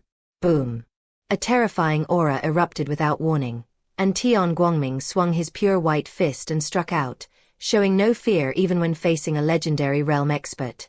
But when the fist struck the opponent, it was like striking iron, sending Tian Guangming flying. He stomped his foot on the ground with a bang, and the ground within 100 meters radius was covered with cracks, like a spider web. "Is this all the confidence you have?" The fat monk looked at Tian Guangming and couldn't help but sneer. "You can't even scratch me, yet you're so arrogant. The legendary realm is far beyond what a mere mortal like you can underestimate," the fat monk said coldly. "That attack was just a test. What are you so smug about?" Tian Guangming stood steadily and said calmly, "Sharp tongue and quick wit, I'd like to see what other tricks you have up your sleeve." The fat monk sneered. "Then let's try my light god fist." Tian Guangming moved forward at lightning speed, arriving in front of the fat monk, and then smashed down with a powerful punch. Rumble. This attack was Tian Guangming's full-force strike. He took a deep breath, as if drawing in spiritual energy from all directions like a stormy spring. It circulated within the body and finally erupted in this punch. With this blow, Tian Guangming struck the fat monk in the chest. The fat monk's expression remained unchanged as he coldly said, "Protective golden body." Thump. A tall, golden Buddha statue appeared, blocking the attack from the heavenly light. Tian Guangming's expression remained unchanged, and he threw another punch with his backhand. Boom. With this punch, Tian Guangming completely released his restraints and unleashed the most powerful move of the light god fist. Great bright fist. Rumble. The endless divine radiance of the sun seemed to flow down like magma, or like 10,000 waterfalls cascading down, incredibly terrifying. At this moment, the light of the sky transformed into the blazing sun. His magical power and true energy were roaring and vibrating, like the yellow river bursting its banks, rushing down for thousands of miles. Anyone who tried to resist this torrent would be instantly submerged. Strands of divine light appeared around Tian Guangming's body, each one capable of shattering mountains and rivers and collapsing riverbanks. This was an overwhelming magical power, terrifying beyond measure. Every ray of divine sunlight pierced through the void, like thousands upon thousands of rivers of divine power rushing forth. Everything converged in Tian Guangming's punch. Smash it hard. Click. At that moment, a crack appeared on the golden statue of Buddha. Tian Guangming was overjoyed and, without hesitation, continued his attack, raining down punches as he launched a rapid offensive. Bang bang bang bang. The fat monk's expression changed slightly. He hadn't expected Tian Guangming to be so powerful. This power was no longer within the realm of human immortals. It seemed to have surpassed human immortals and was about to reach the realm of the extraordinary. For a moment, the fat monk was overwhelmed by Tian Guangming's desperate fighting style and could only passively defend himself, blocking Tian Guangming's punches. But passive defense is never as satisfying as active offense. Tian Guangming is completely undefended, preferring to confront you head-on, trading blows for damage, and is incredibly ferocious. The question is, why would the fat monk trade injuries with him? He's a legendary figure, and the current surge of Tian Guangming's aura is only temporary. Once this aura subsides, the fat monk will have plenty of ways to deal with him. Bang bang bang. Tian Guangming threw 10 punches, 8 of which were blocked by the fat monk, while the other 2 landed on Jin's body. Click. With each punch, the golden body develops another crack, one that cannot be repaired. The divine light in Tian Guangming's eyes grew even more intense and dazzling. He stomped down hard, his body spun around, and in an instant, he unleashed 108 punches. These 108 punches left the fat monk dizzy and disoriented, unable to withstand them for a moment, with most of them landing on Jin's body. Click click click. The cracks on the gold body grew larger and larger, like a delicate tile that had been broken and repaired. The final punch. Smash it for me. Tian Guangming roared suddenly, gathering all his magical power and true energy. Rumble.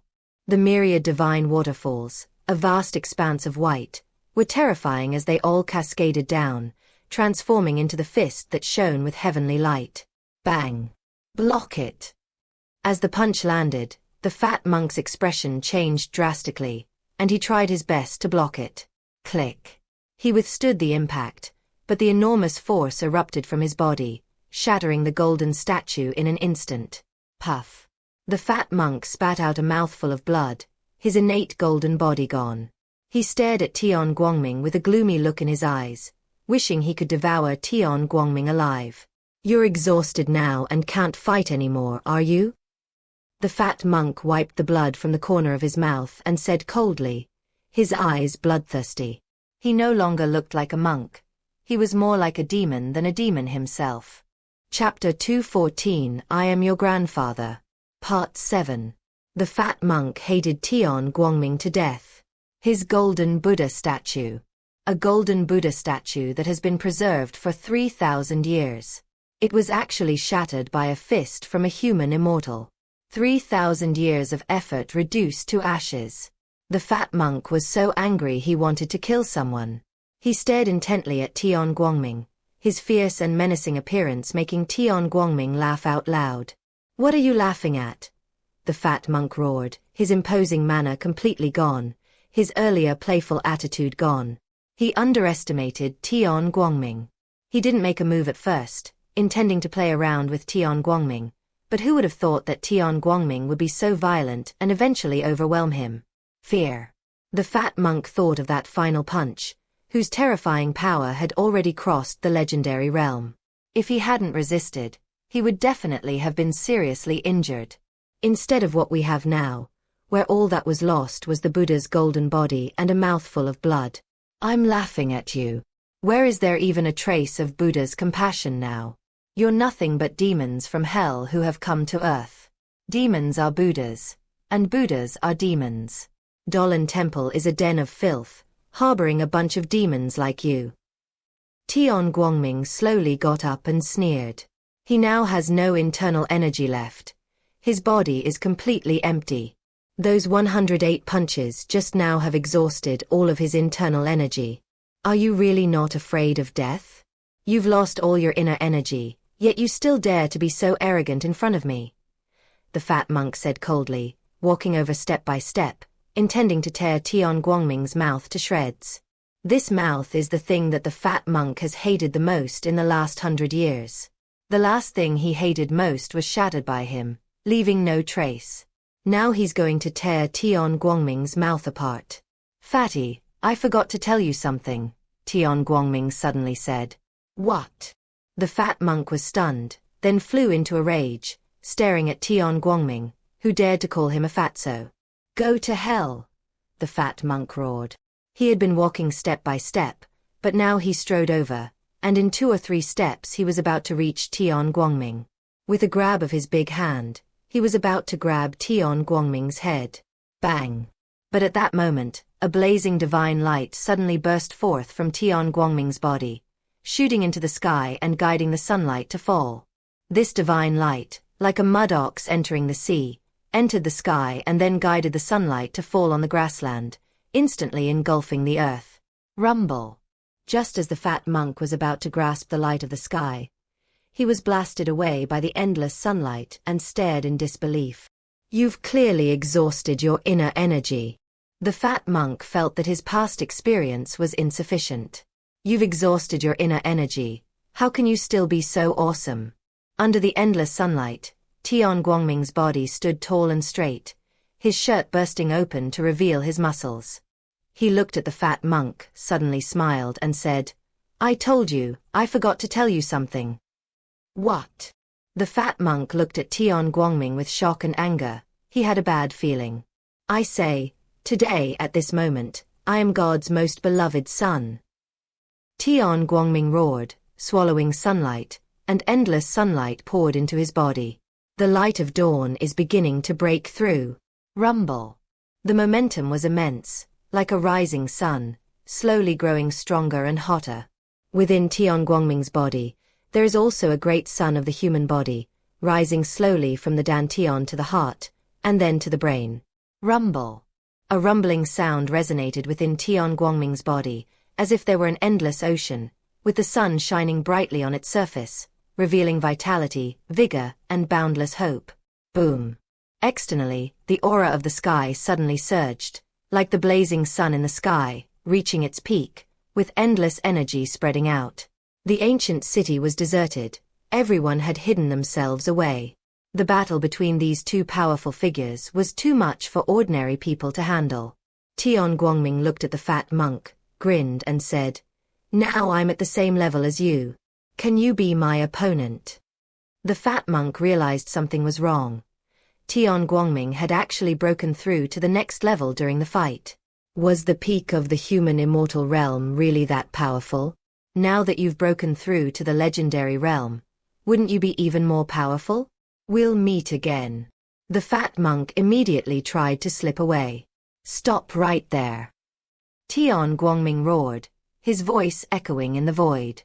The next second, endless flames surged from Tian Guangming's body, burning his flesh. Sizzle. The flesh was burned away completely, revealing a skeleton as smooth as jade. As Tian Guangming took his first step, flesh instantly grew on his feet. With the second step, one leg grew back to its original size. Step 3. Step 4. Step 5. After taking 9 steps, Tian Guangming was completely transformed. It is like being reborn from the ashes. All the clothes on one's body are burned away, and the skin is crystal clear and full of mysterious power. Tian Guangming stood before the fat monk, conjuring a suit of armor that shone with sunlight to conceal his imposing male physique, and coldly said, Now, I can kill you with one punch. Breaking through to the legendary realm is like ascending to heaven. Once you successfully cross that step, it's like the difference between immortals and mortals. Tian Guangming was able to injure the fat monk when he was already at the human immortal realm, and now he can easily crush the fat monk. Thump. Tian Guangming's imposing aura, like a raging flame, swept down, staring intently at the fat monk, putting him under immense pressure. If we're going to die, we'll die together. Don't even think about humiliating me. The fat monk couldn't take the pressure. He couldn't breathe, and with a roar, he was about to fight Tian Guangming to the death. Boom. Without saying a word, Tian Guangming punched him directly. The punch landed squarely on the fat monk's chest. It's not comparable to when he hadn't broken through. Before, with his first punch, Tian Guangming was directly sent flying, but now with this punch, the fat monk's chest instantly collapsed. Click. It was unclear whether it was one explosion or countless explosions. The sound seemed continuous, rising and falling in succession. But then there was another one, only this time it lasted a little longer. All the bones were shattered, leaving it with no way to defend itself. Puff. The fat monk coughed up blood, mixed with his internal organs, and looked at the bright sky in despair. The difference is too big. Before he broke through, he could beat him so badly he vomited blood. After breaking through, he finished him off with a single punch, just one punch. You shouldn't be happy too soon. The fat monk said haltingly, spitting out blood as he spoke. Tian Guangming coldly asked, "Is there anyone else coming to kill me?" Dolan Temple is an entity you cannot afford to offend. You will pay the price for it. The fat monk seemed to be experiencing a final burst of energy before death, uttering a clear statement. "The forces behind me are not to be trifled with," Tian Guangming said with a confident smile. "I've already informed the others, and they're closing in. You can't escape," the fat monk said, spitting out blood. "Okay, bring one over, and your grandpa Tian Guangming will kill one and send them all down to chat with my good grandson, okay?" Tian Guangming asked. "You filthy woman, you'll die a horrible death." The fat monk spat out a mouthful of blood in anger. Even on his deathbed, he was taken advantage of by Tian Guangming and became Tian Guangming's grandson for no reason. He was unwilling to accept it. Chapter 215 The Golden Body of the Arhat. Part 1. Tian Guangming broke through the legendary realm and reached a new peak. With a single punch, he killed the fat monk. In the ancient desert city, the smoke of war has died down, the yellow sand has settled, and a wisp of wind stirs up the withered grass, leaving behind a desolate loneliness. Tian Guangming looked around and noticed a vendor with half a pig on his table. He walked over, dropped a piece of divine essence, and carried the pig away. Long after Tian Guangming left, a figure sneaked out and put the divine source into his arms. Then he looked at the fat monk's corpse on the ground and spat. "Pa, he really wasn't a good bald monk. This guy was much better. He paid for everything." Few of the inhabitants of the desert are Buddhists. After all, this is a brutal jungle where the beliefs of believers don't apply. Li Wei was very obedient and hid far away, fleeing to the lakeside of the oasis. The lake water rippled gently, but Li Wei had no interest in watching. He stared intently at the ancient desert city, anticipating Tian Guangming's victory. "Senior, you must win." Li Wei clenched his little fists, cheering for Tian Guangming. Although it was of little use, it was the only thing he could do. Da. Tian Guangming walked over carrying pork. When he saw Li Wei, he threw the pork away and said, "Take it and wash it properly. I'll grill it for you right away." Li Wei cheered. "Senior, you've won." Tian Guangming arrogantly said, "That fat monk who looks like a pig, he thinks he can kill me?" Li Wei happily carried half a pig and carefully washed it in the lake. In no time, the pork was cleaned. Li Wei's stomach also started rumbling, and he looked at Tian Guangming with embarrassment. "What are you shy about? You haven't eaten all day. You'd better eat at least half of this pig later." Tian Guangming laughed heartily. Li Wei nodded firmly and said, "Then let's set up a fire and have a barbecue. No, no flames are needed, it's very simple. Tian Guangming waved his hand, and then a surge of true energy emerged, enveloping the pork. Under the blazing sunlight, the roasting began. Sizzle. In less than 3 seconds, the pork began to cook, dripping oil continuously. Tian Guangming took out some coarse salt, sprinkled it on the grill, and quickly grilled it. The aroma of meat is irresistible. Li Yue swallowed hard, looking forward to the roasted pork. 3 minutes later, the pork was crispy on the outside and tender on the inside. Tian Guangming handed the pork to Li Yue and cut off a small piece for himself. Eat up, eat and drink your fill, we're about to face a great battle, Tian Guangming said calmly, taking a bite. His face froze. Okay, I will try my best not to cause trouble for you, senior. Li Yue nodded firmly and took a bite. His face froze. Pooh. Li Yue spat out the meat in his mouth and looked innocently at Tian Guangming. It might be a problem with the meat, it's spoiled, Tian Guangming said seriously, silently spitting out the meat in his mouth. I don't think it's a problem with the meat. Li Yue muttered to himself, looking at the perfectly roasted half-pig, and then savoring the unpalatable taste in his mouth. Tian Guangming reluctantly walked towards the ancient desert city. I'll take you to a restaurant, Tian Guangming said calmly. The half-roasted pig was completely reduced to nothingness by Tian Guangming's furious punch. It's all your fault for not being of good quality, which prevented me from showcasing my amazing culinary skills. In the boundless desert, monks of 9 legendary realms formed an encirclement, intending to kill Tian Guangming. They all received the fat monk's message and learned that Tian Guangming had broken through to the legendary realm. But so what? Does breaking through to the legendary realm mean you can run wild on the head of Dolan Temple? To put it bluntly, a legendary cultivator at the first level would struggle to even rank in the top 100 at Dolan Temple. The other 9 monks, at the very least, are all at the 6th level of the legendary realm.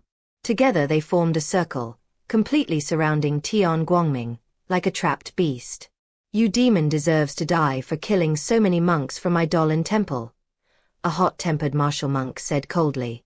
In this ancient Buddhist land, how dare anyone provoke my Dolan Temple like this?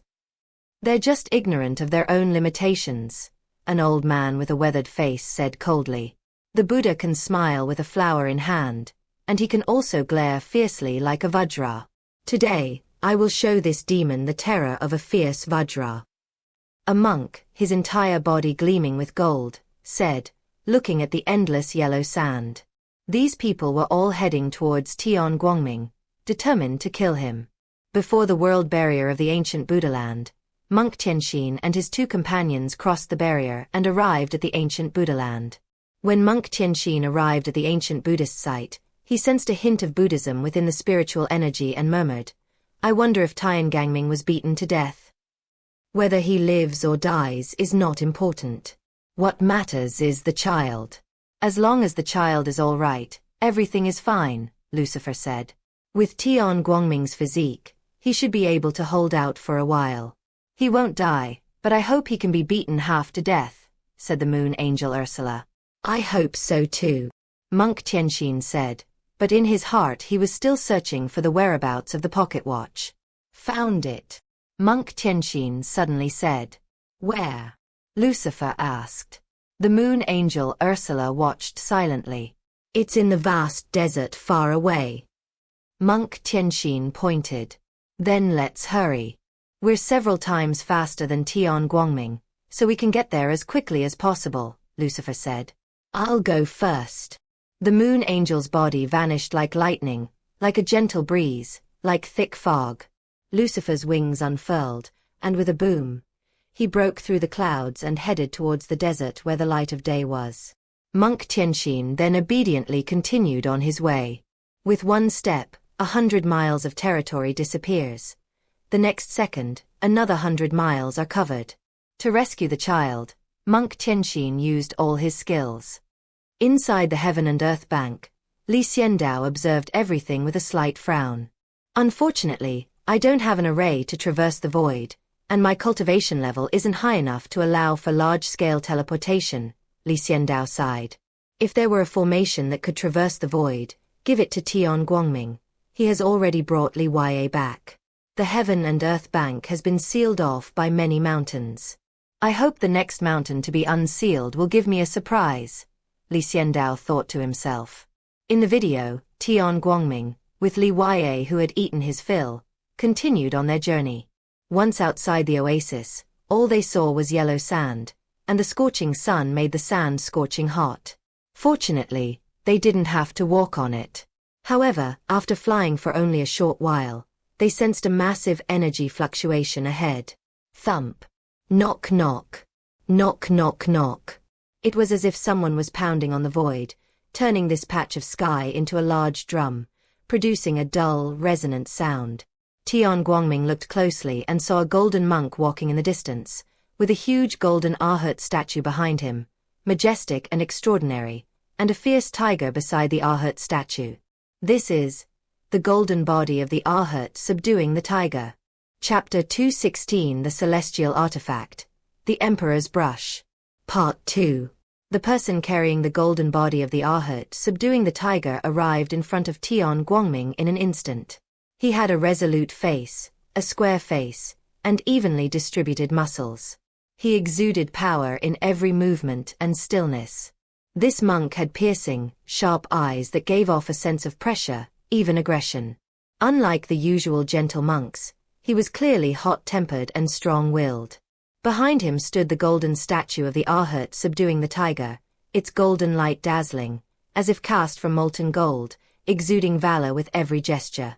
Thump. Upon approaching, the monk steadied himself, stared intently at the bright sunlight, and his eyes shone with a terrifying light, like two sharp swords. You are that old patriarch of the demonic path. The sound was like a bronze bell striking the earth, making a loud buzzing noise that made people's eardrums tremble, and Tian Guangming's face turned serious. That's right, I am the demonic ancestor you speak of. Although serious, Tian Guangming was not to be outdone.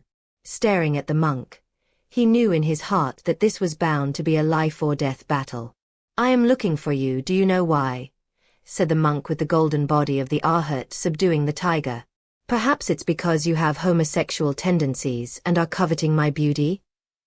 Tian Guangming was spouting nonsense. Looking around, he saw only this monk. The monk with the golden body of the Arhat subduing tiger turned pale and angrily rebuked Tian Guangming.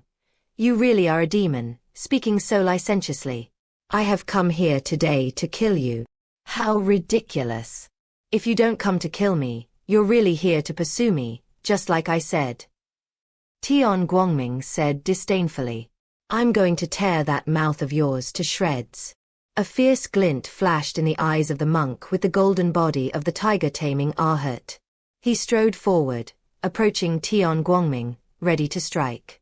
Wait a minute, before you kill me, can you tell me who you are? Tian Guangming stopped the other party and asked. Qianmu, the chief disciple of the Dolan Temple's Bodhidharma Hall and the guardian of the golden body of the tiger-taming Arhat. Monk Qianmu stared coldly at Tian Guangming. When you arrive in hell, your crimes will be read aloud. Remember, a monk named Qianmu will come to kill you. As the monk Qianmu moved, his wrists flicked, and the golden statue of the Arhat subduing tiger behind him also moved. Li Yue, I'm putting you into my magic treasure space, Tian Guangming said solemnly. Li Yue nodded and said, Good luck, senior. Tian Guangming quickly put Li Yue into his magic treasure space, then faced monk Qianmu alone. His aura surged, and he slowly left the sand. Sunlight armor appeared on his body, crystal clear and with unparalleled power. Disciple of the head of the Bodhidharma Academy, guardian of the golden body of the tiger-taming Arhat, let me see what makes you so special. Don't let me smash you to dust with one punch. Tian Guangming stepped through the void and walked forward, taking the initiative to meet the enemy. Boom. The yellow sand was billowing, stirred up by the aura of the two people, as if a sandstorm had broken out. You're quite arrogant, but that's not the confidence that a legendary figure like you has to act so arrogantly in front of me, Monk Qianmu sneered. Do you know Tian Guangming stared at the female monk Tianmu and asked, "What I hate most is monks. What I hate most are monks whose Buddhist name is something like Tian." Tian Guangming roared, his anger reaching its peak, his aura surging like a tidal wave. He mistook the sky for the monk Tianxin. Not long ago, Tian Guangming was very unhappy that monk Tianxin had taken first place, but since the monk had won it by merit, he could only swallow his anger. Now, he mistook Tianmu for the monk Tianxin, and his anger was instantly ignited. Rumble. Tian Guangming was pure white. He was now the son of light. He took 5 steps, and after those 5 steps, he threw a punch. The moment the punch was thrown, the entire desert seemed to tremble. The sand within a radius of 1,000 meters shook violently, and an incredibly terrifying aura pressed down upon it. Tian Guangming took the initiative to attack, intending to use his ferocious fists to suppress you, you bold monk. Thump. At this moment, Tian Guangming's arm was like a dragon, powerful and vigorous, with an extraordinary aura. "Me, a legendary 6-step martial monk, afraid of you?" Monk Tianmu roared, daring to take the initiative even under the guise of Tianguang. He seemed to have no reason to back down. Boom. Monk Tianmu immediately swung his golden fist to meet the attack, colliding with Tian Mingguang's fist technique with a loud bang, like a thunderclap. Tian Guangming, the first step in the legend, and Tianmu Heshang, the 6th step in the legend, both staggered back more than 10 steps at the same time. Knock knock knock knock. The ground trembled underfoot, yellow sand filled the air, and the cold wind howled mournfully. How is that possible? Tian Guangming and Tian Mu looked at each other in surprise. Tianmu was surprised because he, a legendary 6-step martial monk, had actually fought Tian Guangming to a draw. To Tian Guangming's surprise, even after using all his abilities, he still couldn't defeat his opponent. "I'm still too weak. If Master were here, he could probably have taken down this person with a single sword strike, but I managed to fight him to a draw." "Tian Guangming, you can't be complacent," Tian Guangming warned himself. If Monk Tianmu knew what Tianming was thinking, he would definitely spit out a mouthful of blood and wish he could drag Tianming into a 10-day, 10-night battle. "You actually have such great strength." Monk Tianmu stared wide-eyed in disbelief. "I'm still too weak. It was my mistake not to kill you with one punch," Tian Guangming sighed arrogantly. Monk Tianmu's face darkened, and he roared, "I'll tear your mouth to shreds." Boom. The next second, Monk Tianmu merged with the golden Arhat statue behind him, becoming one with it. They were incredibly powerful and terrifying. With a single step, the earth shook. Rumble. At this moment, Monk Tianmu's strength increased several times over. "Now you are doomed." Tianmu laughed loudly, the golden body of the subduing tiger Arhat giving him unparalleled confidence. Tian Guangming's expression remained unchanged, and there was even a cold smile on his lips as he said, "Do you really think I have no trump cards up my sleeve? Your trump cards are no match for me." Monk Tianmu roared, his body shooting forward like lightning, slamming his fists down hard. Boom. The sky seemed to have been shattered. The force was terrifying. If it had struck Tian Guangming, he would have been either killed or maimed. But will Tian Guangming give him this opportunity? The Emperor's Brush. At this moment, Tian Guangming took out the immortal artifact that Xiandao had given him. This was his most prized possession, something he wouldn't normally use under the bright sun. He wanted to hone his skills. He would absolutely not use the Emperor's Brush lightly. Rumble. When the Emperor's Brush was unleashed, it shone with unparalleled brilliance, dazzling and radiant. It was only the size of the Emperor's arm, yet it possessed terrifying power. Certainly. The Emperor wrote a character in the void with his brush, and instantly the entire void froze.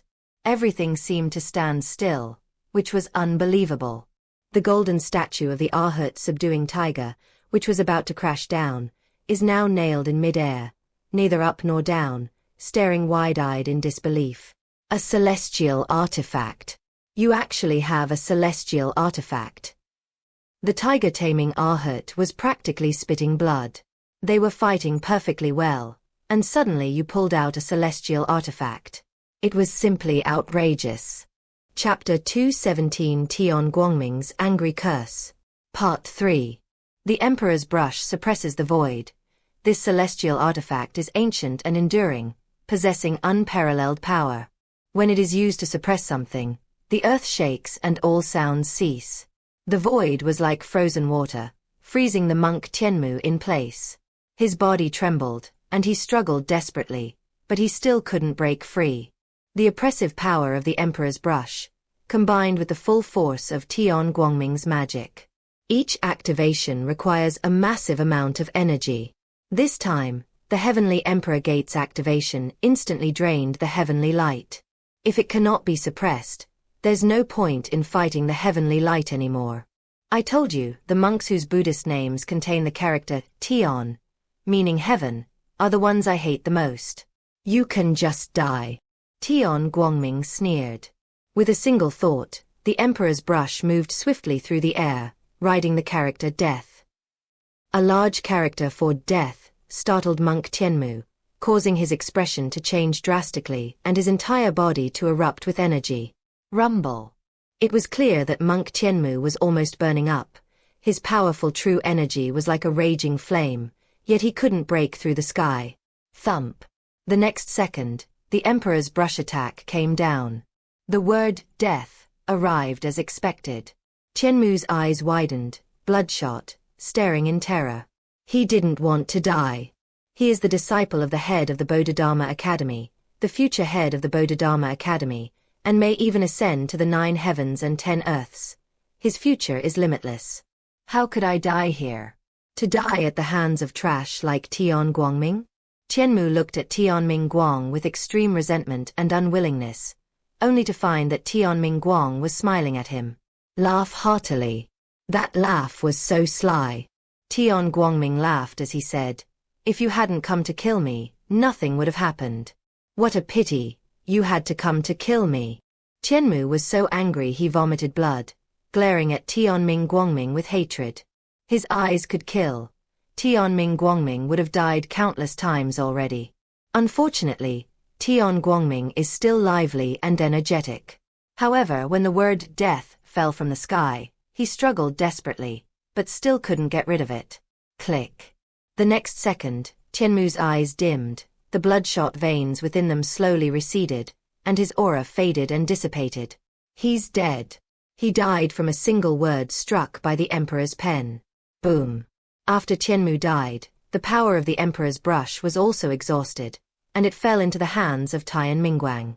The surrounding sky was like a mirror, and with a snap, it shattered. The body of monk Tianmu fell down, and Tianming quickly moved away. It would be a huge loss if he got injured by it. Tian Guangming currently only has a few weak strands of true qi in his body and is completely powerless in combat. Don't even think about a full recovery in less than 10 days. This is why Tenmyo didn't want to use the Emperor's brush. The consumption is too high. One strike drained his energy. If it happened again, Tian Guangming wouldn't know what to do. We made quite a commotion just now. Let's get out of here. Tian Guangming, feeling weak, started to slip away.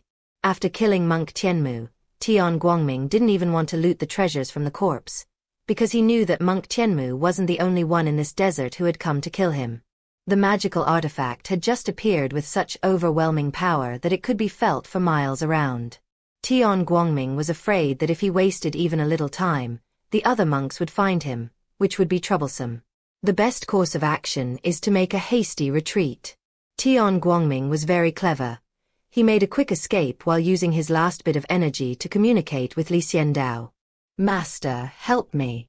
Tian Guangming cried out pitifully, his voice filled with grievance, the kind that would bring tears to the eyes of anyone who heard it and break their heart. Unfortunately, Xiandao was watching all of this from the Heaven and Earth money shop. Although Tian Guangming is very weak now, he is still alive and well.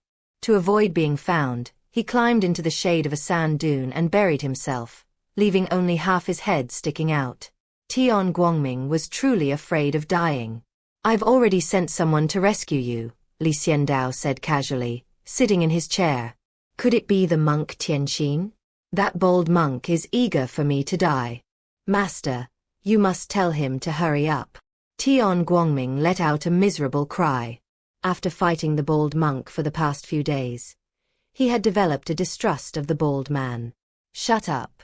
If you keep lying there, you can fend for yourself. Head towards the world barrier, Xiandao said, frowning. Tian Guangming jolted awake, immediately scrambled to his feet, shook the sand off his body, and excitedly said, Master, don't worry, I will definitely obey. I'm going to the world barrier. Xiandao ended his call with Tian Guangming expressionlessly, his eyes closed, seemingly lost in thought.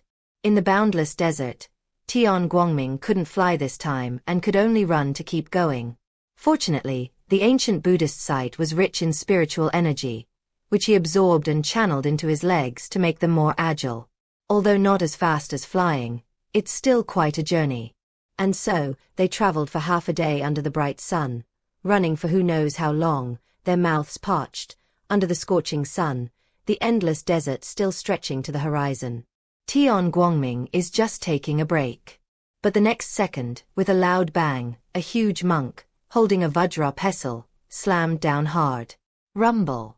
The endless yellow sand trembled, sweeping up dozens of meters high, even shaking the sky into the air, which then crashed heavily to the ground, leaving it covered in dust and dirt. Tui. Tian Guangming spat out the yellow sand from his mouth and frowned as he looked at the monk. Damn it, another monk. Tian Guangming couldn't help but curse. Am I clashing with a monk? The monk Tianqi from the Bodhidharma Academy has come to slay the demon.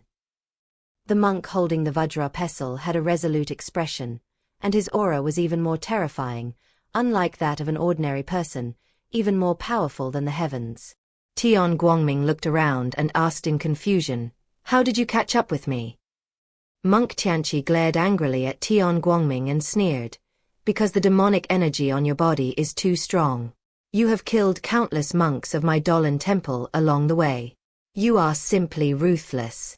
I'm heartless to your mother. They're the ones who came to kill me, one by one treating me like a pushover, and then I smashed me to pieces. Don't you go ask them if they're out of their minds, saying I have too much demonic energy. Tian Guangming was furious and cursed loudly. Boom. Just after Tian Guangming uttered his angry curse, a virtual golden dragon of true energy flew in from the distant sky, and sitting on the dragon was an Arhat with a cold expression. The monk with the golden body of the Arhat who subdues dragons has arrived. He came to avenge the golden body of the Arhat subduing tiger. Rumble. The arrival of the monk in the golden body of the Arhat who subdues dragons was incredibly terrifying, instantly sweeping away the sand within a radius of 1,000 meters, creating a sandstorm. You demon deserve to die. The monk with the golden body of the Arhat who subdues dragons roared angrily. Bang. Within the sandstorm, 7 more legendary Buddhist masters flew in, surrounding Tian Guangming. Each of them had a cold expression as they stared at Tian Guangming, wishing they could tear him to pieces. Damn it, they mobilized an entire division to kill just one of my men. Tian Guangming felt a wave of despair and couldn't help but curse. Chapter 218 Kill Him. Part 4. Tian Guangming is under attack from both sides. 9 monks of legendary status surrounded him. He had very little internal energy left. His body was completely empty. Tian Guangming looked on in despair. How could Monk Tianxin and the others know where they were? There's no hope. Just wait to die.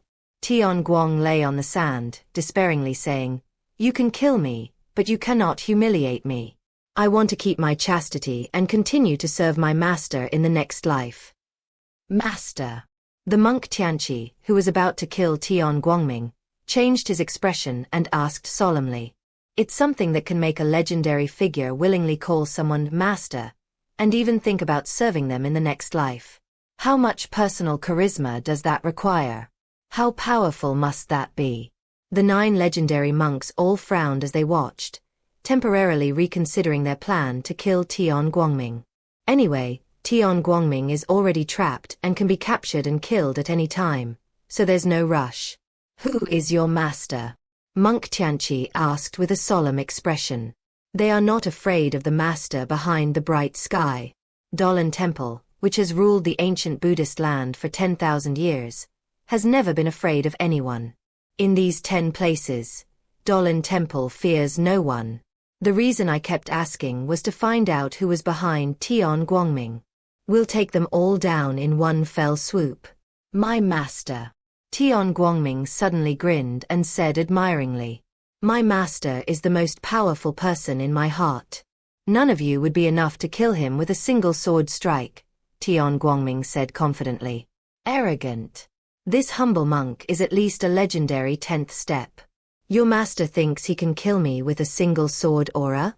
Even a legendary 33 step would have a hard time. The monk with the golden body of the Arhat subduing dragon sneered and said disdainfully, Tian Guangming could wait to die, or be killed, but he could not allow others to slander his master. You know nothing. My master's swordsmanship is like that of a god. Not to mention you, even your Dolan Temple has no one who can withstand it, Tian Guangming said disdainfully. This is getting more and more absurd. If your master is so powerful, why didn't he come to save you? Monk Tianqi sneered, not believing a word of it. Our master didn't come, but we have. Just then, a cold, mature voice rang out from the vast desert, accompanied by a silver moon descending into the daytime. Boom. This attack was terrifying. All 9 legendary monks of Dolan Temple were forced to retreat, staring in disbelief, unwilling to easily withstand the blow from this celestial weapon. When Tian Guangming saw this, his eyes widened in disbelief, and he murmured, "Savior, goddess." But in response, the moon angel delivered a vicious kick to his buttocks. No. Tian Guangming cried out in terror, his body flying uncontrollably a great distance away. Just as it was about to crash to the ground, a strong embrace appeared. Don't want. When Tian Guangming saw the person's face clearly, he resisted fiercely and struggled not to accept the princess carry. But he couldn't break free. Thump.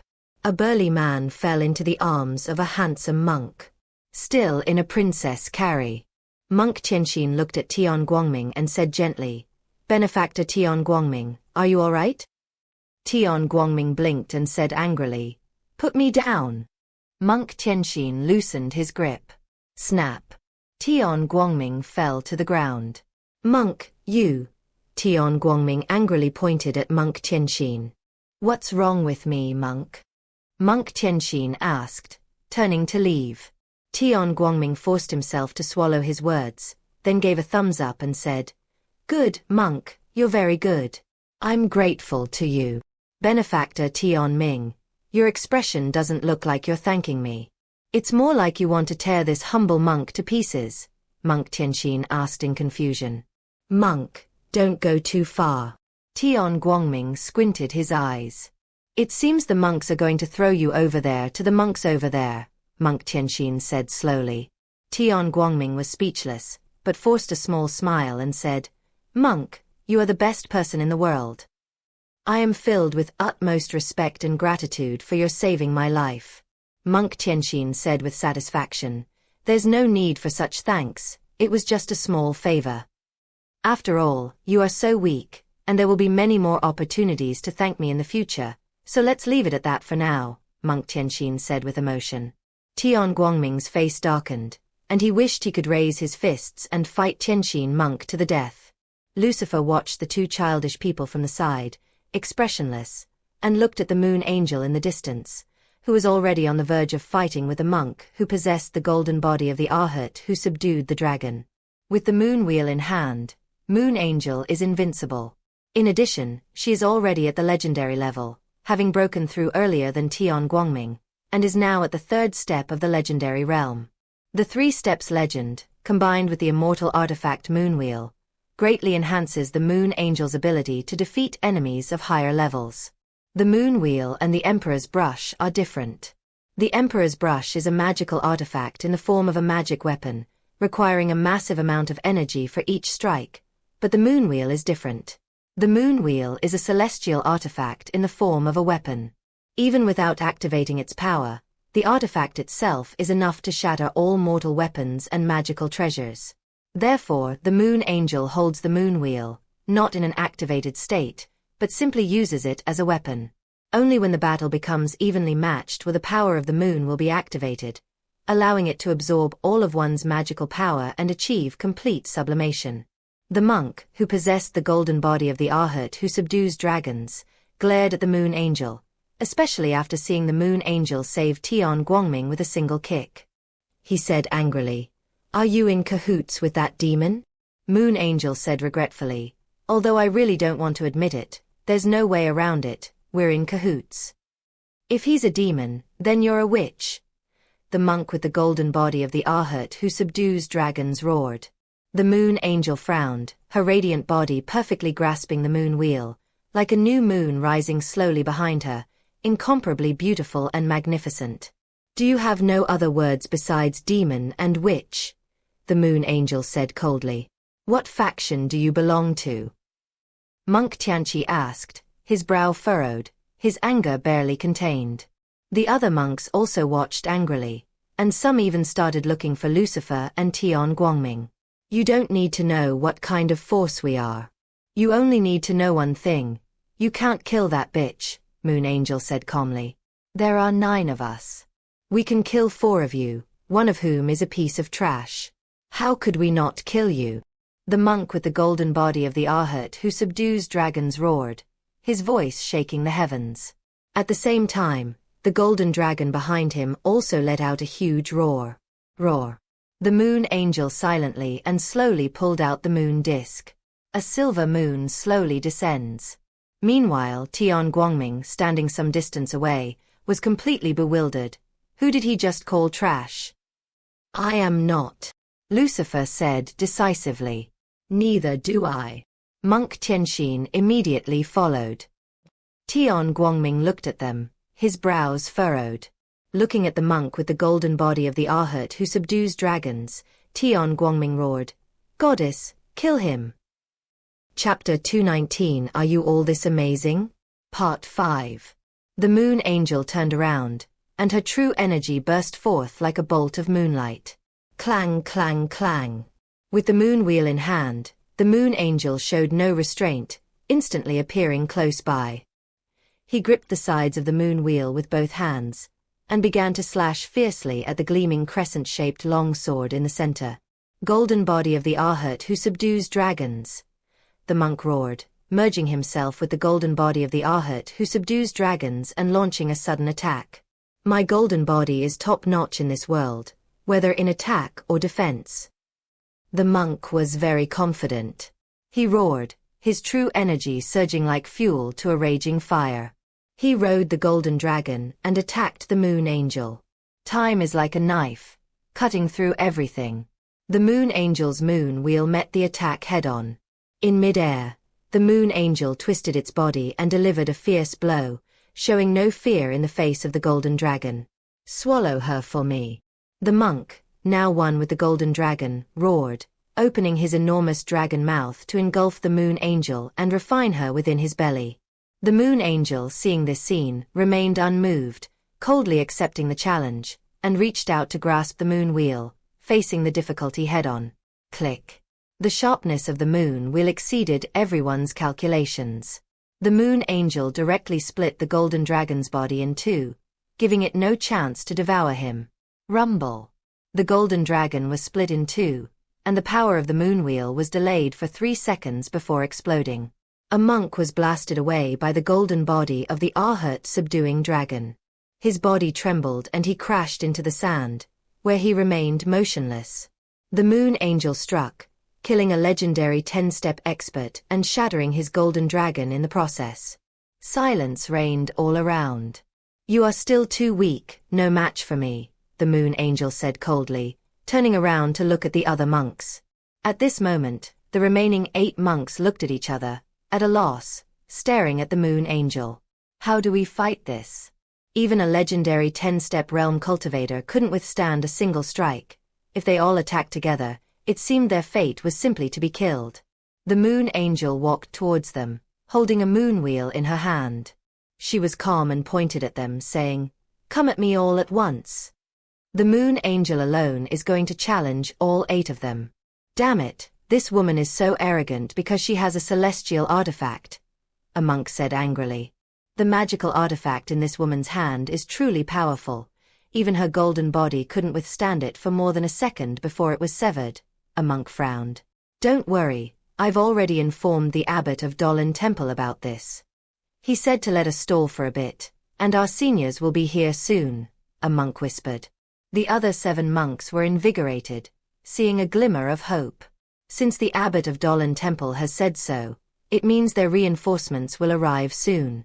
The monk Tianqi stepped forward, looked at the moon angel, and asked, Female benefactor, I wonder if this weapon you are carrying, which resembles a silver crescent blade, is a celestial artifact. Moon angel smiled gently, exuding the allure of a mature woman, and said, Before we fought, you called me a female demon. After we fought, you call me a female benefactor. You are indeed a fickle man. Even a monk is no exception. Tianqi blushed. Faced with a peerless mature woman like Yu Tianxia, he was far too inexperienced. In the distance, Tian Guangming watched curiously. How come they've started flirting while they're fighting? Brush. Moon Angel glanced coldly at Tian Guangming and glared at him fiercely, scaring Tian Guangming into shutting his mouth. Lucifer said calmly, You should really sew your mouth shut. Monk Tianxin nodded. That's right. Why are you two dawdling here instead of killing these monks? Tian Guangming questioned. You cannot command me, Lucifer said coldly. The host that Master needs is in my magic treasure space. If he causes any problems because of delays, and Master blames him, will you take responsibility? Tian Guangming shouted. Brush. Lucifer's body transformed into a blur, his figure as swift as lightning, and he arrived in front of the heavenly pool in an instant. Die. Lucifer was brutal. He was quick. He didn't want to drag things out. Isn't the so-called real business just about shoving it in, pushing it all the way in, releasing the essence, and then pulling it out? Why create more friction?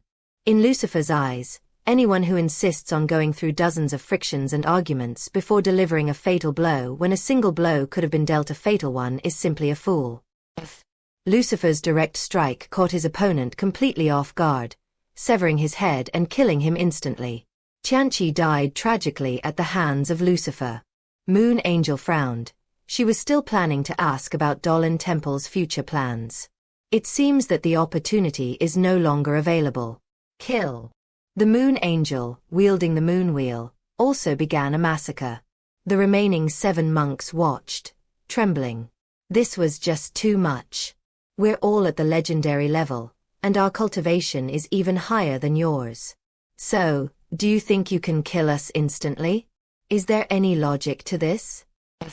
How could this group of monks, whose cultivation was around the 10th step of the legendary realm, be a match for the combined forces of Moon Angel and Lucifer? A magic weapon for combining spells?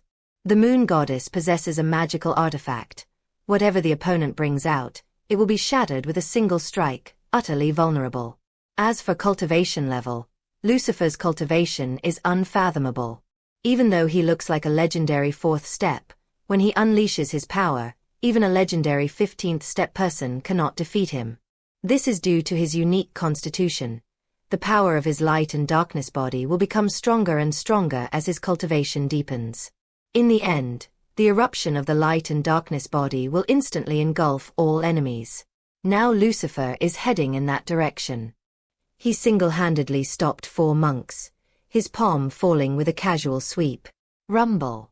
An explosion sounded in the air, incredibly loud, echoing all around. A black and white light suddenly enveloped the 4 monks. Darkness, endless darkness. Light, boundless light. There were only 2 colors. The 4 people were in Lucifer's domain, seeing only black and white, and could not see anyone else.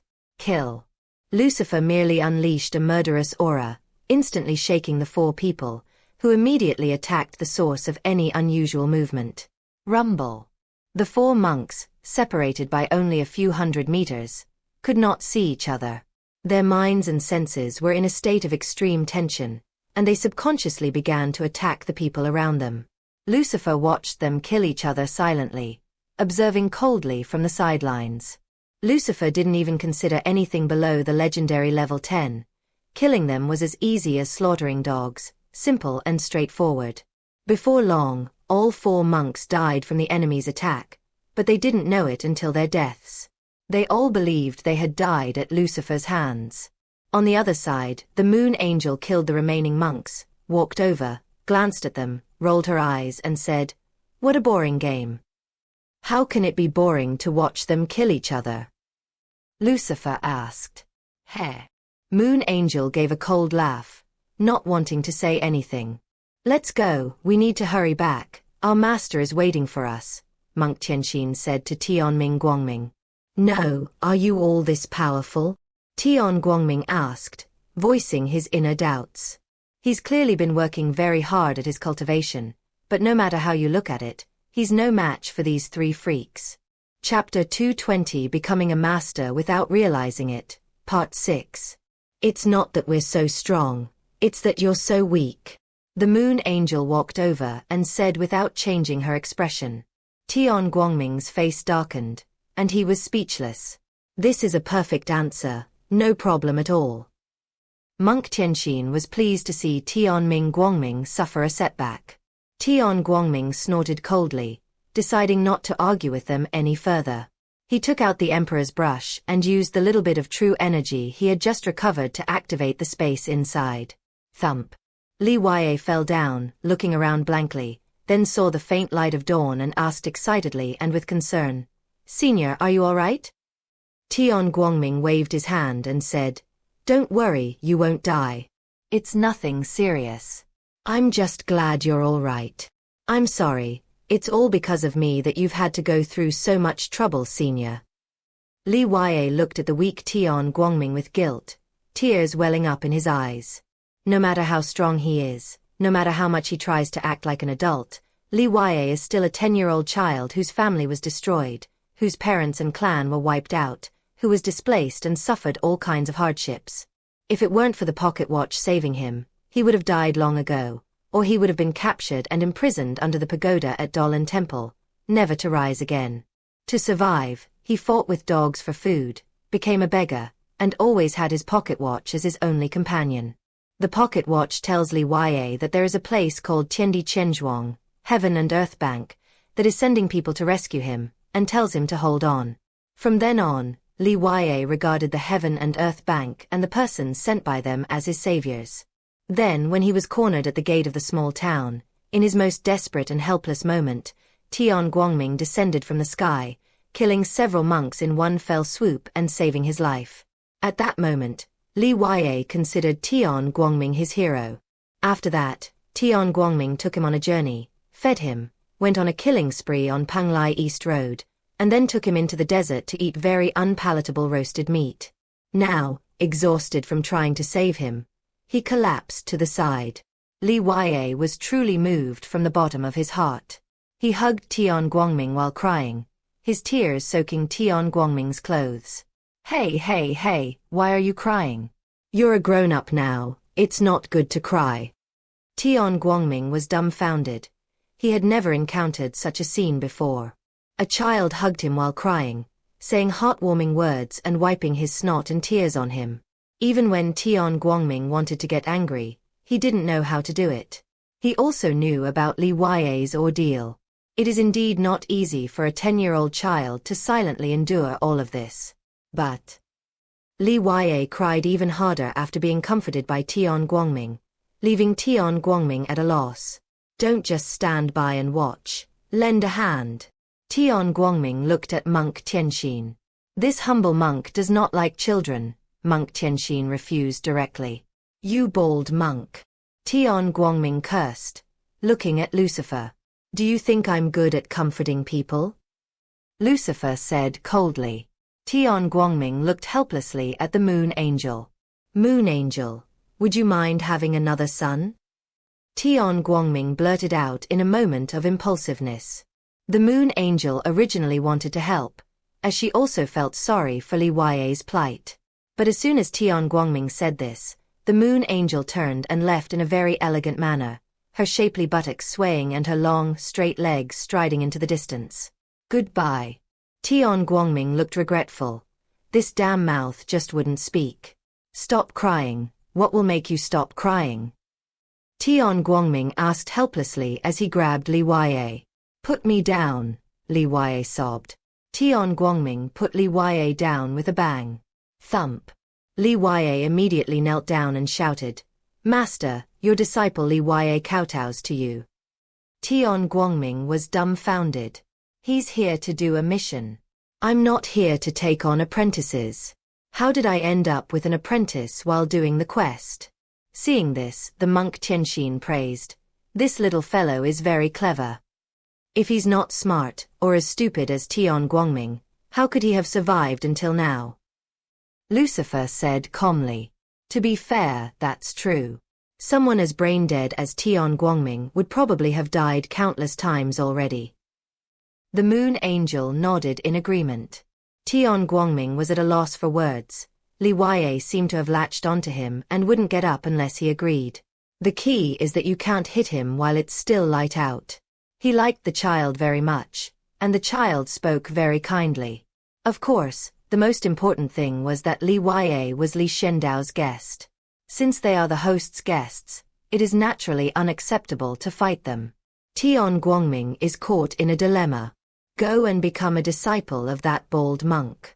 He has high cultivation and is full of schemes and tricks. Don't be fooled by his handsome appearance. He's very fierce in a fight. If you become his disciple, he will definitely accept you, Tian Guangming said, pointing at Monk Tianxin. Monk Tianxin did not argue. He also wanted to see if Li Huaye really wanted to become his disciple. No, I only like you, master, Li Huaye said firmly. He didn't even glance at Monk Tianxin. The Monk Tianxin praised, a very clever child, knowing that at this time, one cannot be half-hearted. Tian Guangming is really going to have a son. Lucifer's lips curled up in a smile.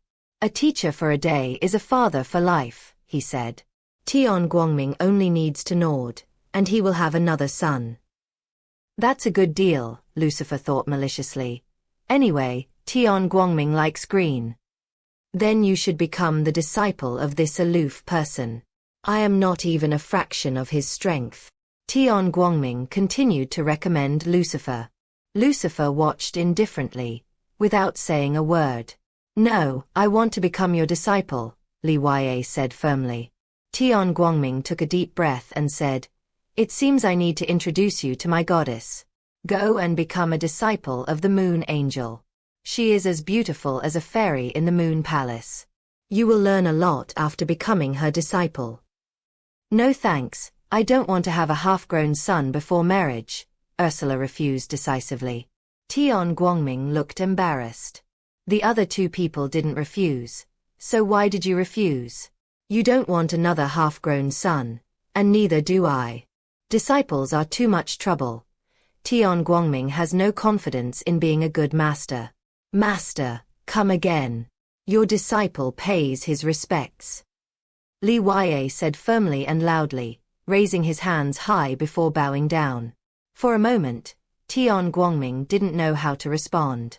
Can you hurry up? Monk Tianxin complained to Tian Guangming. Isn't he usually very decisive? Why are you backing down now? Tianming glared at Tianxin the monk. You bald monk, you have ill intentions. You just want to see me have another burden so you can laugh at me. Lucifer said coldly. You're stalling for time. When the real masters of Dolan Temple arrive, you'll be the first to die. Tian Guangming's face darkened. You, this cold, icy block of ice, are secretly helping Li Huaye. Okay, get up. Tian Guangming finally had no choice but to nod in agreement, looking very unwilling. Having suddenly gained an apprentice is like becoming a father unexpectedly. Tian Guangming's heart is filled with mixed feelings.